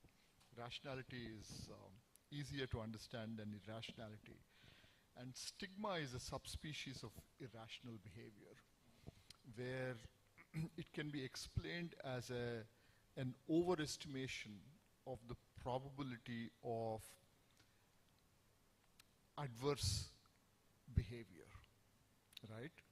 So it's a cognitive, it's a mental construct. It's an attitudinal or an emotional thing which resides in people's head, which leads to a labeling, oftentimes a false labeling and devaluation of people based on an assumption of an attribute or a danger or a harm that can come from them. Truly spoken like a behavioral science scientist with the definition. Now from there to Dr. Nishant from a practitioner. So if you were to explain stigma or TB stigma in one sentence. Yeah, first of all, I would like to thank the organizers for this very important panel and discussion, which is very apt and very timely. I was hearing the earlier discussion, but since you said in one line or one sentence, if I can talk about what exactly do we mean by TB-related stigma? I mean, it's a very tricky question. You put us in a spot. How can you do it in one sentence? Because the stigma there, he talked about, a previous speaker talked about the science behind it, but then it has took centuries to get this imbibed, because for last about maybe 1.5 centuries we have something to address it. But before that, it was taken that if you have it, and it's a fatal disease. I mean, unless so it took centuries to get that entrenched. And to work on this, definitely during the course of this panel discussion, we'll talk about it. But it is, it's a phenomenon where, an individual with an attribute, I mean, TB is one, or anything. I mean, if we have to talk about stigma, with an attribute that deeply discredited by the society and, the self, society, or maybe workplace and all. So it's a very, very difficult area to work on. But I think what you showed, and for about 2-3 decades, a lot of work has been done in this. But it's a disease itself has a very, very complex epidemiology. But I'll stop here. That to me, it's a very well entrenched issue, which will definitely need time. We do have strategies under the program how to deal with it, but one should understand. I mean, if something has taken centuries to get where it is, so maybe during the discussion, talk about what are the possible solutions and what across the globe different countries are doing. And one thing which I just want to add, because I was listening to the earlier session, I could make a sense that they're saying the patients are coming late, and so that stigma has a bearing on that because of that awareness, lack of awareness. So it's a very, very important issue to start with, even if we have solutions and we have diagnostics and drugs to do it. But it is there. It is very much there. Thank you. Yeah. Thanks, Dr. Nishant. Archana, quickly in about a couple of sentences, to you, what is TB stigma or TB-related stigma? You're on mute. Muting. Yeah, hi. So like Dr. Nishant, I want to thank the organizers and Anisha, particularly you and Anurima, for having us all here, despite all the problems that we were facing. But to answer your question straight away, working with communities, I feel that when people start feeling that they are responsible solely for the state they are in, and when in a certain way they start feeling ashamed of themselves and think that they deserve to be excluded or they should hide information, I think that is how we read stigma. When you don't want to speak the truth, you don't want to share your status, you feel ashamed, is what stigma actually is and how it manifests within communities. Thank you. Thanks, Archana. Sharon? Hello. Can you hear me? Yes, Sharon. Good to go. Yeah. Namaskar. Good afternoon. Thank you, organizer, for giving me this opportunity. To me, when we talk about TB stigma, it is the enemy of all the novel technology what we have currently. We have an AI-based X-ray. We have molecular tests. We have different regimens for DSTB and, of course, DRTB. But TB stigma make a big challenge to access all these services. So this is one of the most enemy to end the TB. Thanks, Sharon. Dr. Tasmia, your... Thank you, Anisha. Yeah, so can you hear me? Yes, go ahead, please. Okay, so as a TB program implementer, actually to me, I think TB stigma refers to negative beliefs, discrimination, social inclusion faced by individuals who are diagnosed with TB. And this is often driven by fear, misconception, and mainly lack of awareness. And this often leads to social judgment, isolation from families, marriage problems, workplace discrimination, and ultimately lead to a very poor health outcomes. Yeah, thank you. Thanks, Doctor. So just the key words, and Pawan, since you are here, just the key words, deep-rooted, centuries old, discrimination. I mean, of course, stigma and discrimination are two things, but I mean, in the context of today and what people have said, it prevents access, it prevents, you're scared of sharing something, you hide information. So these are sort of some of the key characteristics that define stigma, the way our panelists have sort of just narrated. And since all the panelists here now, are here because everybody's trying to undertake an intervention or some efforts in the direction of moving this needle, right? From, yes, of course, there has been a centuries-old stigma with respect to TB, but that's one thing. But what is it that we can do to really address it? And I think that's what each of the panelists here is doing to move the needle from stigma to strength. And as was said during, the introduction to the panel, that this is a tribute to survivors who've turned their lived experiences into lifelines for others. And it is also a recognition of the work that is being done by practitioners and policymakers to actually help them make it happen. And one important aspect is to uncover and track the human behavior, the community insights, to understand this, journey of TB-related stigma. So, what really are the stages of the stigma journey that you think a person goes through from the stigma being extremely brutal to actually normalization? Yeah, no, that's a long question, but yeah, okay. That's a multifaceted question. Let me begin by, first of all, congratulating the survivors. I think they are the true heroes of our society, and the way you have managed to overcome your adversity is remarkable. I mean, I know that there has been an enabling environment around you, but without your own inner strength, you couldn't have accomplished it. So my heartfelt congratulations to you. I'm inspired to be with you. So there are two levels. I mean, so Anisha talked about what can be done, what can we do to reduce stigma in society. You got to understand stigma as being comprised of two types of things. One is at an individual level, it's a psychological thing, whether you're inflicting stigma on somebody else or whether you're inflicting stigma, as Archana has pointed out, on your own self, where you devalue yourself, you become diffident, and you're unable to, basically admit to the, you're in denial, and you refuse to go out and seek help, right? So that's the individual level.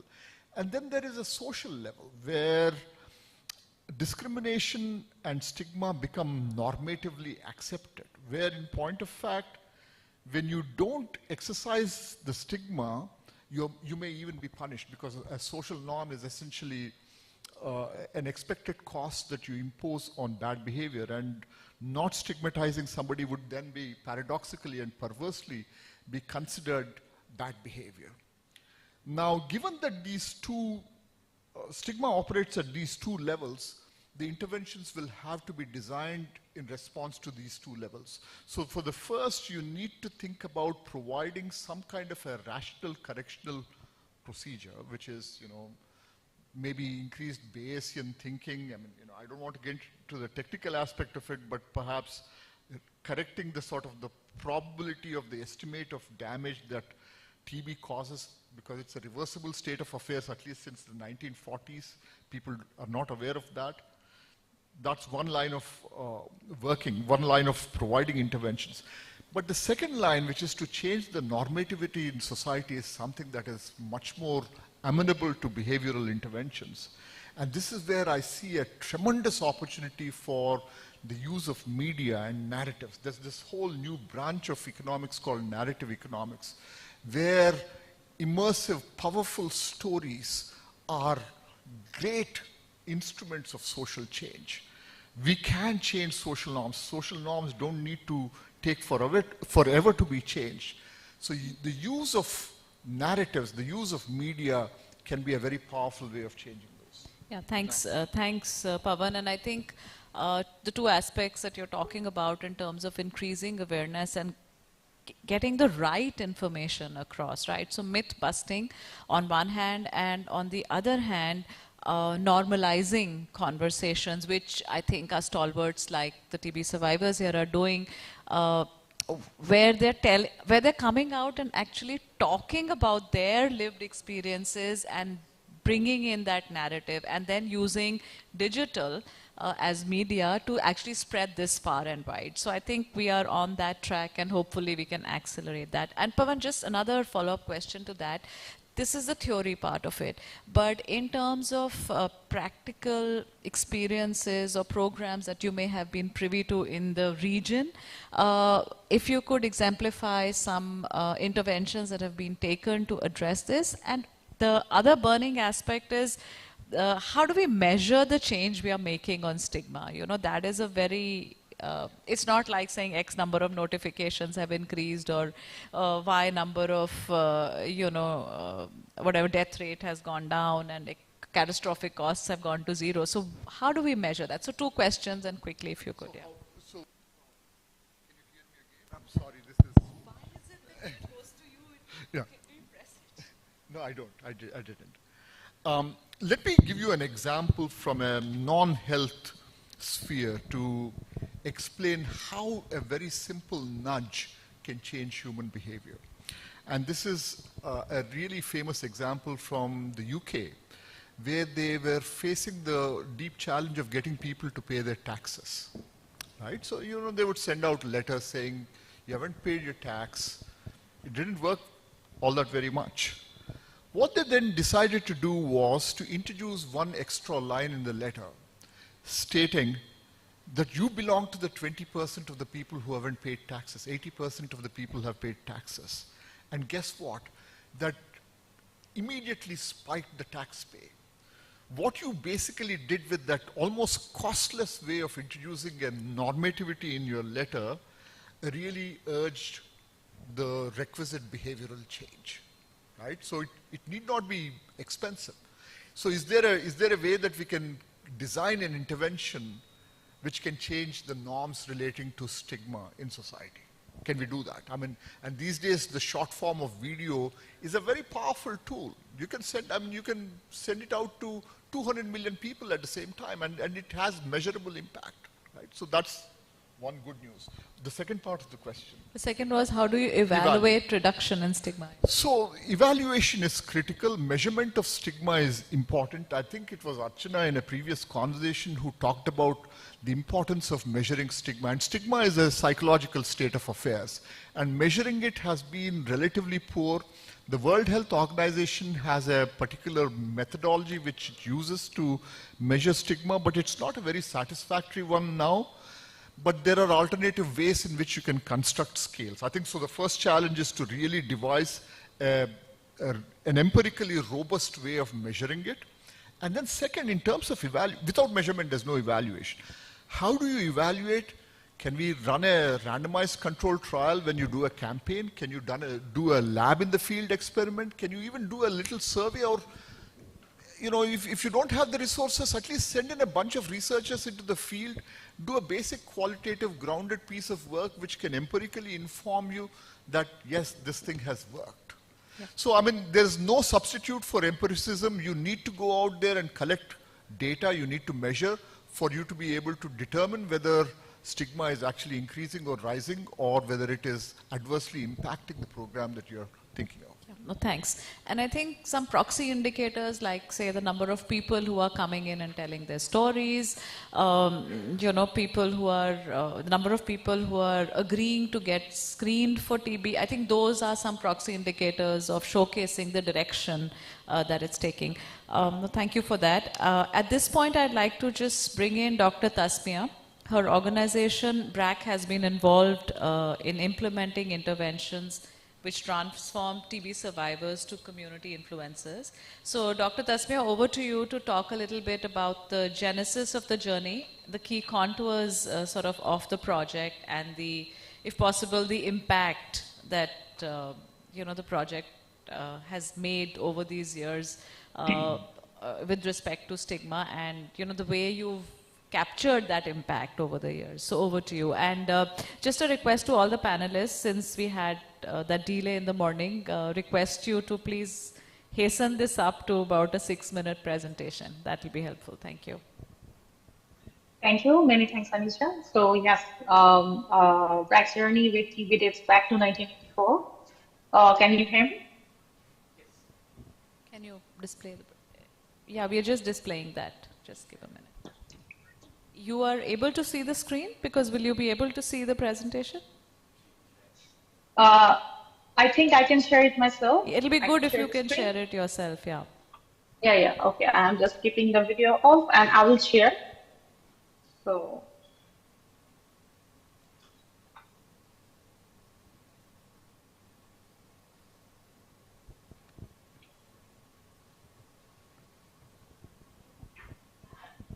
Is it visible?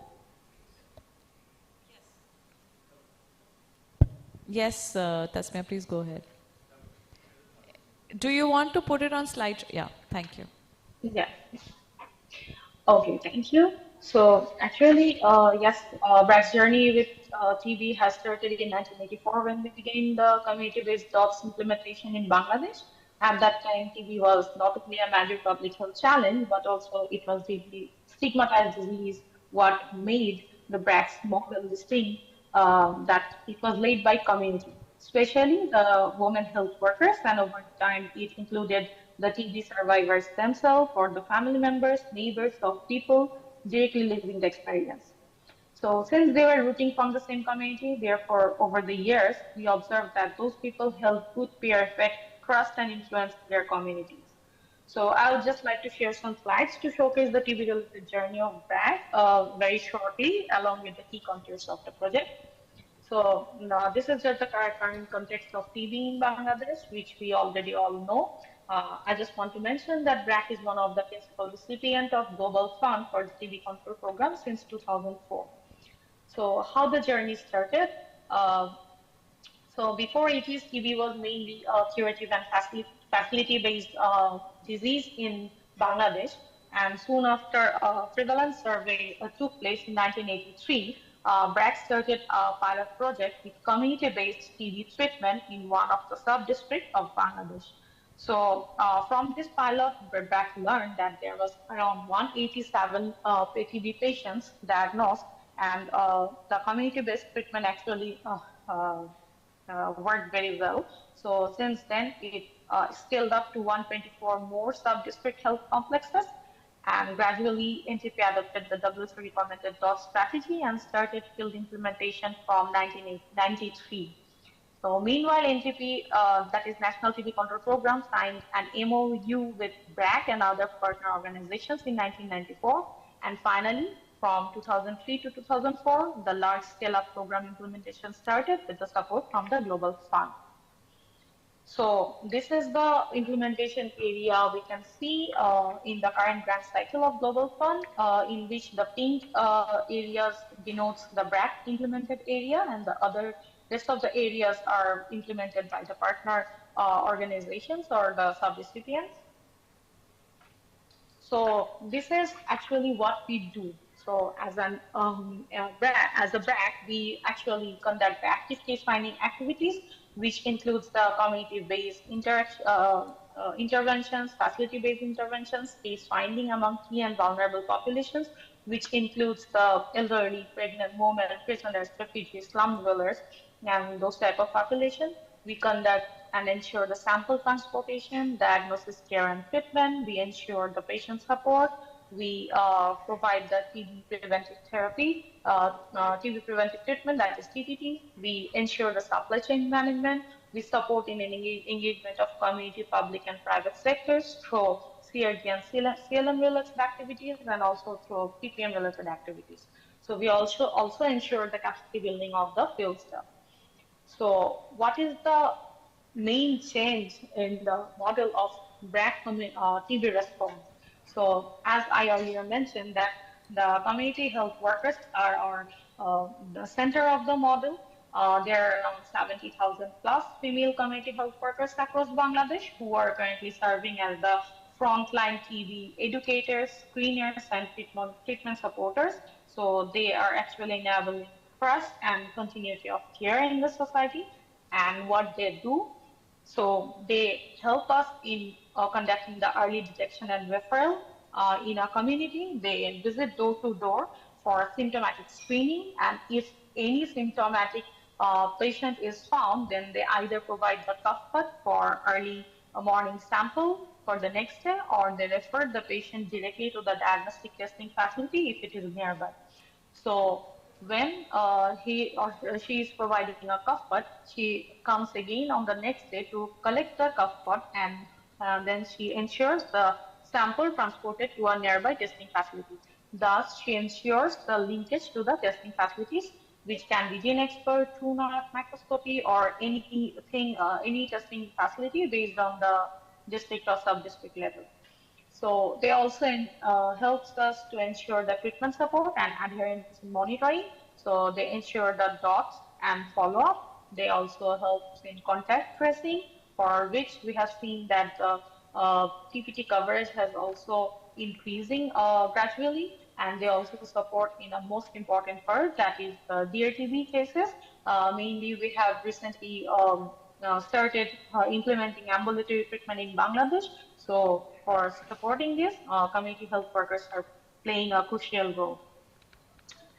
And if you want to say what is the impact, or how we can say that, yes, these community health workers are actually creating a footprint in this project. So this is what I can say, that first of all, from a stigma standpoint, we have seen notable changes in perception at the community level. This approach has led to improved treatment-seeking behavior, reduced self-isolation, and greater acceptance within their families and communities. And on the programmatic side, we have seen measurable gains, which includes the increase in case notification. For example, if I mention about 2024, there was around 316,372 case notification, which is definitely more from the previous years. Which is ultimately leading to treatment adherence improvement with a treatment success rate around 95 to 96% every year, and treatment coverage gradually increasing to more than 80%. And perhaps most importantly, TB cases referred by the community health workers and the TB patients is increasing year by year. As we can see in 2022, it was around 48%, then in 2023, it's around 53%, which is also continuing in 2024. So from these things, we can certainly say that, yes, their contribution is increasing year by year, and definitely they're making changes in our project implementation.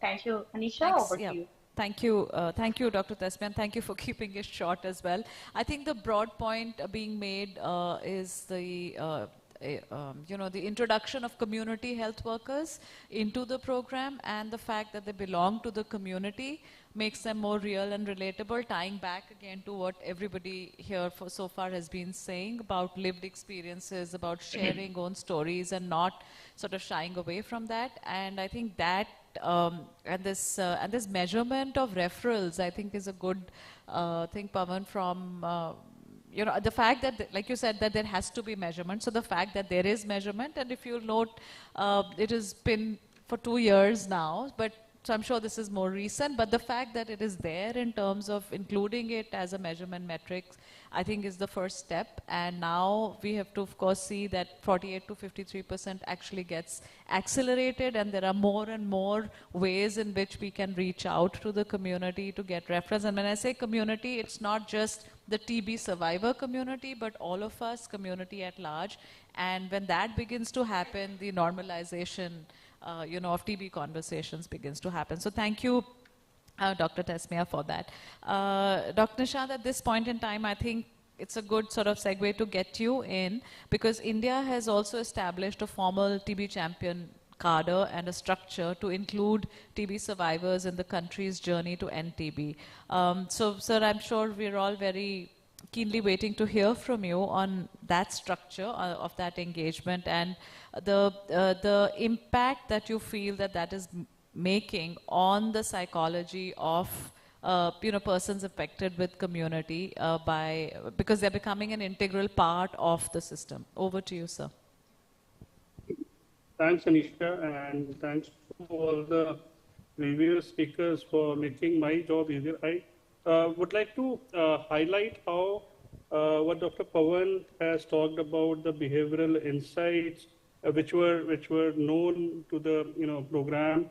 How did we incorporated them and made a strategy way back in 2016? How to it was known from, and it's not that the programs across the NTPs across the globe are not working with the communities and not aware about the stigma and the very critical role it has in the treatment outcomes and healthcare seeking behavior and ultimately the morbidity and mortality due to TB.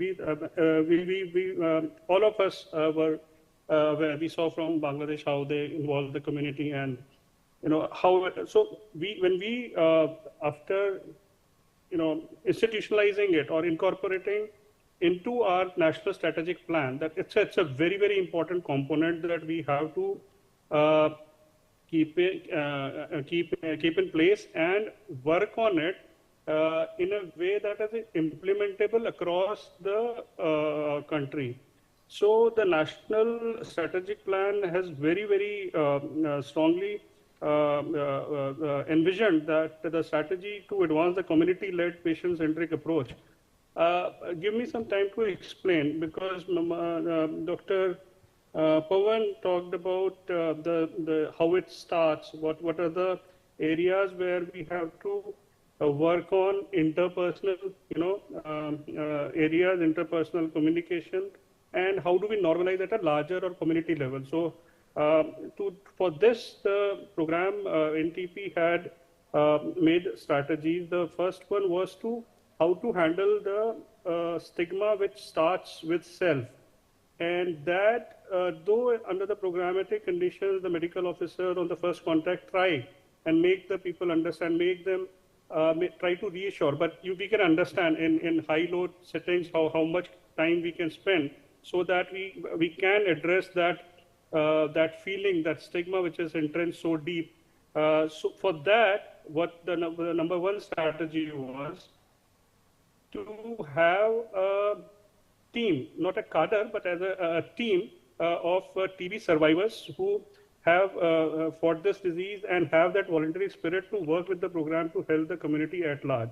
So it was a slow process, but from 2018 onwards, we have more than 30,000 plus such TB survivors who have been trained, and they are working with the existing TB patients. They're working at the main work is the advocacy, supporting the current TB patients in their area, and working as a connect or as a bridge between the program and the community, not as a extended part of a health program, but somebody who actually shows the real or gives the real feedback and can spend time with the current TB patients and their families. So that was one of the strategy, and that was one strategy to work on the component of the stigma which is there. That will, it takes time, but then the interpersonal communication is very, very crucial for that, so that we are trying our best to increase the numbers there. Second was to talk about it, to get it into the mainstream, normalize it. So the program, in the NSP, we had the provision of national, state and district TB forums where the community, the civil society, the TB survivors, the influencer, different line departments which are beyond health, like locally elected bodies, social justice department, come on a table and talk about TB. So that also have, it's a slow process, but it's an ongoing process of talking about TB regularly. When I say that, not, mainstreaming it. The third one is that get TB talked about at every existing structure which is there in your country. Like what we are trying to do is these TB survivors who have been trained talk about TB at village health and nutrition days, self-help groups, and the local elected, the panchayat we call them, locally elected councils, where health is an important component, talking about TB. The third one was to start a scheme where the voluntary, the corporates or institutions or anybody who wants to work for the cause of TB can come and donate and supplement the or give a food basket or any which way they want to support. When we do that, the one thing is the supplement nutrition is there. Plus, when we do that at a public forum, I mean, we make some dent in the stigma attached with it. And over the 7-8 years, last 7-8 years, we have been able to achieve that. Yes, it will take a long time. Stigma is not that easy to tackle. But these are the strategies under the program that we have national guidance, document training curriculum, especially focusing on stigma associated with TB. So these are the strategies under the program where we are very closely working with old TB patients, trying to identify them, whom we can invest and train so that they can be the bridge between the community and the program, and how do we improve the program services. Because again, the healthcare seeking behavior is an issue. Stigma is attached to that, and that's where under the program, these three strategies, that is working very closely with by and using them as educators and advocates who actually give science in a language they understand, the community understand. Second is institutionalizing the regular meetings of the district TB program, plus the community, and getting the local challenges discussed there as for improving the service delivery available under the National TB program, logistic issues, any other suggestions. One example which I would like to give, which came through these discussion on these forums, there was a mechanism from 2018 onwards to give rupees 500, about $6 to every month to every TB patient to directly into their bank account to support the nutritional support. And during this discussion, it was realized from the community that it is not enough.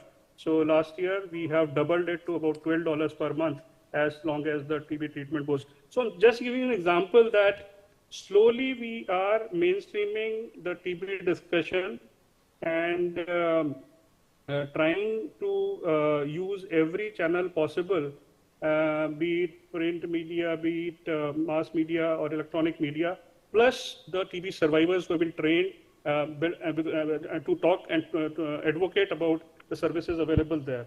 So I'll stop here. So this is just to brief you that these are the strategies the program is adopting in taking the community along. Again, the centerpiece of it, it should be a community-led and patient-centric approach, so that overall treatment, overall services of programs Thank you, sir. So I think the point being highlighted by sir is that, you know, it's a link, I mean, the community is a link between the program and the community. I think that's a very important part, and the point being highlighted that you're not just leaving it to happen organically, you're institutionalizing that process. So it's about, you know, so the seriousness with which that the need for that link is being felt and established, and the fact that it raises your self-esteem. So like, you know, our colleagues here who have been TB survivors, them being a part of this, you know, I'm sure they feel a sense of pride and, you know, self-worth to say basically, okay, we've gone through this, but now we are helping others. And I think that takes you away from this whole thing of self-stigma or victimizing yourself to saying, no, we can make a change. And that an important pillar from taking anybody from stigma to strength. So thank you, Dr. Nishant, on that. We also know that, you know, within the persons with TB kind of ecosystem, certain groups are more stigmatized and more discriminated against. And we know especially of the gender bias, you know, that exists within the TB construct or context. So just like to go now to Nepal. So we've done Bangladesh, we've done India, now just going to Nepal to get RSG, so Ram Sharan Gopali, into the conversation. He is, of course, with Jantra, and they've been working on addressing gender bias and discrimination around TB. So over to you, Sharan, to take us through, you know, the project. Why do you think that stigma or that discrimination or that bias exists? What is it that you know, your program has done, and what do you think are the results or the impact of that intervention? And again, request to please keep it brief. Over to you, Sharan. Thank you, Anisha, and organizer once again. Could you share my slide? Would you want to do it yourself, or do you want us to? Let me try first. Yeah, that will be easier.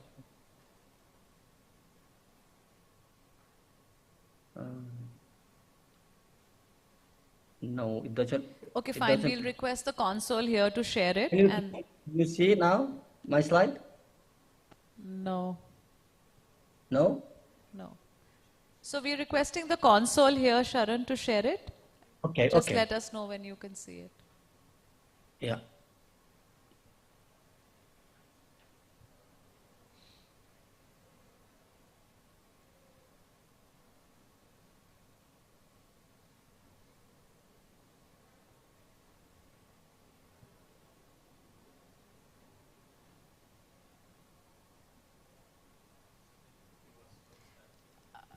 Yeah. Sharan, is it visible to you?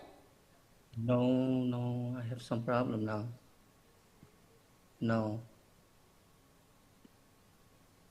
it's not visible to me. Hello? Can you share? It's not visible to me, please. Can Archana, Shubham, can you see the screen? No, now it's gone. No, nobody can see it.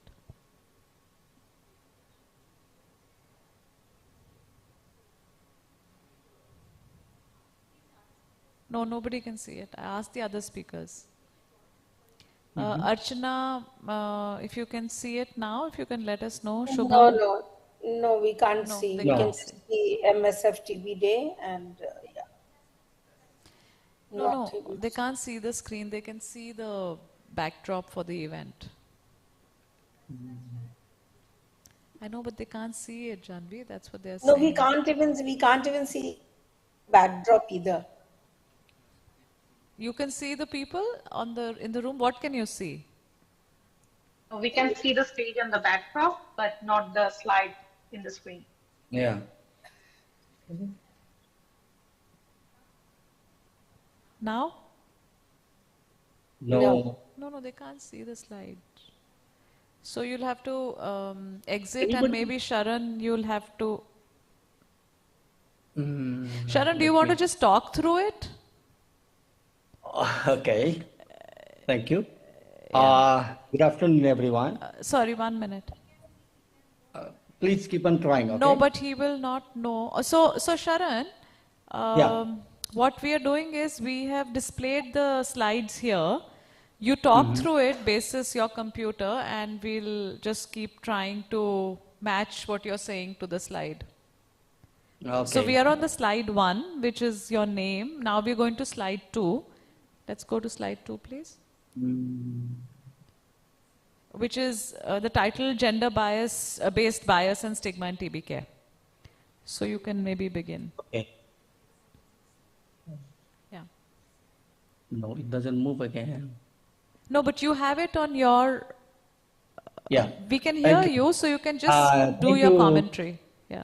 Thank you. Thank you so much, Anisha. Yeah. Yeah, as we all know now that tuberculosis, TB remains one of the highly stigmatized disease in the community, and that worsens the mental health disorders in the community people.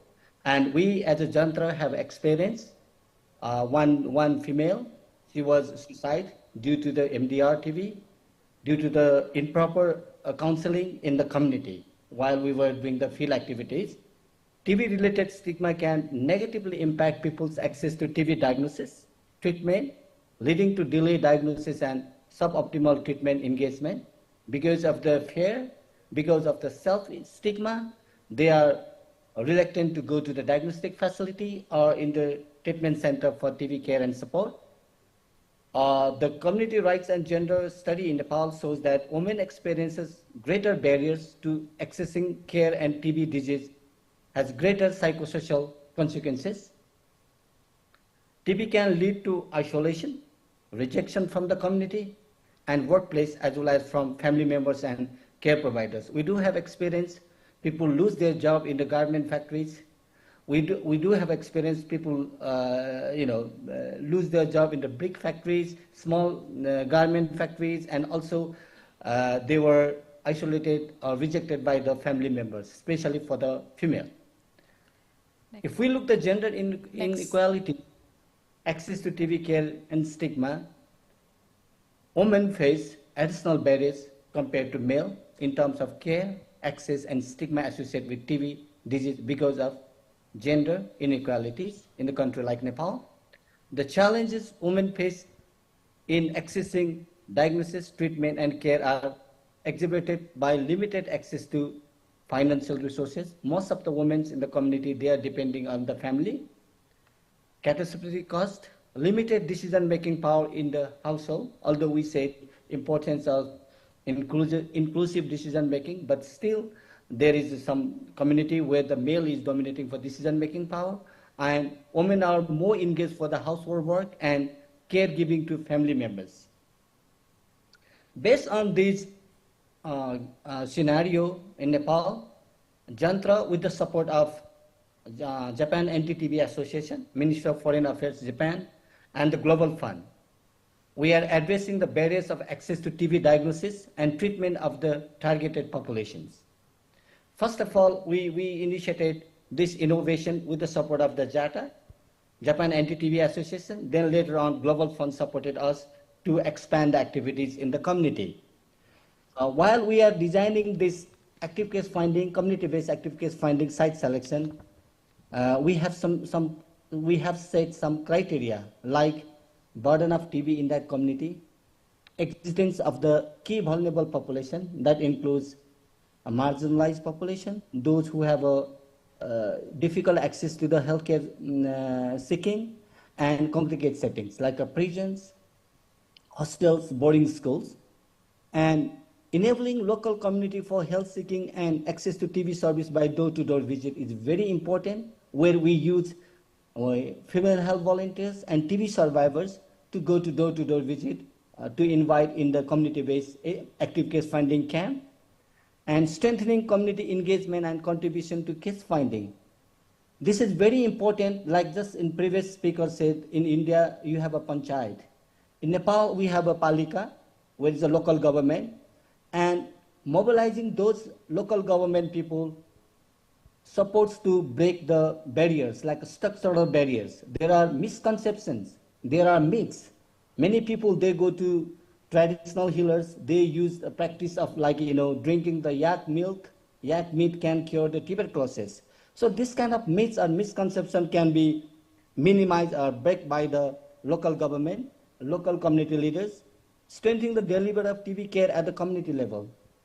When we design the active case finding, we shouldn't forget importance of community-based dots. Because with our experience for last 3 years, around 40% of the TB patients, diagnosed TB patients by this community-based active case finding, they couldn't attend DOTS clinics, TB clinics. So we have to link treatment supervisor, survivors, female community health volunteers, or local health workers in the community to provide support and treatment for those patients. And local considerations are important when we decide when and where to organize the camps to maintain the high yield rate. Every program has certain targets. So consulting with the local community is very important for the venue and for the time to organize this kind of active case finding. Identifying TB cases through active case finding from July 2020 to March 2025, we, Jantra, with the support of the JATA MOFA and the Global Fund, we have screened 54,375 people with different settings, like congregate settings, including monasteries, slum population, factory workers, general community, and mixed community like waste management staff, homeless people, compiler, daily wages, and migrants, and of course, prison settings. With this all screening, we were able to diagnose 471 TB patients. That includes around 40% pulmonary bacteriologically confirmed TB, PBC cases, and around 60% were PCD cases. And the most yield rate, high yield rate was in the slum population, which is 1.23. This means it is 3 times more higher than the national estimation. So every settings, every participant, if we look, the prevalence of TB is quite high with this population. So it's very crucial to select the right sites in the beginning of the program. And here, what we have learned from the field is that, quote from the field team, one female patient was victim of domestic violence and was scared to show that she has any disease due to the affair with her husband, so would not accept accessing any services even in the communities provided by Jantra. And with repeated visit by volunteers, survivors, counseling, psychosocial support, and she were able to access the camp site and started her treatment. So there was a perceived stigma by the family members, by the husband. So she was not able to come for the screening or for the treatment purpose. And there was a quote from the female community health volunteers from the field. One of the female in my community was coughing for more than 2 weeks.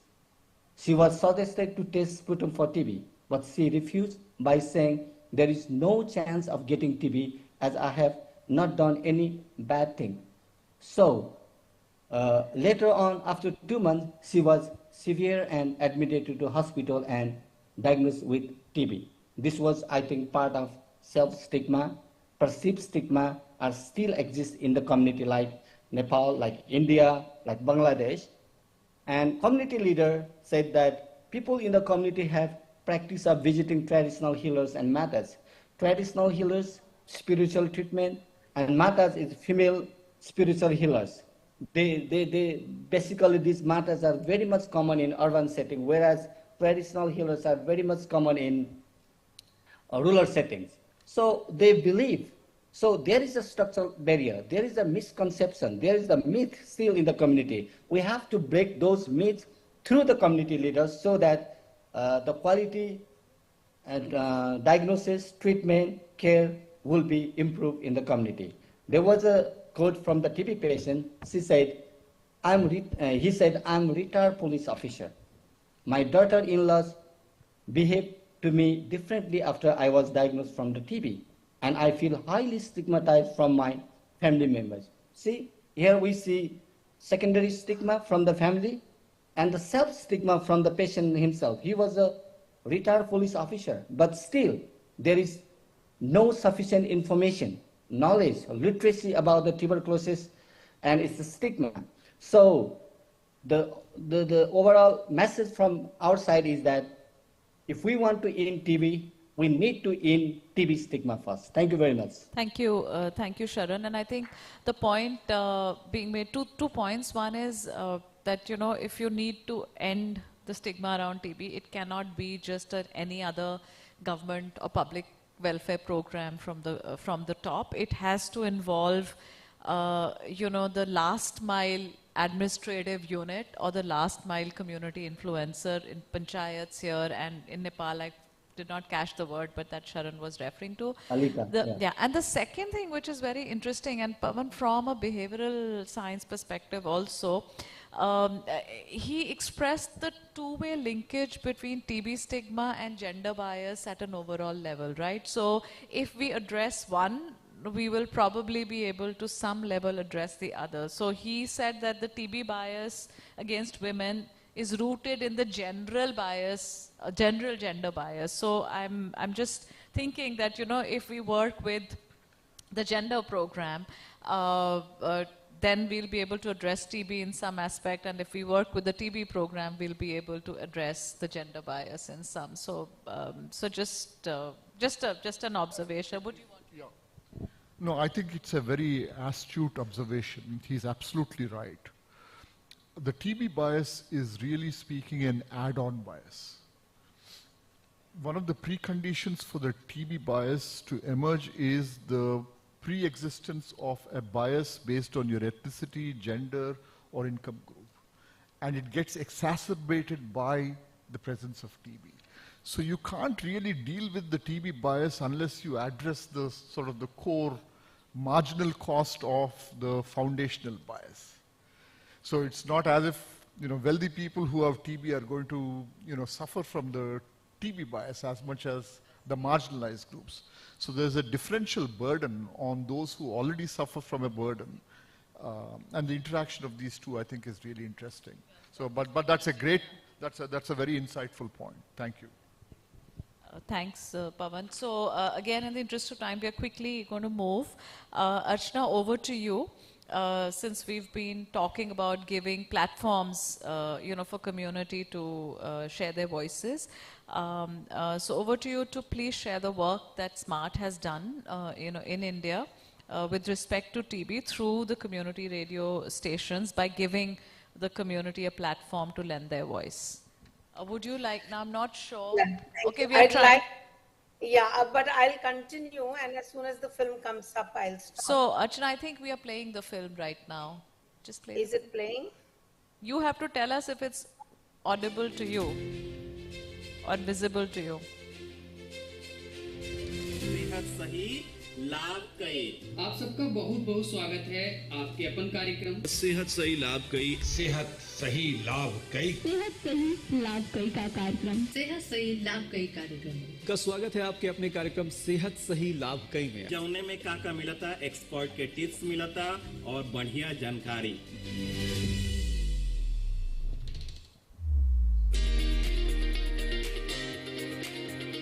I think there's a problem with the music. So the music is not coming, but anyway.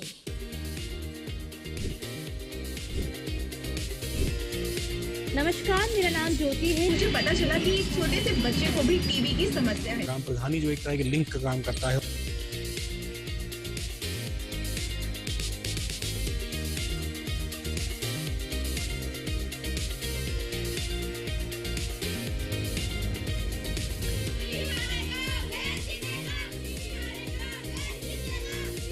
Community radio is one of the many mediums जिससे हम लोगों तक पहुंचकर अपनी बात बहुत एक सहज और सरल भाषा में उन तक पहुंचा सकते हैं। गोंडा जनपद में टीबी मुक्त अभियान की जो गति है उसको और संवर्धन करने के लिए हम सब लोग एक रेडियो अवध के साथ हमारा जो कम्युनिटी रेडियो है उसके साथ में मिल करके इस अभियान को गति देने का प्रयास कर रहे हैं।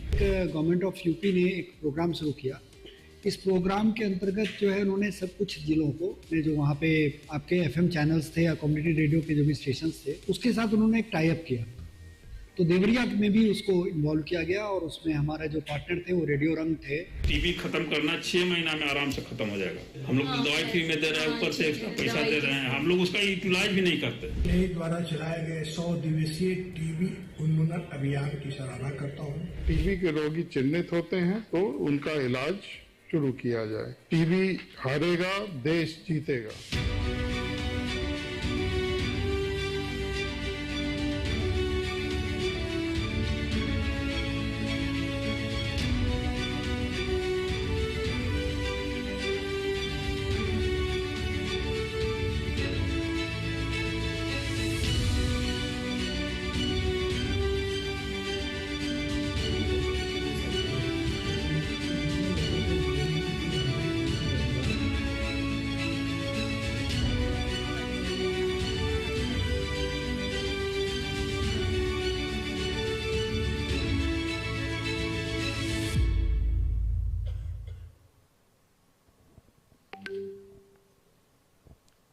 Thank you, team, for showing that, and thank you. There was a little mismatch with the music initially, but I think you got an essence of what we are trying to say. So in the interest of time, I'll keep it very, very brief. What do we do? This is our second phase that we are working. One phase we did for 7 states, 5 with the support of the union and 2 with the support of Gates Foundation, which was UP and Bihar, and we did 5 states with the support of the union. And we realized that this is such a potential medium. When we talk about community mobilization, we talk about community trust, and we talk about mobilizing and inspiring and motivating communities to share their stories, to use this as a platform without fear, and then to, mobilize, care, and also build some kind of accountability on both sides, the community as well as the delivery mechanisms. We personally believe that because this disease is associated with stigma, people are still hiding this. So trust is a very important thing. So what do we bring as community radios to the table? We bring in 5 C's. The first is that we have the content. Secondly, we have the context. Third is we have a very well-defined community. Fourth is that we have the connections with media, with administration, with the community, with the FLWs, with the government. And lastly, we bring in a lot of credibility. And I repeat on credibility because a lot of people are using social media platforms, but what is the authenticity? When big tech companies are grappling with so much of misinformation, and we've seen it recently from May 7th, what we have experienced in India is an infodemic. Again, what we saw during COVID, what to trust, what to not to trust, what is the truth, it's so difficult. Where have we fallen back? We have fallen back to communities. We are getting the truth from people who are experiencing certain things, those people who are at the border, those people who are at the center. We are trying to get information from first source. And this is what community radios are able to bring to the table. They are the voice and ears of the community, and they bring in a lot of action from both ways. Even, what do? They create a demand. Once a demand is created, automatically the systems are supposed to be responding. They are answerable to these systems. And Mr. Sharan Gopali is from Nepal. They have a very, very vibrant community radio system. They have about 385 community radios there. Tasmia is from, Bangladesh. We have about 19 community radio stations there. We have community radio stations in Thailand. We have community radio stations across the globe. Look at Africa. One of the best and most reliable sources of information for Africa as a continent is community radio. So, how do we go about it? First of all, it's only 10% radio and 90% community. Let me flag that again, 10% radio, 90% community, because our strength is in the word community radio. There are many kinds of radios, public radio, private radio, and mainstream radios or internet radios. But what do community radios do? They go into the community, they collect these bytes, they go to people who do not have access, like women, like children, like elderly, because if in a house there is only one phone, it is in the hand of the youth. So the community radios go and collect these stories. So we use real stories. We go into the communities, we mobilize communities, we share with them the stories. These are first-person narratives which like Plug TV is doing video, we are doing audio. We believe in this medium because it preserves your identity, it preserves your secrecy, and you can change your voice, you can change your name, but the story doesn't change. So that is what is important. And you know, you can dramatize these stories, you can use them for connecting with communities, you can use them for telling stories. And the latest project which we have launched in UP and Bihar, and we are working in 34 districts with 44 radio stations, and we have built these characters, Sehatya Singh and Tikan Devi. Tikan Devi means somebody who believes in immunization, who believes in treatment, and Sehatya Singh who's healthy. And the stories are around them losing some dear ones because of hiding information, because of not getting tested at the right time or not taking treatment. So that is what we are doing. Another very important role which we play is busting myths and building knowledge. So we take local wisdom also, but we bust a lot of misinformation. You know, all the myths, all the beliefs, all the superstitions around modern health systems, around going to a doctor, and, you know, around this, that, you know, the institutions only support the rich and things, propagating, emphasizing that this government is here, provides free services. And thanks to what Dr. Nishant Kumar and team have done, that now you can also track where the medicines are, where they are not there. And community radios have started already advertising that about the supply chain. And that is what is helping in building trust, creating dialogue spaces. Narrowcasting is another thing which you have seen in the film, where the radio stations are going and talking to communities, using local language, music, culture, nukkad nataks, folk songs, everything to create that connect, to make information relevant, and repetition and integration with the needs of the community. So these are a few things that we are doing, building the last mile connectivity, reaching out to the most vulnerable populations. We've seen it during COVID, we've seen it during vaccines. We were able to get so many people vaccinated, and we adopt a very holistic approach and use every form and medium which helps connect communities. So I'm going to stop here. Thank you so much for this opportunity. Over to you, Anisha. Yeah, okay, thanks. Thanks, Archana, for that. Just again, underscoring that this is a platform for the community, by the community. So I think adding on to the narrative, you know, as we built during the panel, the platforms to be given to the community. So this is again not coming top down. It's from the community, for the community, and therefore becomes more credible because it's again real and relatable. And the other aspect of narrowcast that Archana mentioned in passing, which I think is very important, it's not just about creating programming content, but the community radio interventions are actually going into you know, the field and actually linking community to the program metrics. So I think that is a very important aspect of this. Now, I know we are just 1 minute, sir. Let me just get into the closing remarks. So getting into the closing remarks now, and one thing that I'd really want to leave behind for us to sort of ponder over is that, you know, we've been doing at the union, we've been doing some studies and some experiments to see what is really happening. We're coming with some kind of a historical knowledge and assumptions, but what is really happening, and is there some change that we are seeing on the ground? So I just want to highlight 3 such studies that we did and what has come out of that. We've just done a recent knowledge, attitude, practice, behavior study in 5 states, and what we've understood is that yes, there is stigma related to TB, but is it necessarily the overarching reason why people are not getting tested for TB? We are not sure, right? So that's one. Second is we did an immersion study in Telangana, and we figured that there is a relationship between fear and stigma.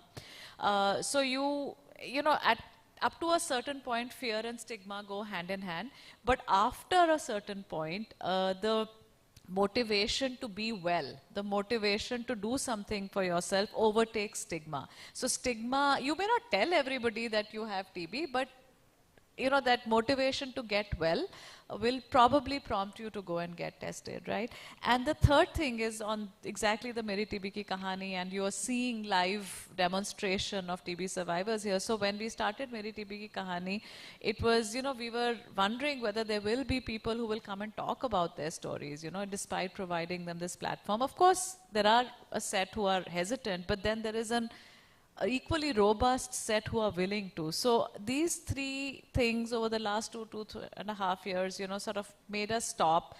And I'd urge all of us to stop and just introspect once. Maybe, of course, the stigma exists, but maybe it is not as dismal, and maybe we are moving in the right direction, and maybe it's only acceleration that we need to sort of focus on. I had another question, but I think in the interest of time, we will stop it here. The question was to how to address policy. So all this we've understood. What is it I wanted the panelists to talk about, you know, in one line. If they were in charge of policy, what is that one thing with respect to stigma that they would include? But I mean, if I can get 2 minutes, I'd like to include that, but it's, yeah, she's saying absolutely no. So all right, so thank you very much, and we will conclude here. There is somebody from One question, please. Stigma should get its place. I mean, we should get a minute. Sorry, Dr. Nishant, please go ahead. We should get a minute. I mean, it's a very important thing. We should go ahead. Okay, sir. Okay, so we'll quickly run around the table. Pawan, just quickly in one sentence, from a policy perspective, what do you think we should add in the program with respect to stigma? I think policymakers need to think about behavior as a critical element in all the programs that they run, and they should become aware that it can be a very powerful lever at their disposal. Thank you. So I think what he's saying is psychology and human behavior, and not just top-down IC, yeah, not just information, but behavior-based communication. Sharan, quickly to you, please. Yeah. To me, for the policymakers, because every country need to have a stigma assessment report, and based on this stigma assessment, that should be in line with our policy guidelines, like a national strategic plan, health sector program. That should be evidence-based from the field level. Thank you. I didn't get it. Did you get it? What based should it be, Sharan? Could you just repeat? Sorry? What based did you say? I said, for the policy perspective, we need to have a stigma assessment from every country. Stigma assessment from every country. Okay. And based on the evidence, that should be incorporated in our policy document. Yeah. So social research, basically. So thank you. Archana? Yeah. You're on mute.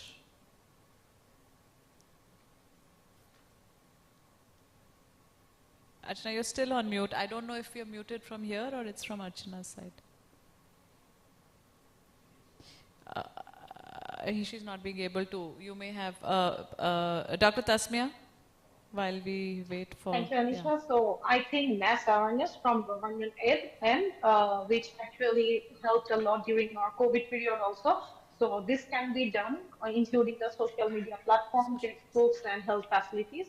So mass awareness can really make a change in Bangladesh. Okay, thank you. Also in other countries. Thank you. Archana? Yeah, so for me, what I would like to say is the fact that I come from a community-based organization, that we should start looking at including community radios as a very important platform in the ecosystem of primary health care. Okay, thank you. I would really lobby for that, advocate for that. Thank you. Dr. Nishant, last and final word to you. Yeah, so one was, it's a very important component. We saw that usually, I mean, the diagnostics and treatment parts get the attention. Yes, it is there, but before even case finding, what comes is health-seeking behavior, and stigma is, attached to that. That is why people are not coming. So this component should be given. This thing we know that. I mean, I saw that in the morning. A lot of people were talking about DRTB, newer drugs, newer diagnostics. But what about the simple knowledge that it is a disease which is treatable? I mean, at self level, we can work a lot through interpersonal relationship, and that model what I talked about. Second, if it's a policy, what I would like to say is the due diligence on the training, retraining of the medical healthcare workers, because they are the ones who come in the first contact. There is a lot of stigma there in the medical doctors. I mean, if the moment they see a DRTB patient, there is a difference of behavior there. So yes, we are working on the community side of it, but there is a lot of scope of engaging our healthcare providers, especially regarding DRTB, and a lot of focus should be on prevention part of it. Why? We should keep the communication going on. We talk about a lot of community, but one policy area I would like is sensitization of the medical staff as well. Thank you. Thank you, sir. So without any further commentary, hello, can I I'd ask like one, to just one question? So I'd just like to close the session, and then I think there is. And thank you to all the panelists. We just have 1 or 2 questions. If you could just stay on for a minute. Yeah. So I'm Eldred Tellis from Mumbai. I work with street drug users. I wanted to ask Dr. Nishant actually. We have talked about TB champions and how successful it was, but then there has been an abrupt closure of this whole business of TB champions and giving them some kind of support. So something which is so successful, it's abruptly shut down. That's a question I have. Number 2 is about the nutrition going from 500 to 1,000 rupees, but the people who really need it don't get it, because the mechanism is to have an Aadhaar card, to have a bank account. I deal with street migrant drug users. They don't have Aadhaar card, they don't have bank accounts. Couldn't they get this nutrition amount through the supply chain of the medicines, where they get the medicines from? And thirdly, I'm also connected with networks around the country, and there's a question of shortages and stockouts, which we are documenting. And I'm sure this is also contributing to drug-resistant TB. So how could you support us if we feed into you the shortages around the country and stockouts? Can we help us with that? So may I, sir, may I interject here? And if no, I have to answer that. Who's the person? Can we identify? Can you please introduce? My name is Eldred Tellis. I am from Mumbai, and we recently, actually 2 days ago, had a civil society consultation. Thank you so much. Thank you so much. I heard your question very loud and clear. First, TB champions is the component has not been stopped. In fact, the states have taken it to another level. States have, under the PIP mechanisms, are providing support. Initially these were piloted by, under global fund support from different partners, but now the program has transitioned to it. There is a provision. It is for the state. How do they engage? There is a provision to support their travel, activity-based incentives. All this is there. My team, if had I been there, I would have given you details about that. Second, you talked about DBT issues. Yes, there were some challenges, but now it is monitored at the very, very highest level. And if we could have more time, would have shown you that most of the states where the money is there in the government state treasury, the focus is it is being reviewed from the MD level. It is being done, but yes, I agree there are issues, but most of the states have gone and worked towards it. Third was you talking about shortages. Sorry, sir, there are no shortages of any drugs as of 22-23 we had issues regarding the international availability of the APIs. There is no shortage of consumables. There is no shortage of drug. You can keep this on record. Thank you so much. Thank you. Thank you. And I think we'll close the panel here. Thank you very much to all the panelists for joining. And I hope we've been able to give you an all-round perspective to stigma. Thank you. Thank you, Pavan, for coming here. Thank you so much for the panelists. Now it's time to first offer you the tokens, and then you will go for lunch. I'm getting there. Yeah, go ahead. Anisha, collect our tokens also. She should collect it on behalf of all of us.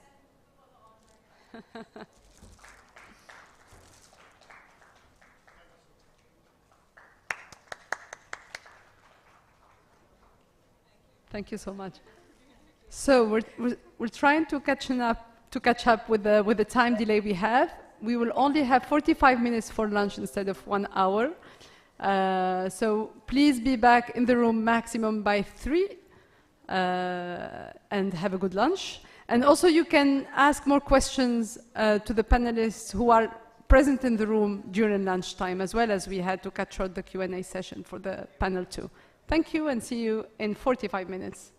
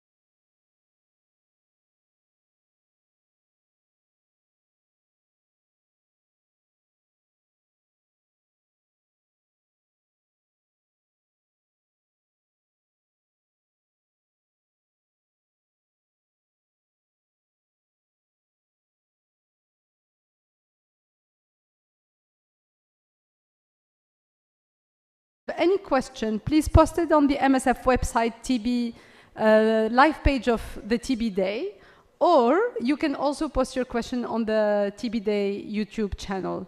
Thank you. So now I think Nadim will play a video and then we can present panel 3.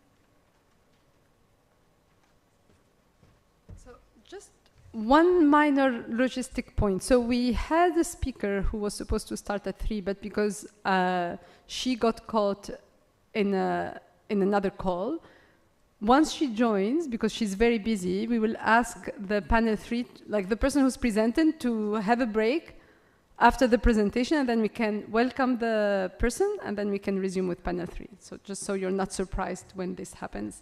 All right. Our third topic for the day is about sustaining impact. So funding TB elimination in a shifting landscape.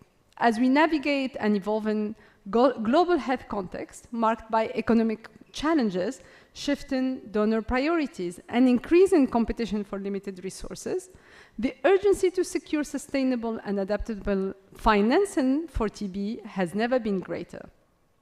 While significant progress has been made in reducing TB burden, as we saw this morning, this progress is still fragile without consistent and long-term investment.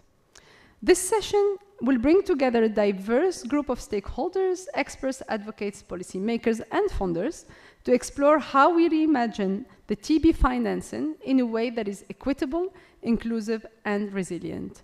And I would like to welcome now Dr. Radha Munje, who will be our moderator of the panel. Please join me on stage. So Dr. Radha Munje is a professor and senior pulmonologist with over 35 years of experience specializing in TB and other lung diseases. She has held key roles such as West Zone chairperson of the Indian Chest Society and also as president of the Vidarbha Chest Association. She's a recipient of the Government of India's Professional Excellence Award in 2021. She has delivered major orations and has more than 40 publications. She chairs ethics committees at leading institutions and leads multiple national research studies. She also organized, she was the organizing chair of the NatCon of 2024, and she's still very active in TB elimination work and medical education as well. Thank you so much, Dr. Radha, for being here with us, and I give you the space now to invite your panel. Thank you for that kind introduction. And usually the post-lunch sessions are difficult ones to keep everybody awake. But in this third panel that we have, we are going to have it very interactive rather than presentations one. And of course, this is actually a problem-solving effort. So inputs from all participants is also welcome. So if you feel that some questions are to be addressed, or if you have some input, you can just write it and pass it on with a chat, and I think Arunima or somebody can coordinate in collecting. We have had wonderful deliberations since morning, where we talked about even drug discovery, the various regimes, the community connect and care for marginalized population, children, PL-HIV, and so on. But whenever we talk about vitamin C, that is care and compassion, you need another C, that is currency, which is very important. And you know, if you don't have that part of the puzzle which needs to be fitted at a right place with a right magnitude, everything goes down.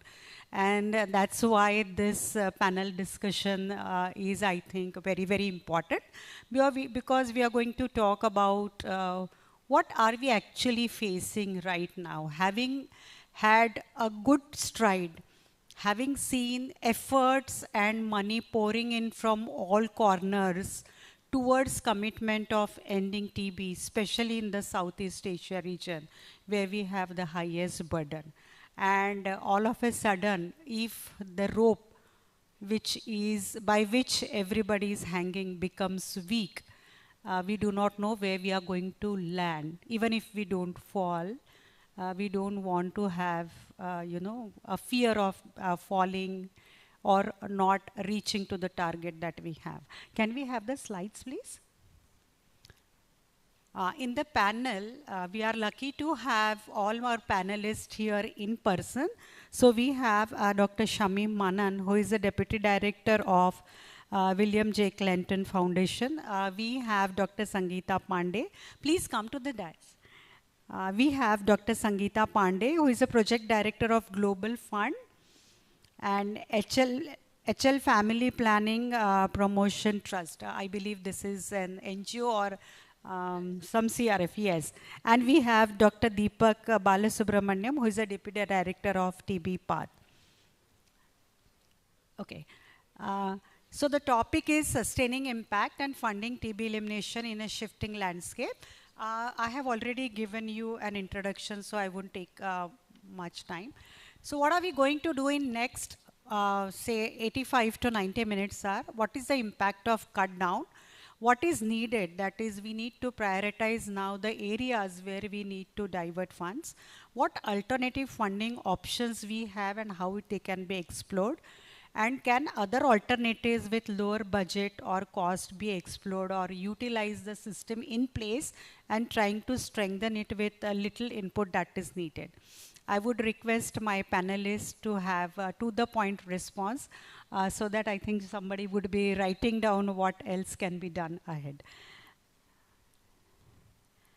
Today is Buddha Purnima, and today also happens, Buddha is the enlightened one.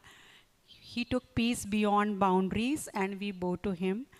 Today also happens to be the World Florence Nightingale Day, who has given us compassion and commitment, and the world has learned so much from that, or rather started. And now there was already a short documentary, so I won't be speaking on these 2-3 slides, but it suffices to say that the US withdrawal from the WHO is leading to a global health crisis in the making. That is what we have had as headlines. And colleagues propose urgent actions for the international community to mitigate the damage which might come. There are estimated 25 million deaths. What could happen if the US ends global health funding for all diseases, as well as is going to impact the TB program also all over the world. 11 research projects have already been put on hold, 9 of which are linked to the US agency. And the path forward for universities amidst funding is also facing challenges.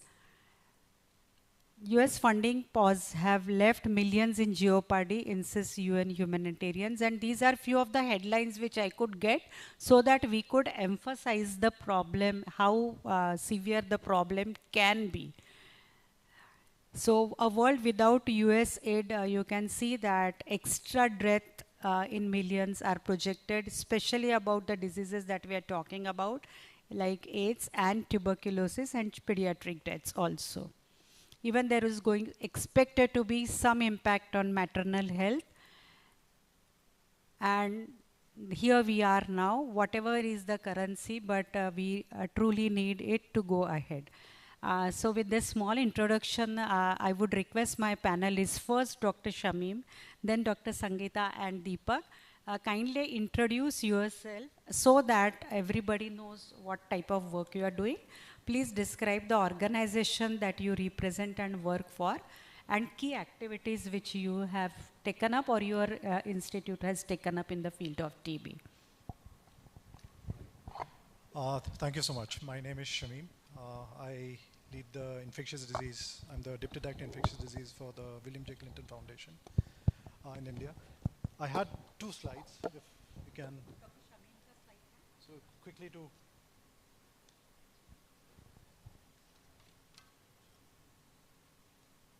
So basically, to start with, whether it has affected us or not, it has affected everyone, but as an organization, yes. So William J. Clinton Foundation, we are a non-government organization. We are registered here as a Section 8 Indian companies, but we have an affiliation agreement with the CHAI, Clinton Health Access Initiative. Having said that, we are, thank you. We are an independent entity in India. Our board is Indian, and what our mission is, basically we work in the space of health, which is primary for us, and we work with government as well as the private sector, primarily to sustain quality health systems. Our program has evolved over the years. So we started in 2003 with HIV/AIDS. 2010 we started TB, 13 essential medicine, 16 immunization, 18 reproductive health, 19 cancer, health financing, syphilis, COVID-19. This last year we started on climate and cooling and type 1 diabetes. But then there had been other interventions also. And why am I saying this is, like, if you look at the key donors, we don't have US government funding, right? So our board, the board has decided that you wouldn't be taking US government funding, and we don't take, so it was always a challenge for us looking at the rest, right? Like they were always flush with funds, and we were always running for funds. So that is one. Second is, we don't take money from any entity or foundation if they have any link with any pharma or diagnostic company. The moment we do that, we are not seen as an independent entity because our primary work is on access. Honestly, we never liked it, like if you ask me, because we are always in that space where it becomes really difficult to work. But then how were we able to diversify our portfolio, and how did we start working on this? Now, that is something which I would want to talk about. This was the introduction. Maybe I can, once the question comes in, then it would be. So Dr. Sangeeta, please. Okay. Hi, thank you. I have given my slides about my introductions, and I can talk about the organizations. So I am Dr. Sangeeta, currently working as a project director for Global Fund Grant, both HIV and TB. And just talking about my organizations. Hello, I'm audible? Is that okay? Okay, fine.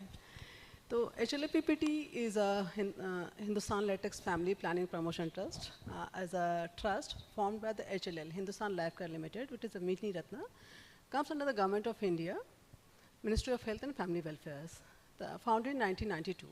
So we are a not-for-profit organization registered under the Society Registration Acts, and we work for the public health outcomes through strategic development, innovative models, and community engagement as well. And at HLAPPT, we are proudly to say we are covering the entire lifespan of an individuals, since beginning from the pregnancy to the newborn to childhood, adolescent, and adult as well, at one another point of times. Our work is primarily on reproductive child health, capacity buildings. We are one of the largest MMU providers support to the NHMs with the support of states and districts levels providing services, healthcare services over there. And apart from that, we have a very good presence, footprint for the skill development as well, where do all the marginalized actions with the support of the government provide vocational training so that they can come into the mainstreams and live their life with all the dignities. So far, TB and HIV Pacific concerned, in TB domain, we are supporting the states by providing the technical assistance by establishing the state technical support units. So that strategic decision could be taken by the state level, evidence-based data so that state can take call and develop the policy accordingly. We are also very much into the patient provider support agencies, acting as an interface agency between the private sectors as well as the government to increase notifications primarily for the TB by the private, those seeking I think treatment at the private health cares, and if they support need from the government facility as well. So linking them, acting as a bridge between the private as well as the public. And also, and the current grant in Global Fund, we are doing interventions for HIV and TB in 17 states, wherein we are doing the active case finding for the key and vulnerable populations, and especially the incarcerated population as well, those lives into the prison. And apart from that, we are also strengthening the diagnostic services and in dealing with the corporate chains of labs as well hospitals, wherein that these components live by the patient provider private sectors. So we are very much into it. Also, one of the important components, what I feel, is engaging the informal providers for the early TB notification, reaching out to the unreached.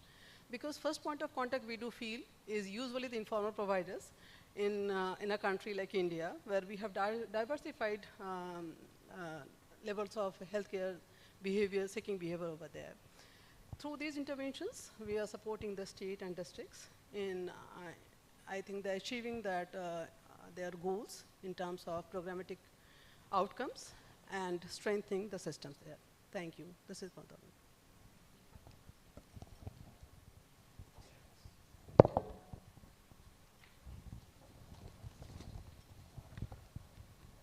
Hello.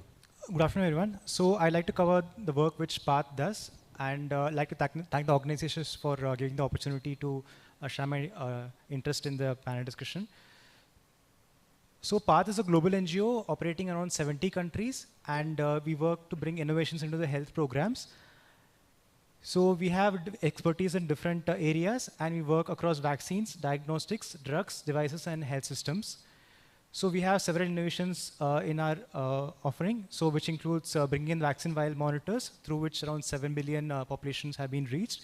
And we also have a fortified rice technology, and around 800 million people have been reached, including all the public distribution rice in India. And similarly, we also have the PATH pioneered vaccine for malaria, which has been introduced in Ghana, Kenya, and other African countries, which has been saving around 7 million lives annually.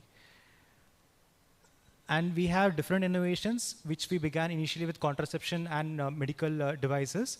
And recently, we're also focusing on vaccination and other devices. So in South Asia, we operate in India, Myanmar, Nepal, Bangladesh, and Sri Lanka. And for today's discussion, it's also good to have the contribution of international funding in these countries. So within India, 16% was the international funding contribution. It went to as high as 91% in Myanmar. So the impact has been proportionate according to the contribution of international funding. And we work across different areas. We began initially with communicable diseases, non-communicable diseases, digital health, and family health. And recently, we also began focusing on health security following the COVID pandemic, and then product development innovations, and recently into health economics also. So these areas align with the requirements from the donors and the different countries. So even diversifying our areas from core medical devices, TB, into other areas, newer areas also. So within TB, as Dr. Daksha pointed out in the morning, we had a public-private interface agency model, which was demonstrated in Mumbai in 2014 to 2018. Based on the learnings, the government had scaled it up. So in 2018 to 2021, we had the Global Fund supporting in around 200 districts. And now the government of India is intervening in most of the districts in the country. And we are also implementing a Johnson & Johnson supported Take Charge Against TB program, which is towards addressing stigma. So we have a digital campaign which reached around 1.7 crore population to improve the awareness of communities, youth on TB. And this resulted in around 60,000 self-screening for TB. And we also had a community component where we are building capacity of the healthcare workers. Around 900 healthcare workers have been trained in 3 cities of Pune, Hyderabad, and Delhi. And across 11 states, we have a CDC-funded project building capacity of the local staff on data analysis, through which they can enable data-driven decision-making. So beyond this, we have interventions in urban TB and HIV and sample tracking and deploying the TB Arogya Sathi tool for community empowerment. So we also have projects in Myanmar. We had projects essentially which are focusing on bringing innovations. So having the TrueNat tool being deployed AI-based X-rays being deployed and screening for all approach, and also doing different mental health and TB interventions, etc. So essentially focusing on the public-private interventions in Myanmar, which unfortunately had to be closed down from the USAID funding gap. And similarly in Indonesia also we are focusing on youth and TB. So we have documented the learnings from different activities, including chatbot for self-screening for TB.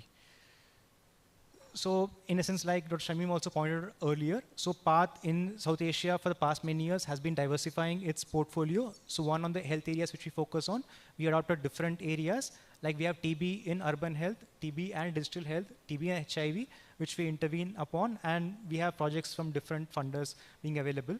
And similar donors also, we did have USAID funding till recently, but now it's mostly other donors which we are focusing on. So the impact within PATH in TB has not been that great, but overall we did have some impact globally. With India, it was very minimal. Yeah, I'll stop here for questions. Yeah. Can you go back to my presentation? So this is a background of work being done by the various agencies where Dr. Deepak, Sangeeta and Shamim are working and representing them. We have framed some questions so that we go on a path where we could come up with, analyze the problem and then come with a solution.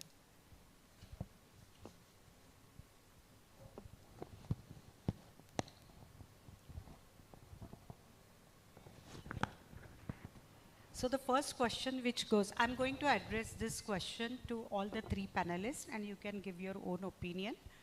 If somebody has already discussed, you can just add to it or say that it's been covered.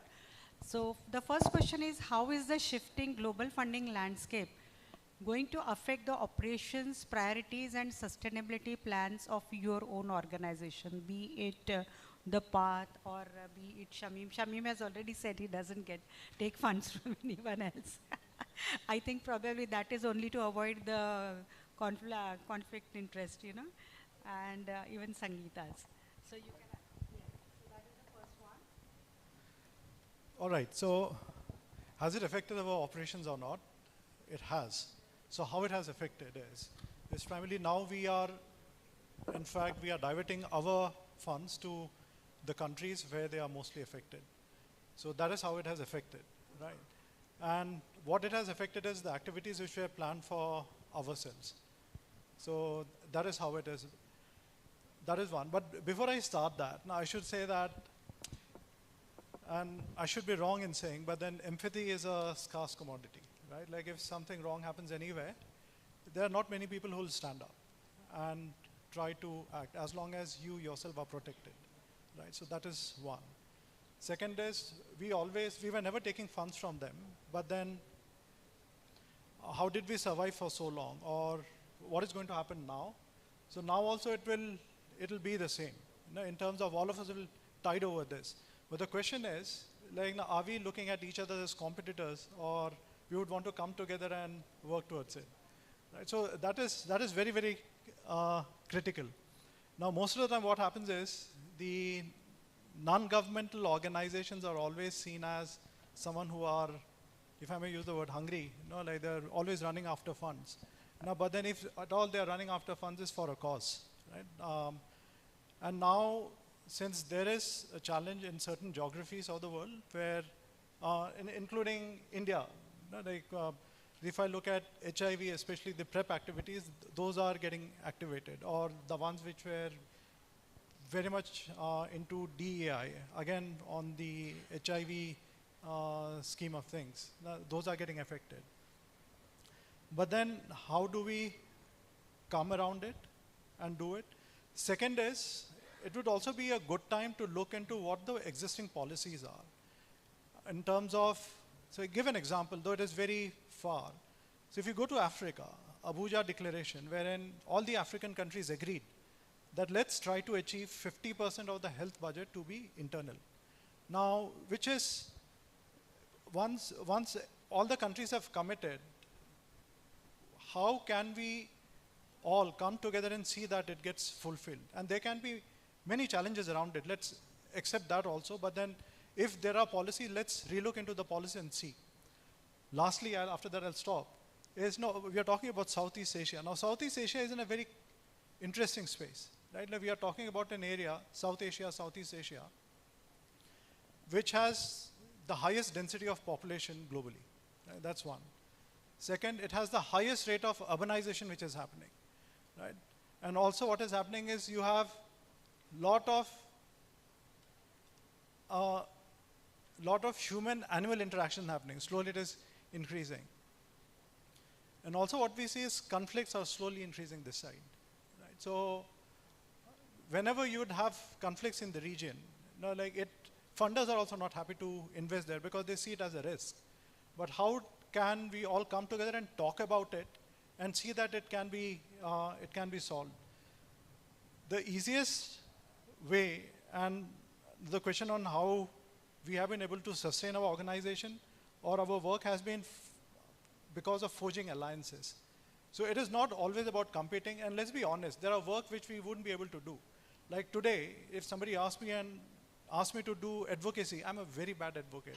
The way I say things, they stop my funding, right? So I need to go and talk to people, those who are really good in the advocacy. Maybe I reach out to union or say MSF, those who have been always at the forefront of constructive activism. So this is how should be the way going ahead. Okay. Definitely the global fund, the scenario that we are facing is impacting that program because it had, any program comes with certain kind of indicators, certain kind of outcomes that needs to be achieved during the particular period, specified time period.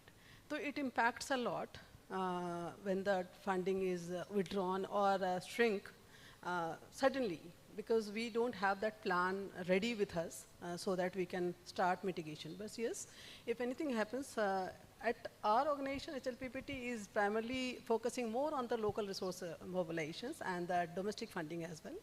And then how do we mitigate this if we are not having the adequate fund at that donor levels? So this is how things are, but yes, it impacts the operations immediately, certainly, and also the skills person that we have to run the operations, that particular specific projects, is also a major loss to any of the organizations if we have that kind of shrinkage of funding. Other than that, so far if we talk about that, immediate challenges is deliverables as per the set targets and within a timeline. Also the knowledge transfer that we have planned towards the ending of that project, this is also critical. We are not able to build upon the base so that that same could be delivered, or we can say to the state or the districts or any of the authorities, okay, these are the evidence based and you can replicate it. Because we have not given sufficient time to implement it and showcase it to any of the partners agency, even if you talk about the CSR funding as well. Everyone needs the kind of backend systems, it has already been established fact, and we will get certain success, because although we know there's lots of CSR fund lying with various organizations and they are ready to support the government, but yes, as Samim said, it needs a lot of advocacy, a lot of fact findings, a lot of everything. At every state they wanted, how do you proceed further? So this is that immediate impact that we see. But yes, resources, as government said also, okay, they have the funding, but I am discussing during the breakfast time or the lunch time, how to optimally mobilize the resources and timely based on the needs. Government usually gives it, I think there's definitely some interface agency needs to the government, for the government as well, so that resource could be allocated as per the need to the specific region and zones. That I feel that we are still working on it and work is to be done. Thank you for my side. Dr. Deepak. Thank you. So I think within the TB projects which PATH has in the Southeast Asia region and other countries also, so we had India, Vietnam, Indonesia, as well as Ukraine and Central Asia, which wasn't affected. But we had Myanmar, a big project from USAID, which had been deeply impacted.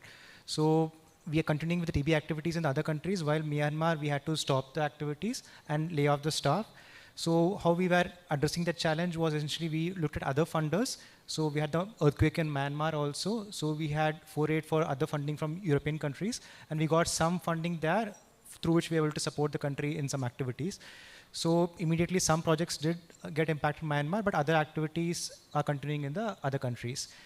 And in terms of challenges which organizations face, be it PATH or other organizations per se, so there are challenges in continuity.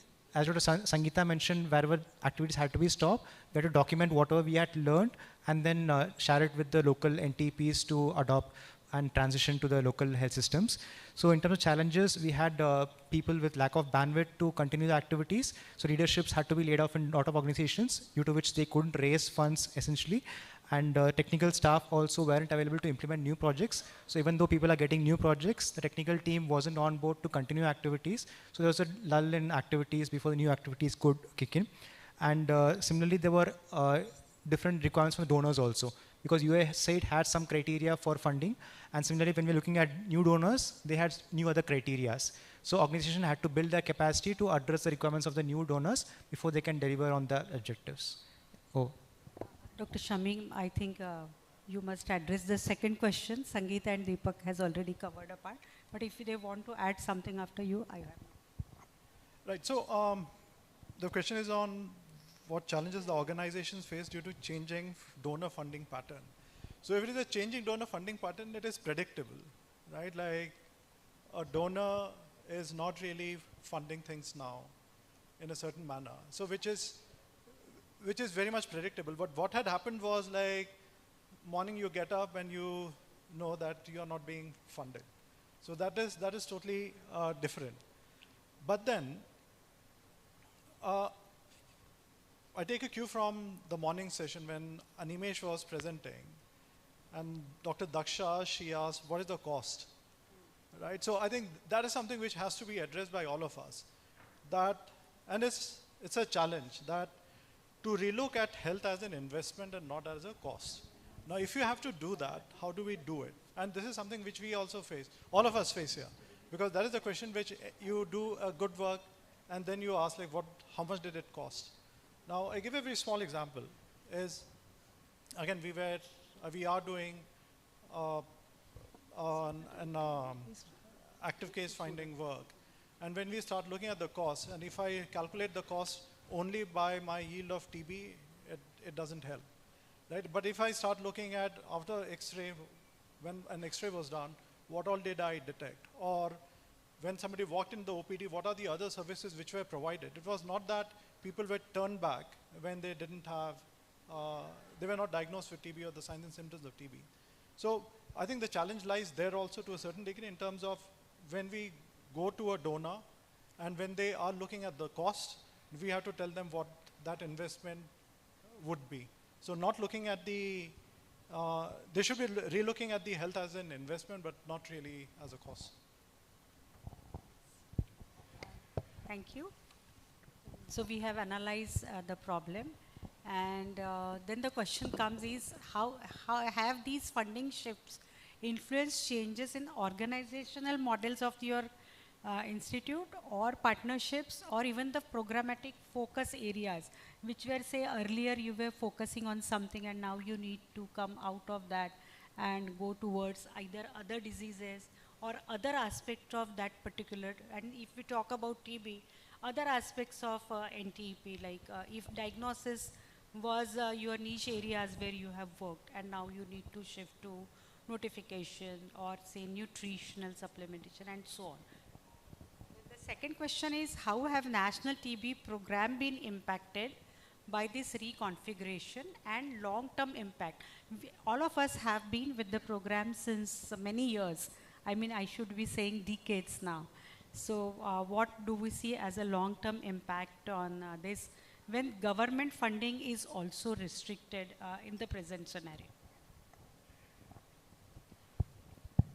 So again, I can talk about my organization. So for us, we haven't really changed the organization model in terms of how the respective programs were functioning, because for us, it was most of the people, most of us have been working in cross-cutting areas, but they were not really project specific. So that is one.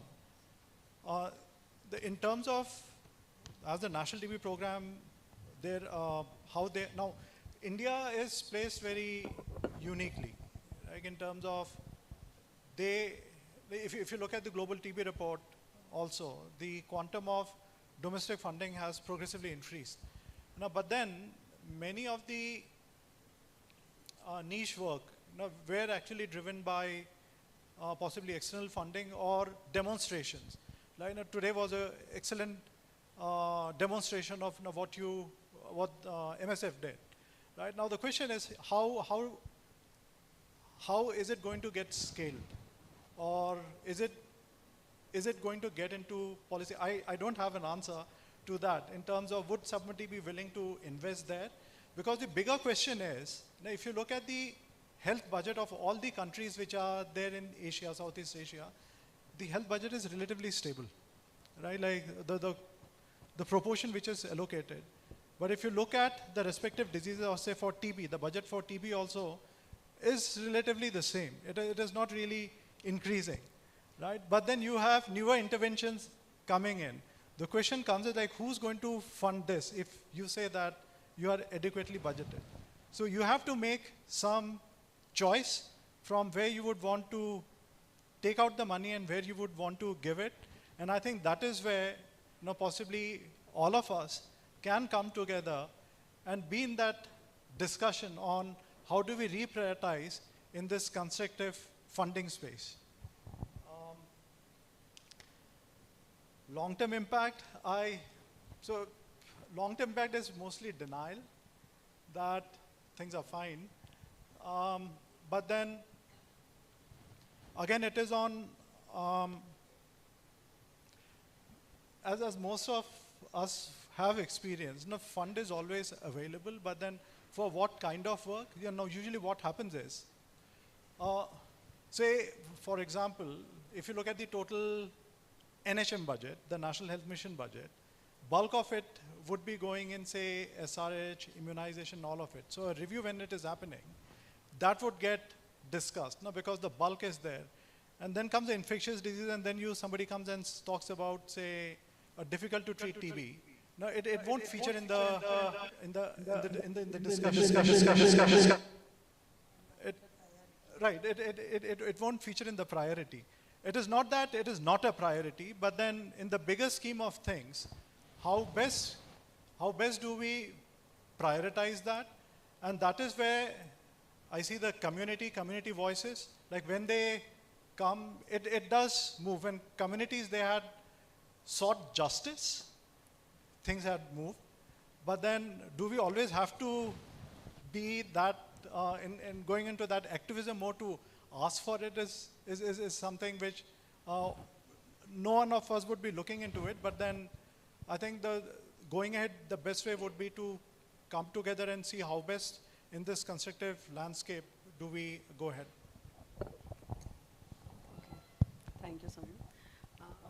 For HLPPT, first question I'm answering, how the funding steps influence.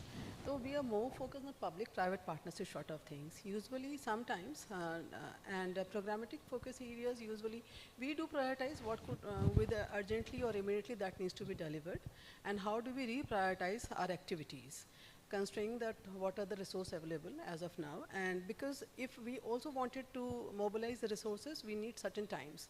And depending upon the needs of the specific geographies and localities, we usually discuss with the stakeholders as well, what are the basic priorities and the community's needs as well. Because if you going for the diagnostic, for example, as it said, now if we are providing the X-ray, what next? Service delivery needs to be ensured, because that is, I think, the resources that we are investing in that X-ray and identifying it, if you're not linking them with the service delivery, then I think it's going on vain in that way. So we need to maintain the continuum services with the particular patient. That needs to be definitely ensured. And in HLPPT also, we also look for the small grant as well, because I'm just sharing one example, one of the partners said, I am ready to invest like 50 lakhs or 1 crore sort of things. So we are just discussing with the program, we do have that much amount, let me know where we can fill in the gaps. So this is how the smallest thing also make difference while doing implementations. So this is one area where do count every penny, donated by or given by any of the partners agencies as well. So HLPPT is more, even I do recall my CEO's word, Mr. Sharad Agrawal, he usually, if we had a funding, even Global Fund or any of the funding, he usually talks about what happens if this funding stops. What is your plan? Usually he asks me, while doing implementation, Sangeeta, what is your next plan if funding shrinks? how do we sustain it? So usually we more focus on the public-private partnership and then intersectoral blended financing technology as well. How do we ensure that, like I'm just sharing one example, integration of the services is very important and key factor. Like while during the Global Fund also, initially in TB cascade, we don't cater the prison intervention in TB, active case findings inside. But this time, while doing HIV, we ensure that during the intervention, since we are interacting with the inmates, the active screenings of TB could also be happen in the prison. And that could be incorporated in that our programmatic indicators as well. But yes, integrating the services, having grant in one hand, and not in the TB part, but in HIV part. But we integrate the service. Second, how that reconfiguration international funding, we also doing that. One of the project, although domestic, this is National Highway Authority of India, NHI. We also do the advocacy because they are mainly dealing with those toll tax workers over there. They are also comes under the key and vulnerable population sort of things. Their lifestyles are very different, and they deal with the truckers and migrants that we talk about. So we also spoke with that CMD over there, ki you have that kind of vulnerable populations, can we have the HIV and TB screening in that component? So integrating services into the other sectors that doesn't fall into the health sectors. But there's a scope. We need to look into it. Every department has their mandate to provide welfare schemes to their staffs or the workers in their particular geography or areas. We need to explore, definitely we need to explore it so that we can work together and achieve that, what are the deliverables that we are supposed to get it. Now, how for national TB program been impacted? Yes, I think it has been impacted, although I will not say they don't have the fund, they have the fund. But usually the grant that we receive from the USAID or the Global Fund or the CDC, whatever the agencies, international agencies, usually they are good to demonstrate. They have the timeline, they have the demonstrative model, and they also focus more on the scalable replications. Is that impactful? They do give us the what kind of impact they're going to do and what are the time period that you need to do in. So the most beauty of this international donor funding agency is that what are the impact, what are the outcome that we are going to give in a particular specified times. That usually that national TB programs usually I think hardly gives, even I talk about the PPAC or the patient provider, it is a global fund initiatives.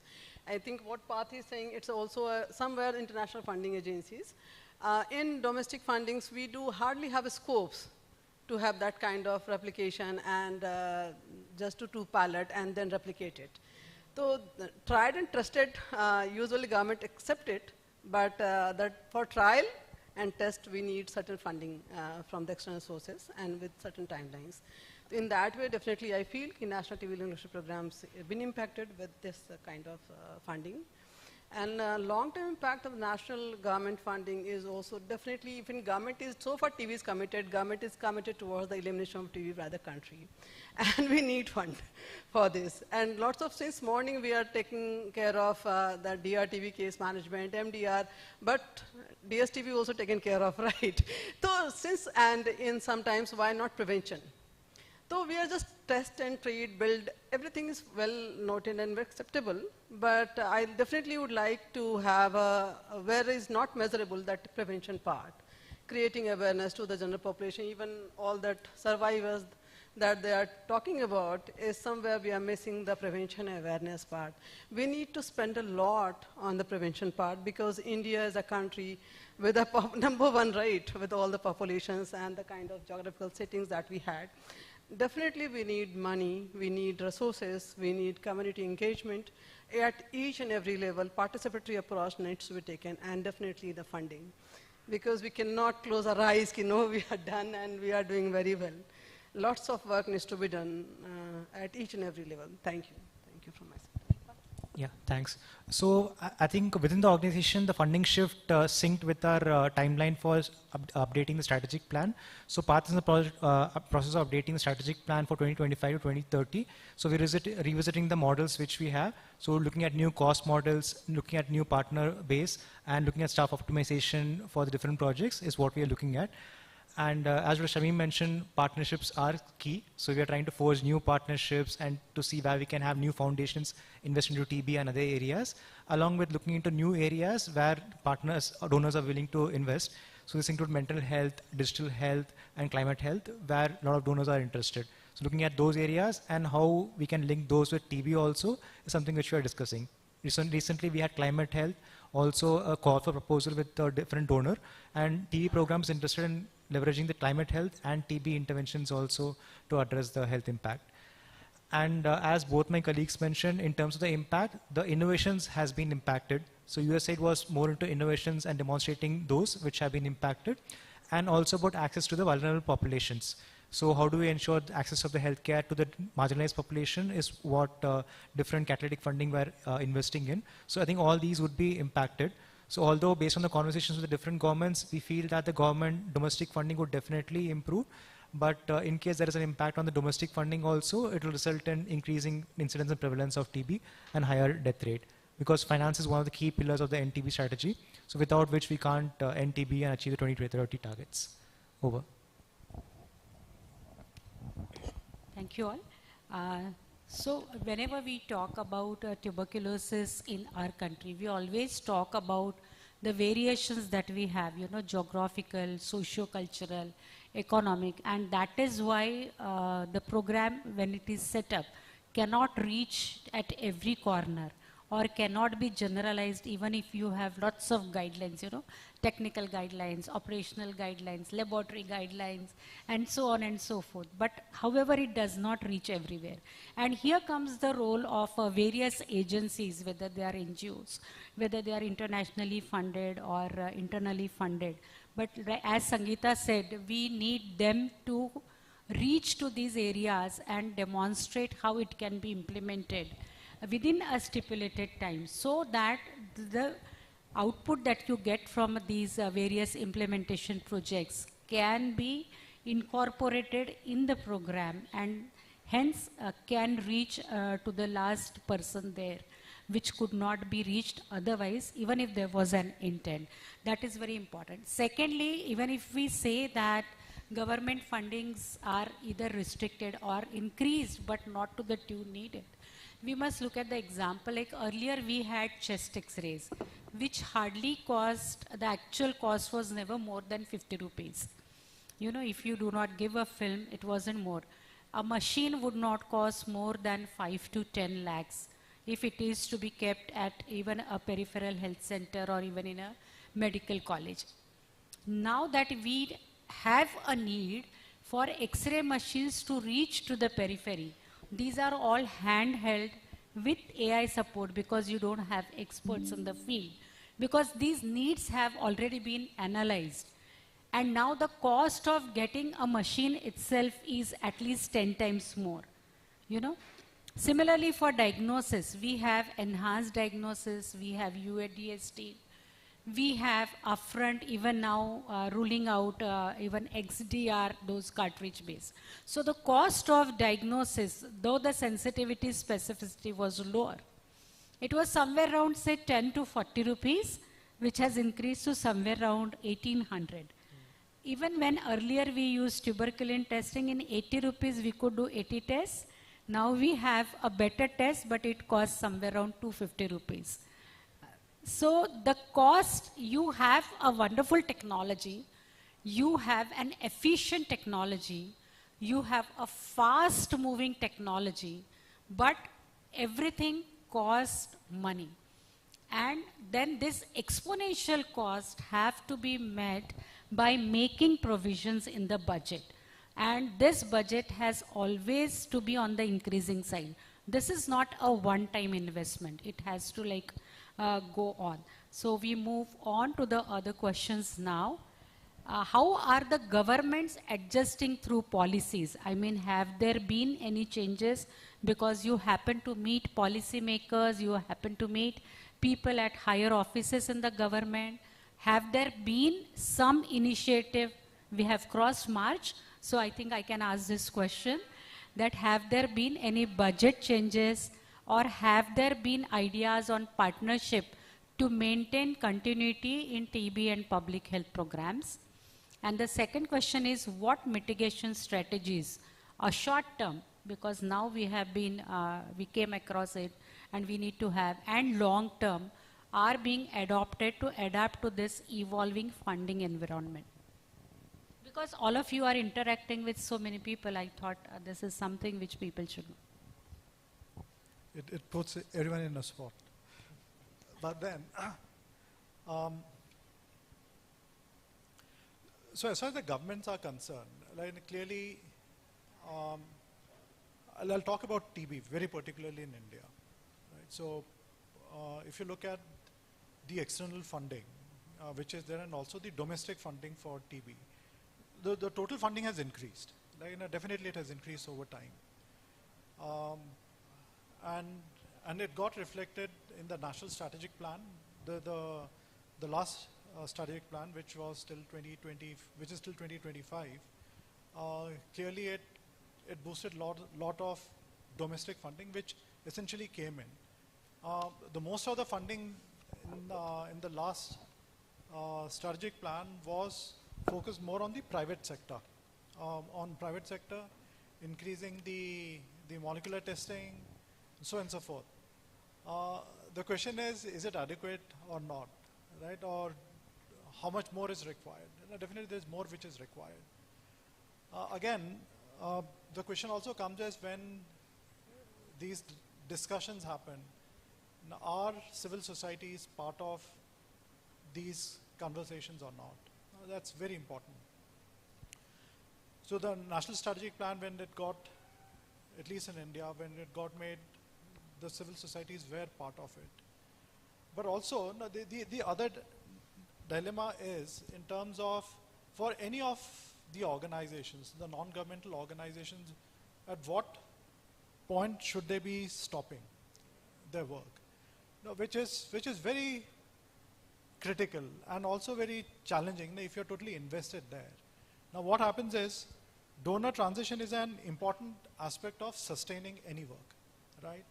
When we start any work, or any one of us, now we don't start thinking that we will be there forever, right? We have a well-defined endpoint. And as we start working, we would have reached the endpoint, but then still we see that there is so much required, right?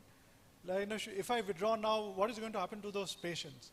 Because somehow I'm not convinced myself that it has actually percolated, though I see it in the policy, right? But then for anything to come from policy to practice, like, it takes time and again we have seen this. So is there a way in which we can, or anybody, I won't say we, like anybody can do something where this transition from policy and practice happens quickly? One of the ways is again, like what I started earlier, empathy, right? Does empathy would be enough? Can we move them and show them and meet the people with whom we are working? Like, can that move? But then, is that enough? I don't know. But as far as the mitigation strategies are there, the more than the mitigation is adaptation, right? The world has to adapt itself to the changing world order, right? At least for the coming few years. Like, we don't know what is going to happen. We know for sure something is cast in stone, that that part of funding is not going to come. So it is not something which we can mitigate. Like, it has already happened. So how do we adapt?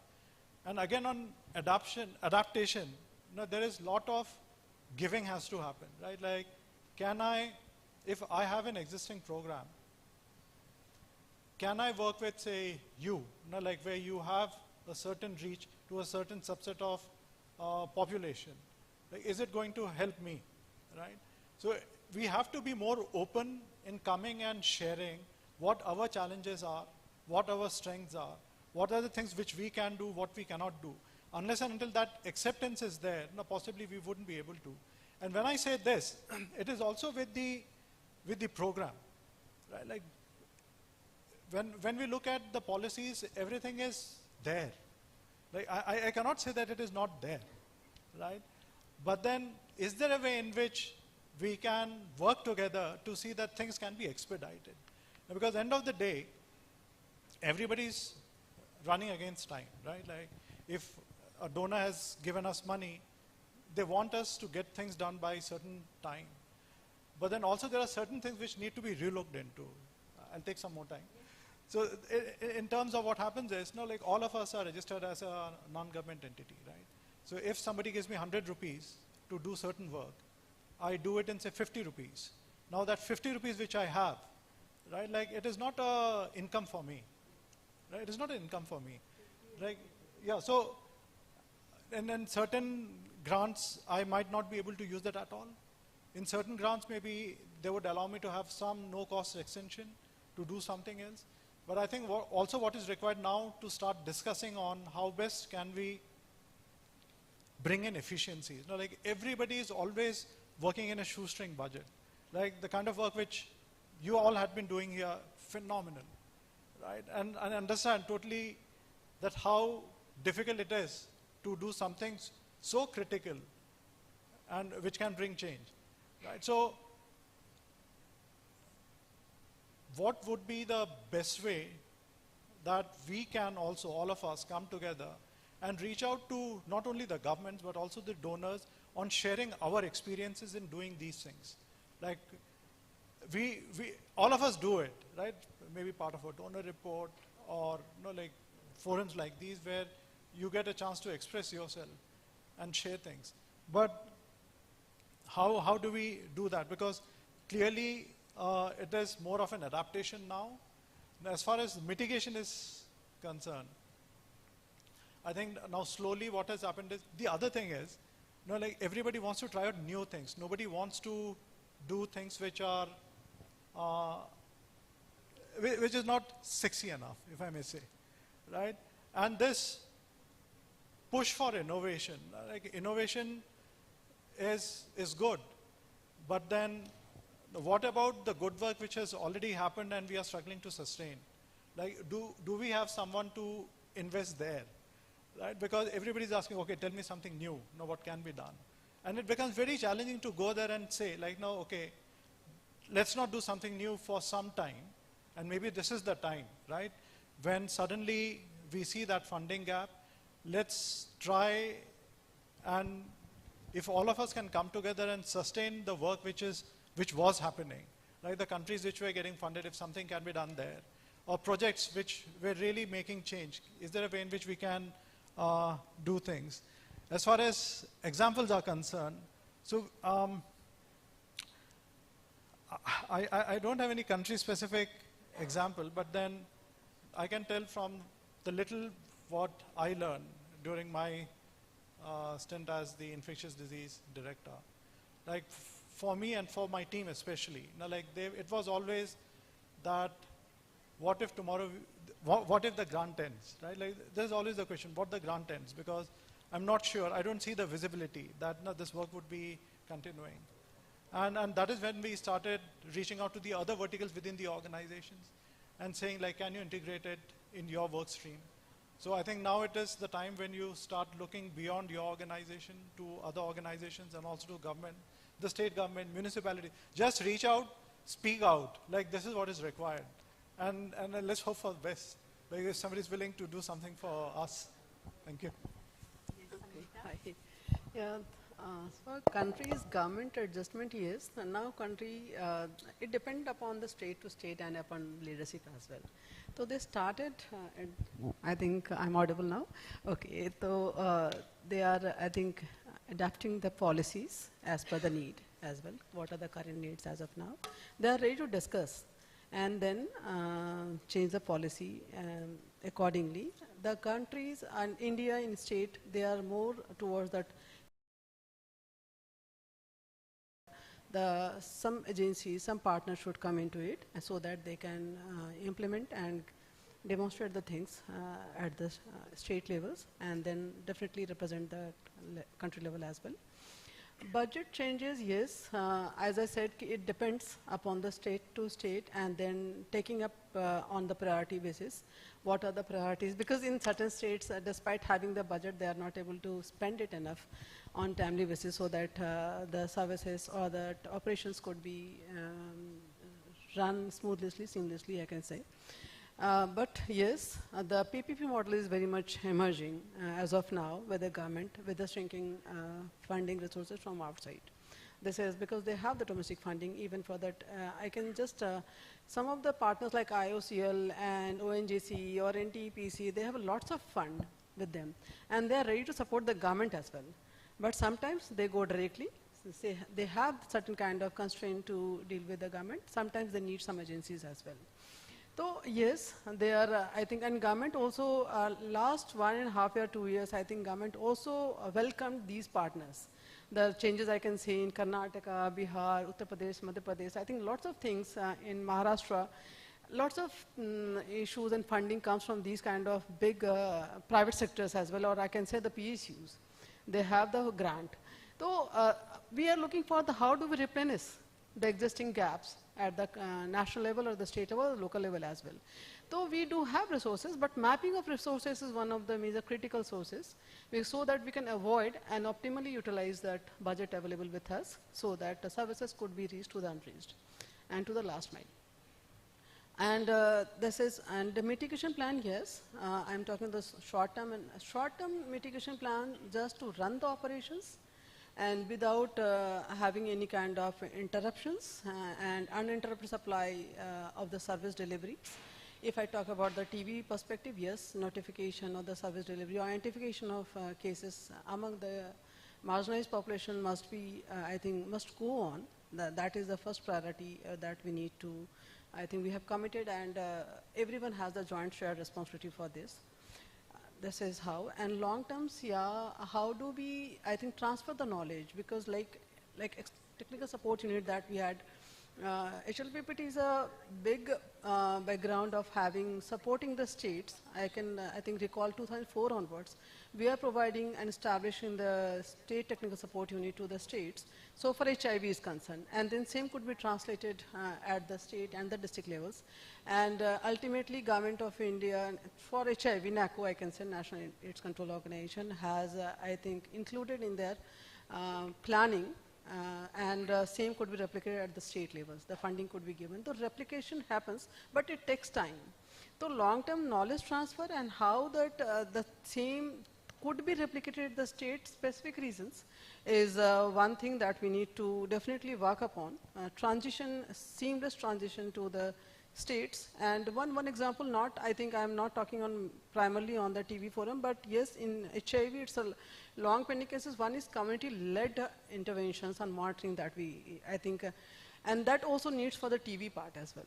One of my colleagues here said, what happened with the TB champions and how do we stop it? But yes, their roles is very critical if we are talking about the elimination of TB, because without their engagement, without community engagement, we are not able to achieve it. So we need to look into it. How do we incorporate their feedbacks, their experiences, so that reaching to unreached, because they are, and second session we are discussing on the stigma part. So because if the people, those who have survived, those who have faced this, and they are reaching to the population, they are more open to discuss, and then how to seek services, where to go, when to go, and how to take services. So these are very critical part that we need to definitely look into it when we talk about the long-term mitigation plans, engagement of communities for the TB elimination programs. And yes, funding environment, I think we need to definitely work together, mapping resources that we can manage, but impact, definitely it will go when you are talking about although my colleagues already been sent innovations and piloting everything, and timely manner, because these things is, I think, applicable once the leadership is very proactive sort of things. If leadership is not active, all things may not happen, and we'll ultimately landed up where we are, I think, with increasing population, increasing case detections. We are increasing case at the field level. So we need to work more closely, and definitely it will impact, and we need to think upon it, how to mitigate these strategies. So I think my colleagues, Dr. Shamima and Dr. Sangeeta, have covered it. So I think most of the countries, including Nepal, Myanmar, they're in the responding phase and haven't made any changes in the policy or budget per se. But broadly, governments are not looking to hire new personnel. They're looking to optimize the staff and rationalize the existing staff to see the existing program staff or other project staff, how can we use that for other activities. So I think new hiring is something which the government is concerned on, is not going ahead with.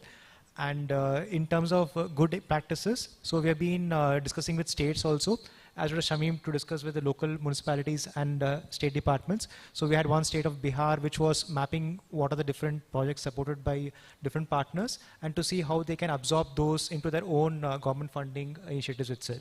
I think that's something which is shown by the states. So there is interest to take up activities which have showcased the results by the state. Yeah, over. Just one second, I'm just talking about the specific countries and regions. I just wanted to talk one example of Kerala. In our country only, where the STEPS models are very, I think, successful model that we talk about. We talk about the TB elimination case reductions. But the same model, I think Karnataka also adopted the same, because we have this TSU over there in Karnataka. But yes, it is successful, but we cannot say it's so much successful as in Kerala. If you see about the Kerala state, everything owned by the state government. They have very good schemes for the older adults as well. Social protection schemes are very, I think, active over there. So everything owned by the government, and they are providing services as per the need of the particular citizens over there. So we have the successful stories, but same could not be replicated to other states. And other state has, as you said, had different geographies and different kind of populations over there, socioeconomic conditions. So much we need to consider into account while doing anything, if we count with success and implementation part so far. If you talk about the Bihar, stories are entirely different. If you talk about the UP, stories are entirely different. So we need to generate state-specific need and move together. Yes, and not only that they could be a role model, but we can look into the intricacies in which way they have adopted and implemented and delivered. Yes, so we have two last questions to which I need to a quick answer, Shamim. The time is running out, and I'm sure there are many questions as well as questions from the audience. No, it's there. I think that's an indication that the time is running out. So what role do international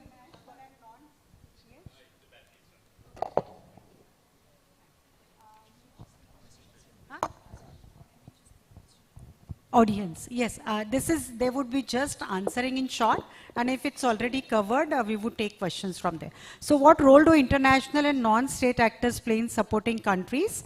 And what proactive approaches such as CSR partnership, which I think Sangeeta has partly already answered. So do you want to add something, Shamim, before we take questions from the audience and suggestions also? Yes. Sangeeta, do you want to add something? Yes. So we have already explored CSR partnerships, and she has given examples of NTPC, ONGC, and I'm sure it's a long list of various, what do you say, entrepreneurs running good business and have equal good share of CSR which can be diverted. Deepak, do you want to add something before we go to the questions? So there's one more social stock exchange also which has been recently set up. So till last year 12 crores had been raised through this initiative.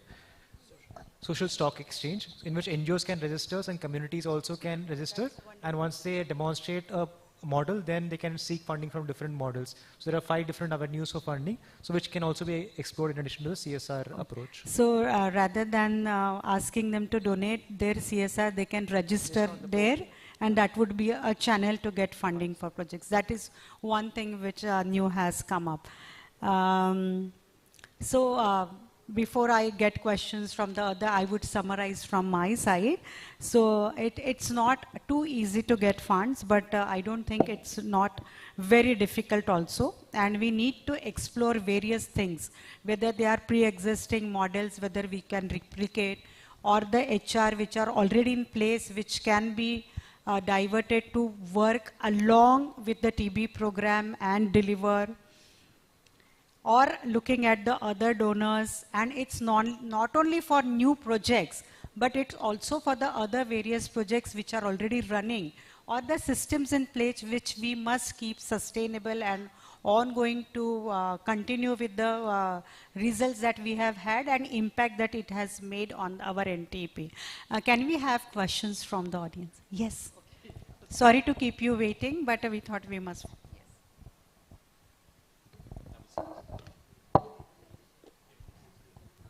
Okay, can you hear me? Yes. Yeah.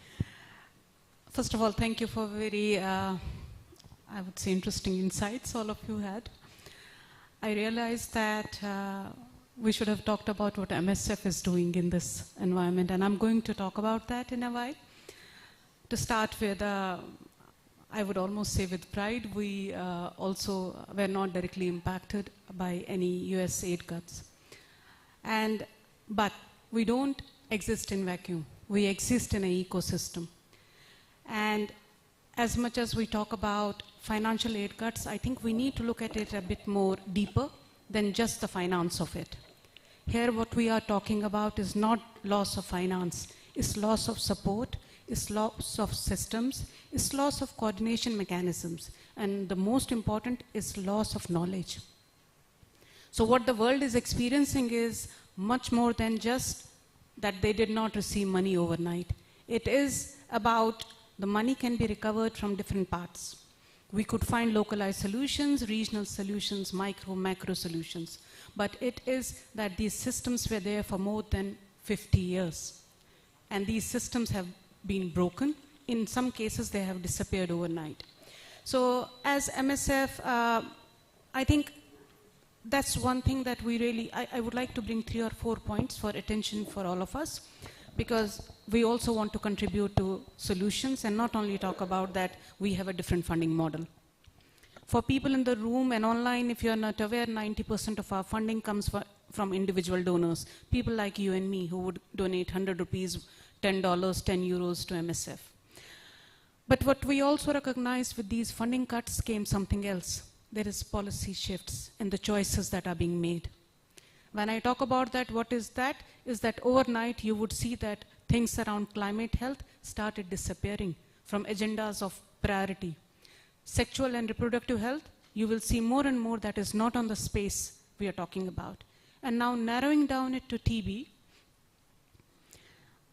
where we come in this region, I think we also have to find as civil society, as key players who have a role and a part to play in the fight against elimination of TB. We have to look at how are we able to articulate our message on the opportunity costs of not making the right investment today.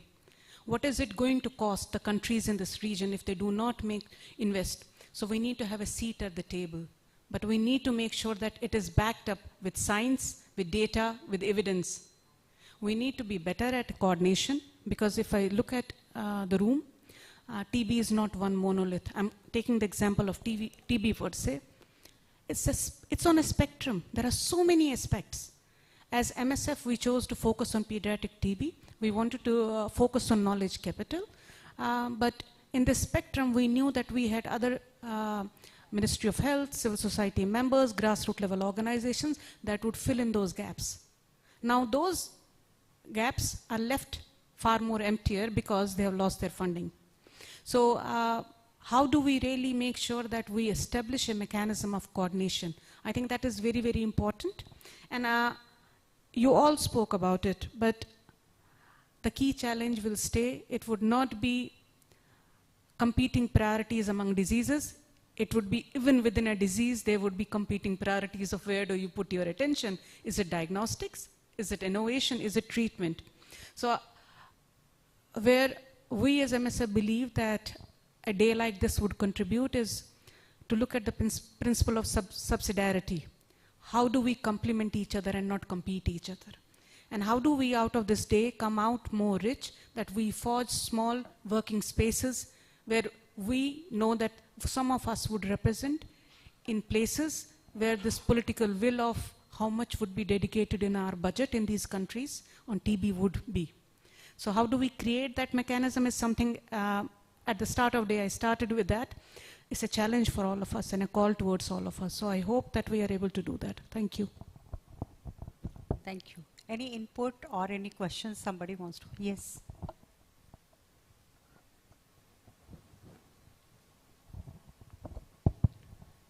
From my side, it's not a question actually.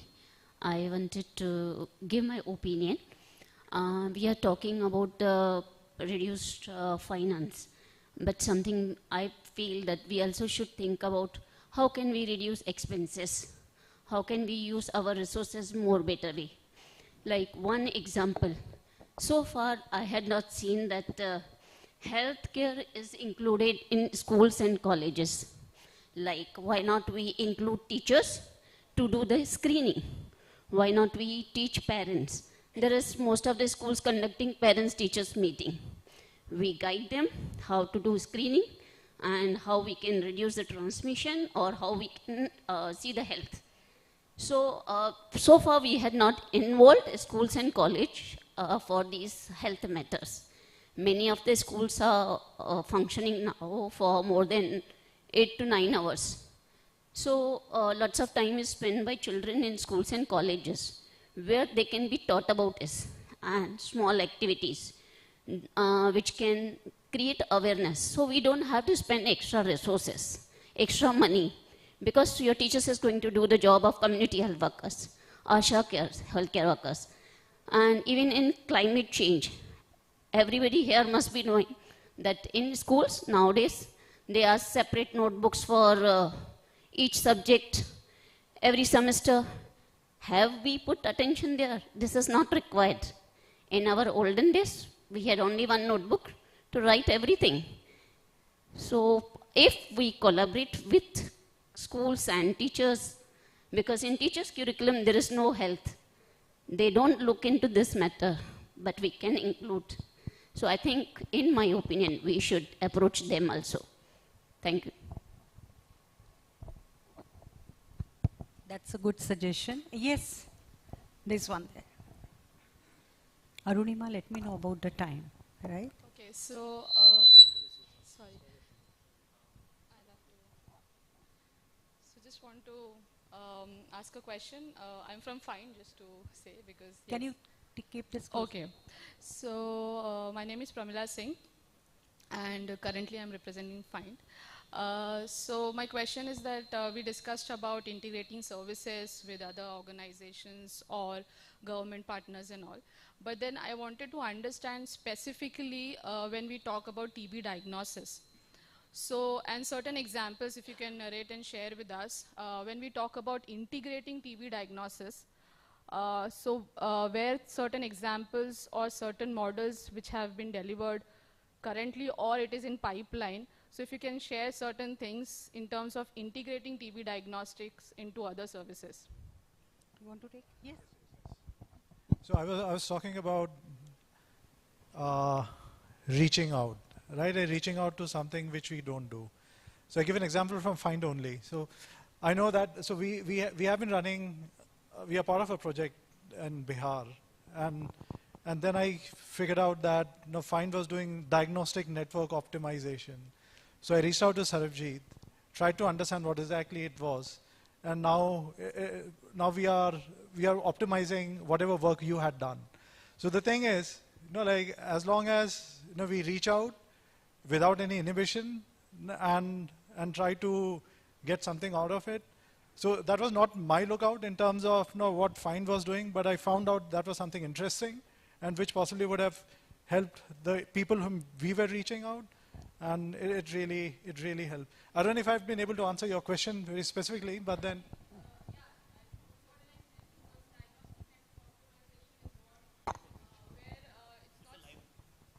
Yeah, so diagnostic network optimization is not where we are talking about huge innovations and huge investment, but it is all actually talking about how you can optimize the current resources and utilization and then use it effectively. So I think that was something, thank you for this suggestion. Thanks a lot. Did you mean to say something like the example given for school children? Similarly, when we have programs like school health or maternal and child care in the periphery or even the vaccination at every time, whether we can integrate it for symptomatics to be made aware and to give a sample or get themselves screened, something like that, you had it in your mind? About this DNO or diagnostic network optimization, if the time permits, it's basically about how we talk about the population accessibility to the TB diagnostics, and we find out that if the accessibility is less, if there is a possibility to relocate devices or have new placement of the existing devices, how it can be done. So it's just like that, but it might take a bit time, but then it's only about accessibility and the diagnostic network optimization of existing resources of TrueNAT and CBNet devices. I don't think we have a specific answer. We have been trying to find answers to the funding crunch. Yes, but yes, sir, please. I'll try to respond. I think there are several ways in which integration can be done, and I would say TB leads the examples. We have the rapid molecular tests, and we know that during COVID-19 pandemic, many of these machines were repurposed COVID-19. And so that's where I think the next level of investment should go, where you find the same diagnostic tool being used for several diseases and several purposes. So that would be kind of integration of testing and introducing efficiencies rather than having separate tools for diagnosis of different So something diseases. like incorporating in a single chip the COVID, TB and H1N1 together, which can be done on the same sample at the same time. It may not be the single chip, but at least a single... But that is what has happened. Post-COVID, all the machines which were of a TrueNAT and made in India, installed everywhere. We had those extraction machine also, the RNA and DNA extraction machines, which are now being used in the program. I think somewhere, we are looking for that handle X-ray with AI, right? They are able to diagnose 19 or 23, depending upon the AIs, the kind of lung overall health checkups. Not only TB, but other chest diseases, like even pointing towards lung in that malignancy. way, we can integrate. Similarly, if the stool could be tested, and now we are looking for the sputum only. So this is the integration, but it is in pipeline, definitely. We have finished our time, and I think we had really a wonderful discussion and lots of input. And what we need to have is, in present times, a perfect balance of funds and priority on one side, and optimum utilizations of HR, looking at better options and new funding resources on the other side, to take forward our NTP with the goals of NTB strategy. Thank you. Thank you very much for patient listening. And many thanks to MSF for inviting me to lead this wonderful panel discussion. Many thanks to Shamim, Sangeeta, and Dr. Deepak too. Thank you. And organizing this wonderful panel discussion. Thank you to this great panel. Can you stay with us on the stage to have your token of appreciation, like everyone else? Thank you.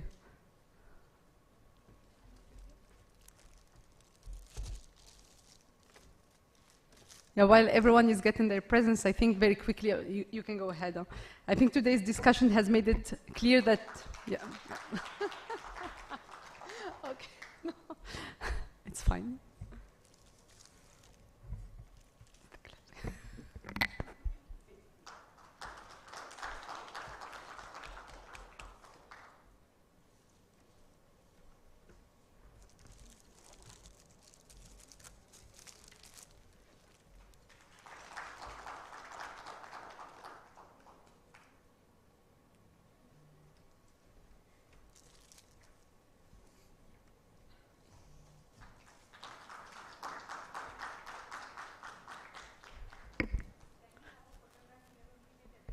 Yes, of course. Oh, me as well.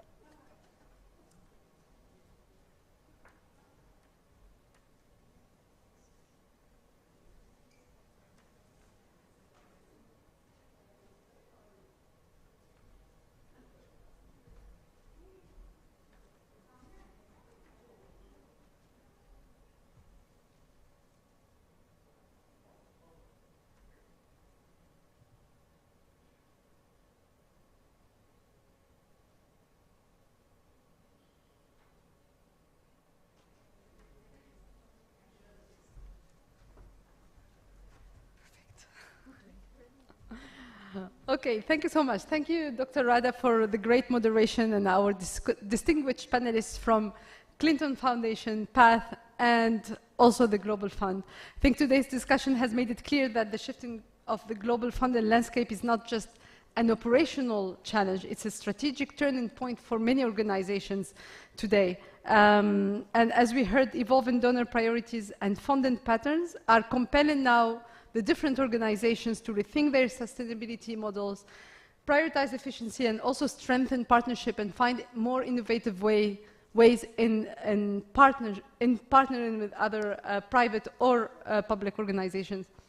But also, beyond the numbers and strategies, this conversation reminds us that funding is not just about financial resources. It's about ensuring that the most vulnerable populations have access to the treatment they need. So thank you so much for this very important discussion, and let's hope better times are coming in terms of the funding landscape. So before we go to the closing remarks, unfortunately, I just wanted to share here that the Dr. Urvashi Sinha, the Deputy General Director of the TB Central Division of India, had a last-minute impediment, and unfortunately, she won't be able to join us today. So we're going straight to the closing remarks with Dr. Vineet Bhatia. He's the Regional Advisor on TB for the WHO. So please, you're welcome to join me here while I introduce you. So Dr. Vineet Bhatia is a medical doctor. He was graduated from the Delhi University, started his career as a teacher in the medical college in Nepal, and later moved to supporting India's TB control program at Central TB Division. He has worked with several international agencies, such as the Union or the Global Drug Facility, the Global Fund, and the Stop TB Partnership, before being associated with WHO in different capacities. So first in the Indonesia country office, then in the Geneva HQ, and today as the regional advisor for the Southeast Asia regional office. And in his current role as regional advisor, he's involved in high-level advocacy for sustained political commitments towards ending TB, providing strategic guidance to member states for prioritization, need-based technical support, and partner coordination, and also capacity building. Thank you so much for being with us today. Please, welcome to the stage.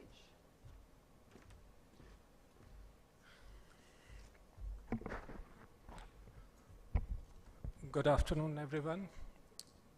At the outset, it's my humble duty to thank the organizers for having me here and deliver the closing remarks.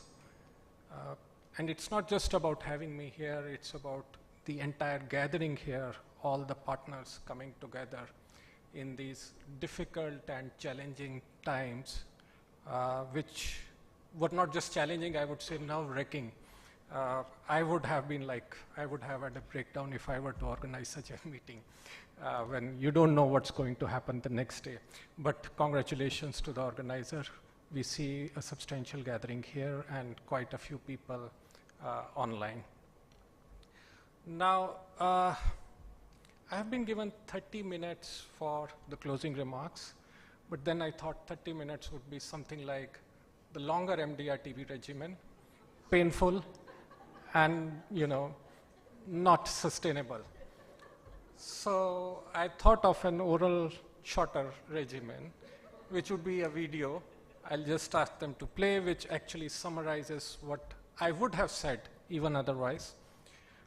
Just to provide you a background of this video, we had this UN high-level meeting in 2023, which was the second meeting of the member states of all countries of the world where they committed to end TB. And this was the second time, and there are very few diseases for which there has been a disease-specific high-level meeting. In addition to that, in the Southeast Asia region, we have had 4 ministerial meetings since 2017. So people ask, what after the meeting? The meetings, the high-level meetings, the ministers come, they commit, they go. So with the intention of having a sustained advocacy, which is part of our work, we thought we'll come up with a short video, and this is kind of played at various forums. It's not in the last few months, but it's a recent, so the data is not yet outdated. So can we have the video, please?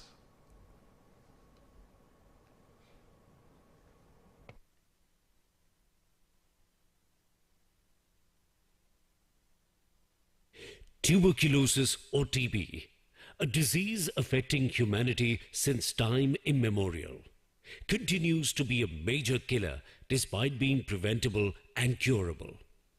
A major public health challenge in WHO Southeast Asia region, TB has significant socio-economic consequences for individuals, families, communities, and beyond. With a huge disease burden, the region accounted for close to 5 million persons developing TB, which is 45% of global estimates for 2023. The region also accounted for nearly 600,000 deaths due to the disease, or more than half of all deaths due to TB globally in the same year. An estimated 30% to 80% of TB-affected families in the region face catastrophic costs due to the disease. Undernutrition is a leading social determinant of TB in the region, followed by smoking, alcohol use disorder, diabetes, and HIV infection. To address the scourge of TB, countries in the region have been rolling out numerous initiatives. As a result, between 2015 and 2023, the region witnessed a 6.7% reduction in TB incidence rate and an 11% reduction in the number of TB deaths. However, this decline has been slow and is not enough for us to reach the WHO End TB strategy milestones for 2025. Cognizant of the need for greater efforts against TB, in August 2023, countries of the region adopted Gandhinagar Declaration.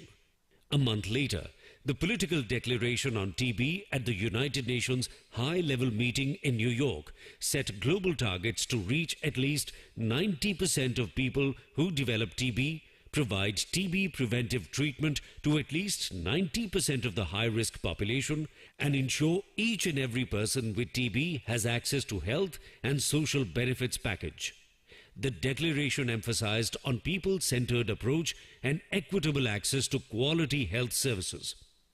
The political momentum against TB is unprecedented in the region and globally. We need to grasp the moment. We need to translate declarations and commitments into actions against TB for accelerated gains. For this, the highest levels of political leadership should prioritize and drive the national agenda on TB. A multi-sectoral coordination platform under the highest political levels should be established to ensure comprehensive and integrated TB control efforts. This is critical to address the multiple social determinants of TB and its impact beyond health. Legislative and policy frameworks based on the principles of equity are required to ensure access to high standard care and services to all people with TB and protect their rights. Adopting a primary healthcare approach by integrating TB services into a broader health framework and ensuring comprehensive care for all is vital for improving access to TB services and achieve universal health coverage. Social protection measures, such as cash transfers and nutritional support, are essential for mitigating the social and economic impacts of TB. TB should be prioritized in national budgets, including through innovative financing mechanisms such as social impact bonds and public-private partnerships. Importantly, meaningful community engagement and empowerment should guide designing, implementation, and monitoring of TB programs. Countries in the region have been making efforts on these lines. Bangladesh hosted Global MSF TB Forum in June 2024 to accelerate multi-sectoral action towards ending TB. India launched Adopt a Patient approach under the Pradhan Mantri TB Mukt Bharat Abhiyan for nutrition support. Indonesia's presidential decree on TB aims to implement a comprehensive strategy towards ending TB in the country. Maldives has rolled out TB-Free Atoll initiative. Myanmar was the only high TB burden country in the region to achieve 2020 milestones for decline in incidence before COVID-19 pandemic disrupted this progress. Nepal's TB-free initiative at Palika level aims at actively engaging subnational level systems in TB programs. Thailand has made significant efforts to improve coverage for TB services under its commitment to achieve universal health coverage. Timor-Leste initiated a partner's pledge to end TB led by the Prime Minister for a multi-sectoral approach. While a lot is being done, a lot more needs to be done, and with urgency. It is time to transform all our commitments and political declarations into actions. We need to accelerate efforts to achieve global TB goals. The time to act is now. Let's work together to end TB in the WHO Southeast Asia region.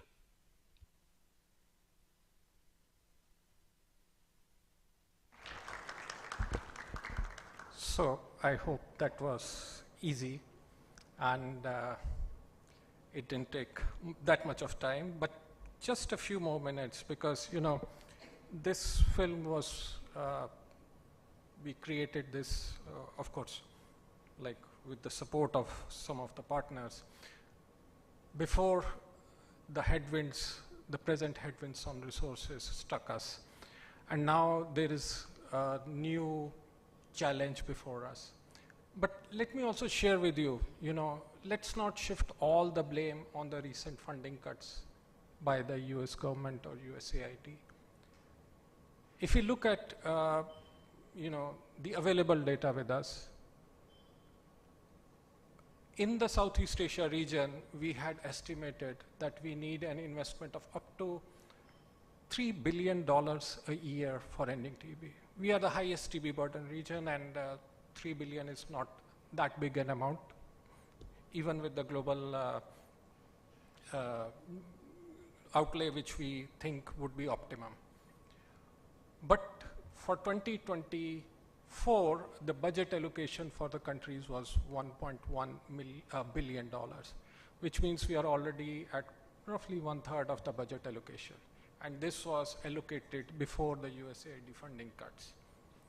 And if we see the history, you know, generally the funding available or the funding spent is 60 to 70% of the budget.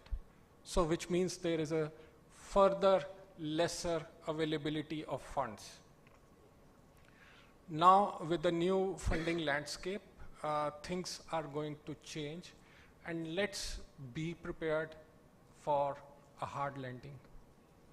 The Global Fund, as we understand as of today, has already started discussing with countries on what it calls slowdown, you know, which means that there are going to be funding cuts to various countries for various programs. So, you know, I don't need to repeat it, but whatever has been said, and I think Dr. Fahad put it very well, and Shamim also alluded to this, is how we synergize our efforts. There are a lot of resources available, a lot of untapped potential available, and if we work out on how to do it collaboratively, using each other's strengths and not trying to duplicate those efforts, I think a lot more can be achieved towards ending TB. So with that, I think I'll close once again, thanking all of you for your patient listening. Thank you.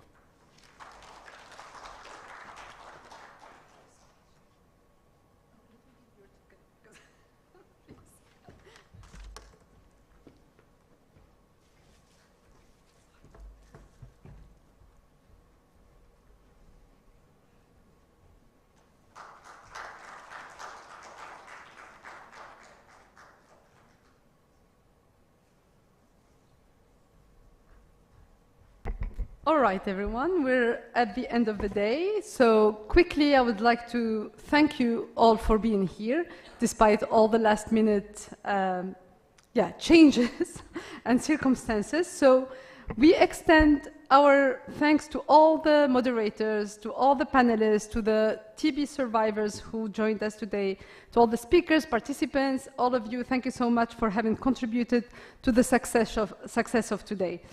Your insights, expertise, and thoughtful engagement enrich our discussions and inspired meaningful dialogue throughout the day today. Thank you so much.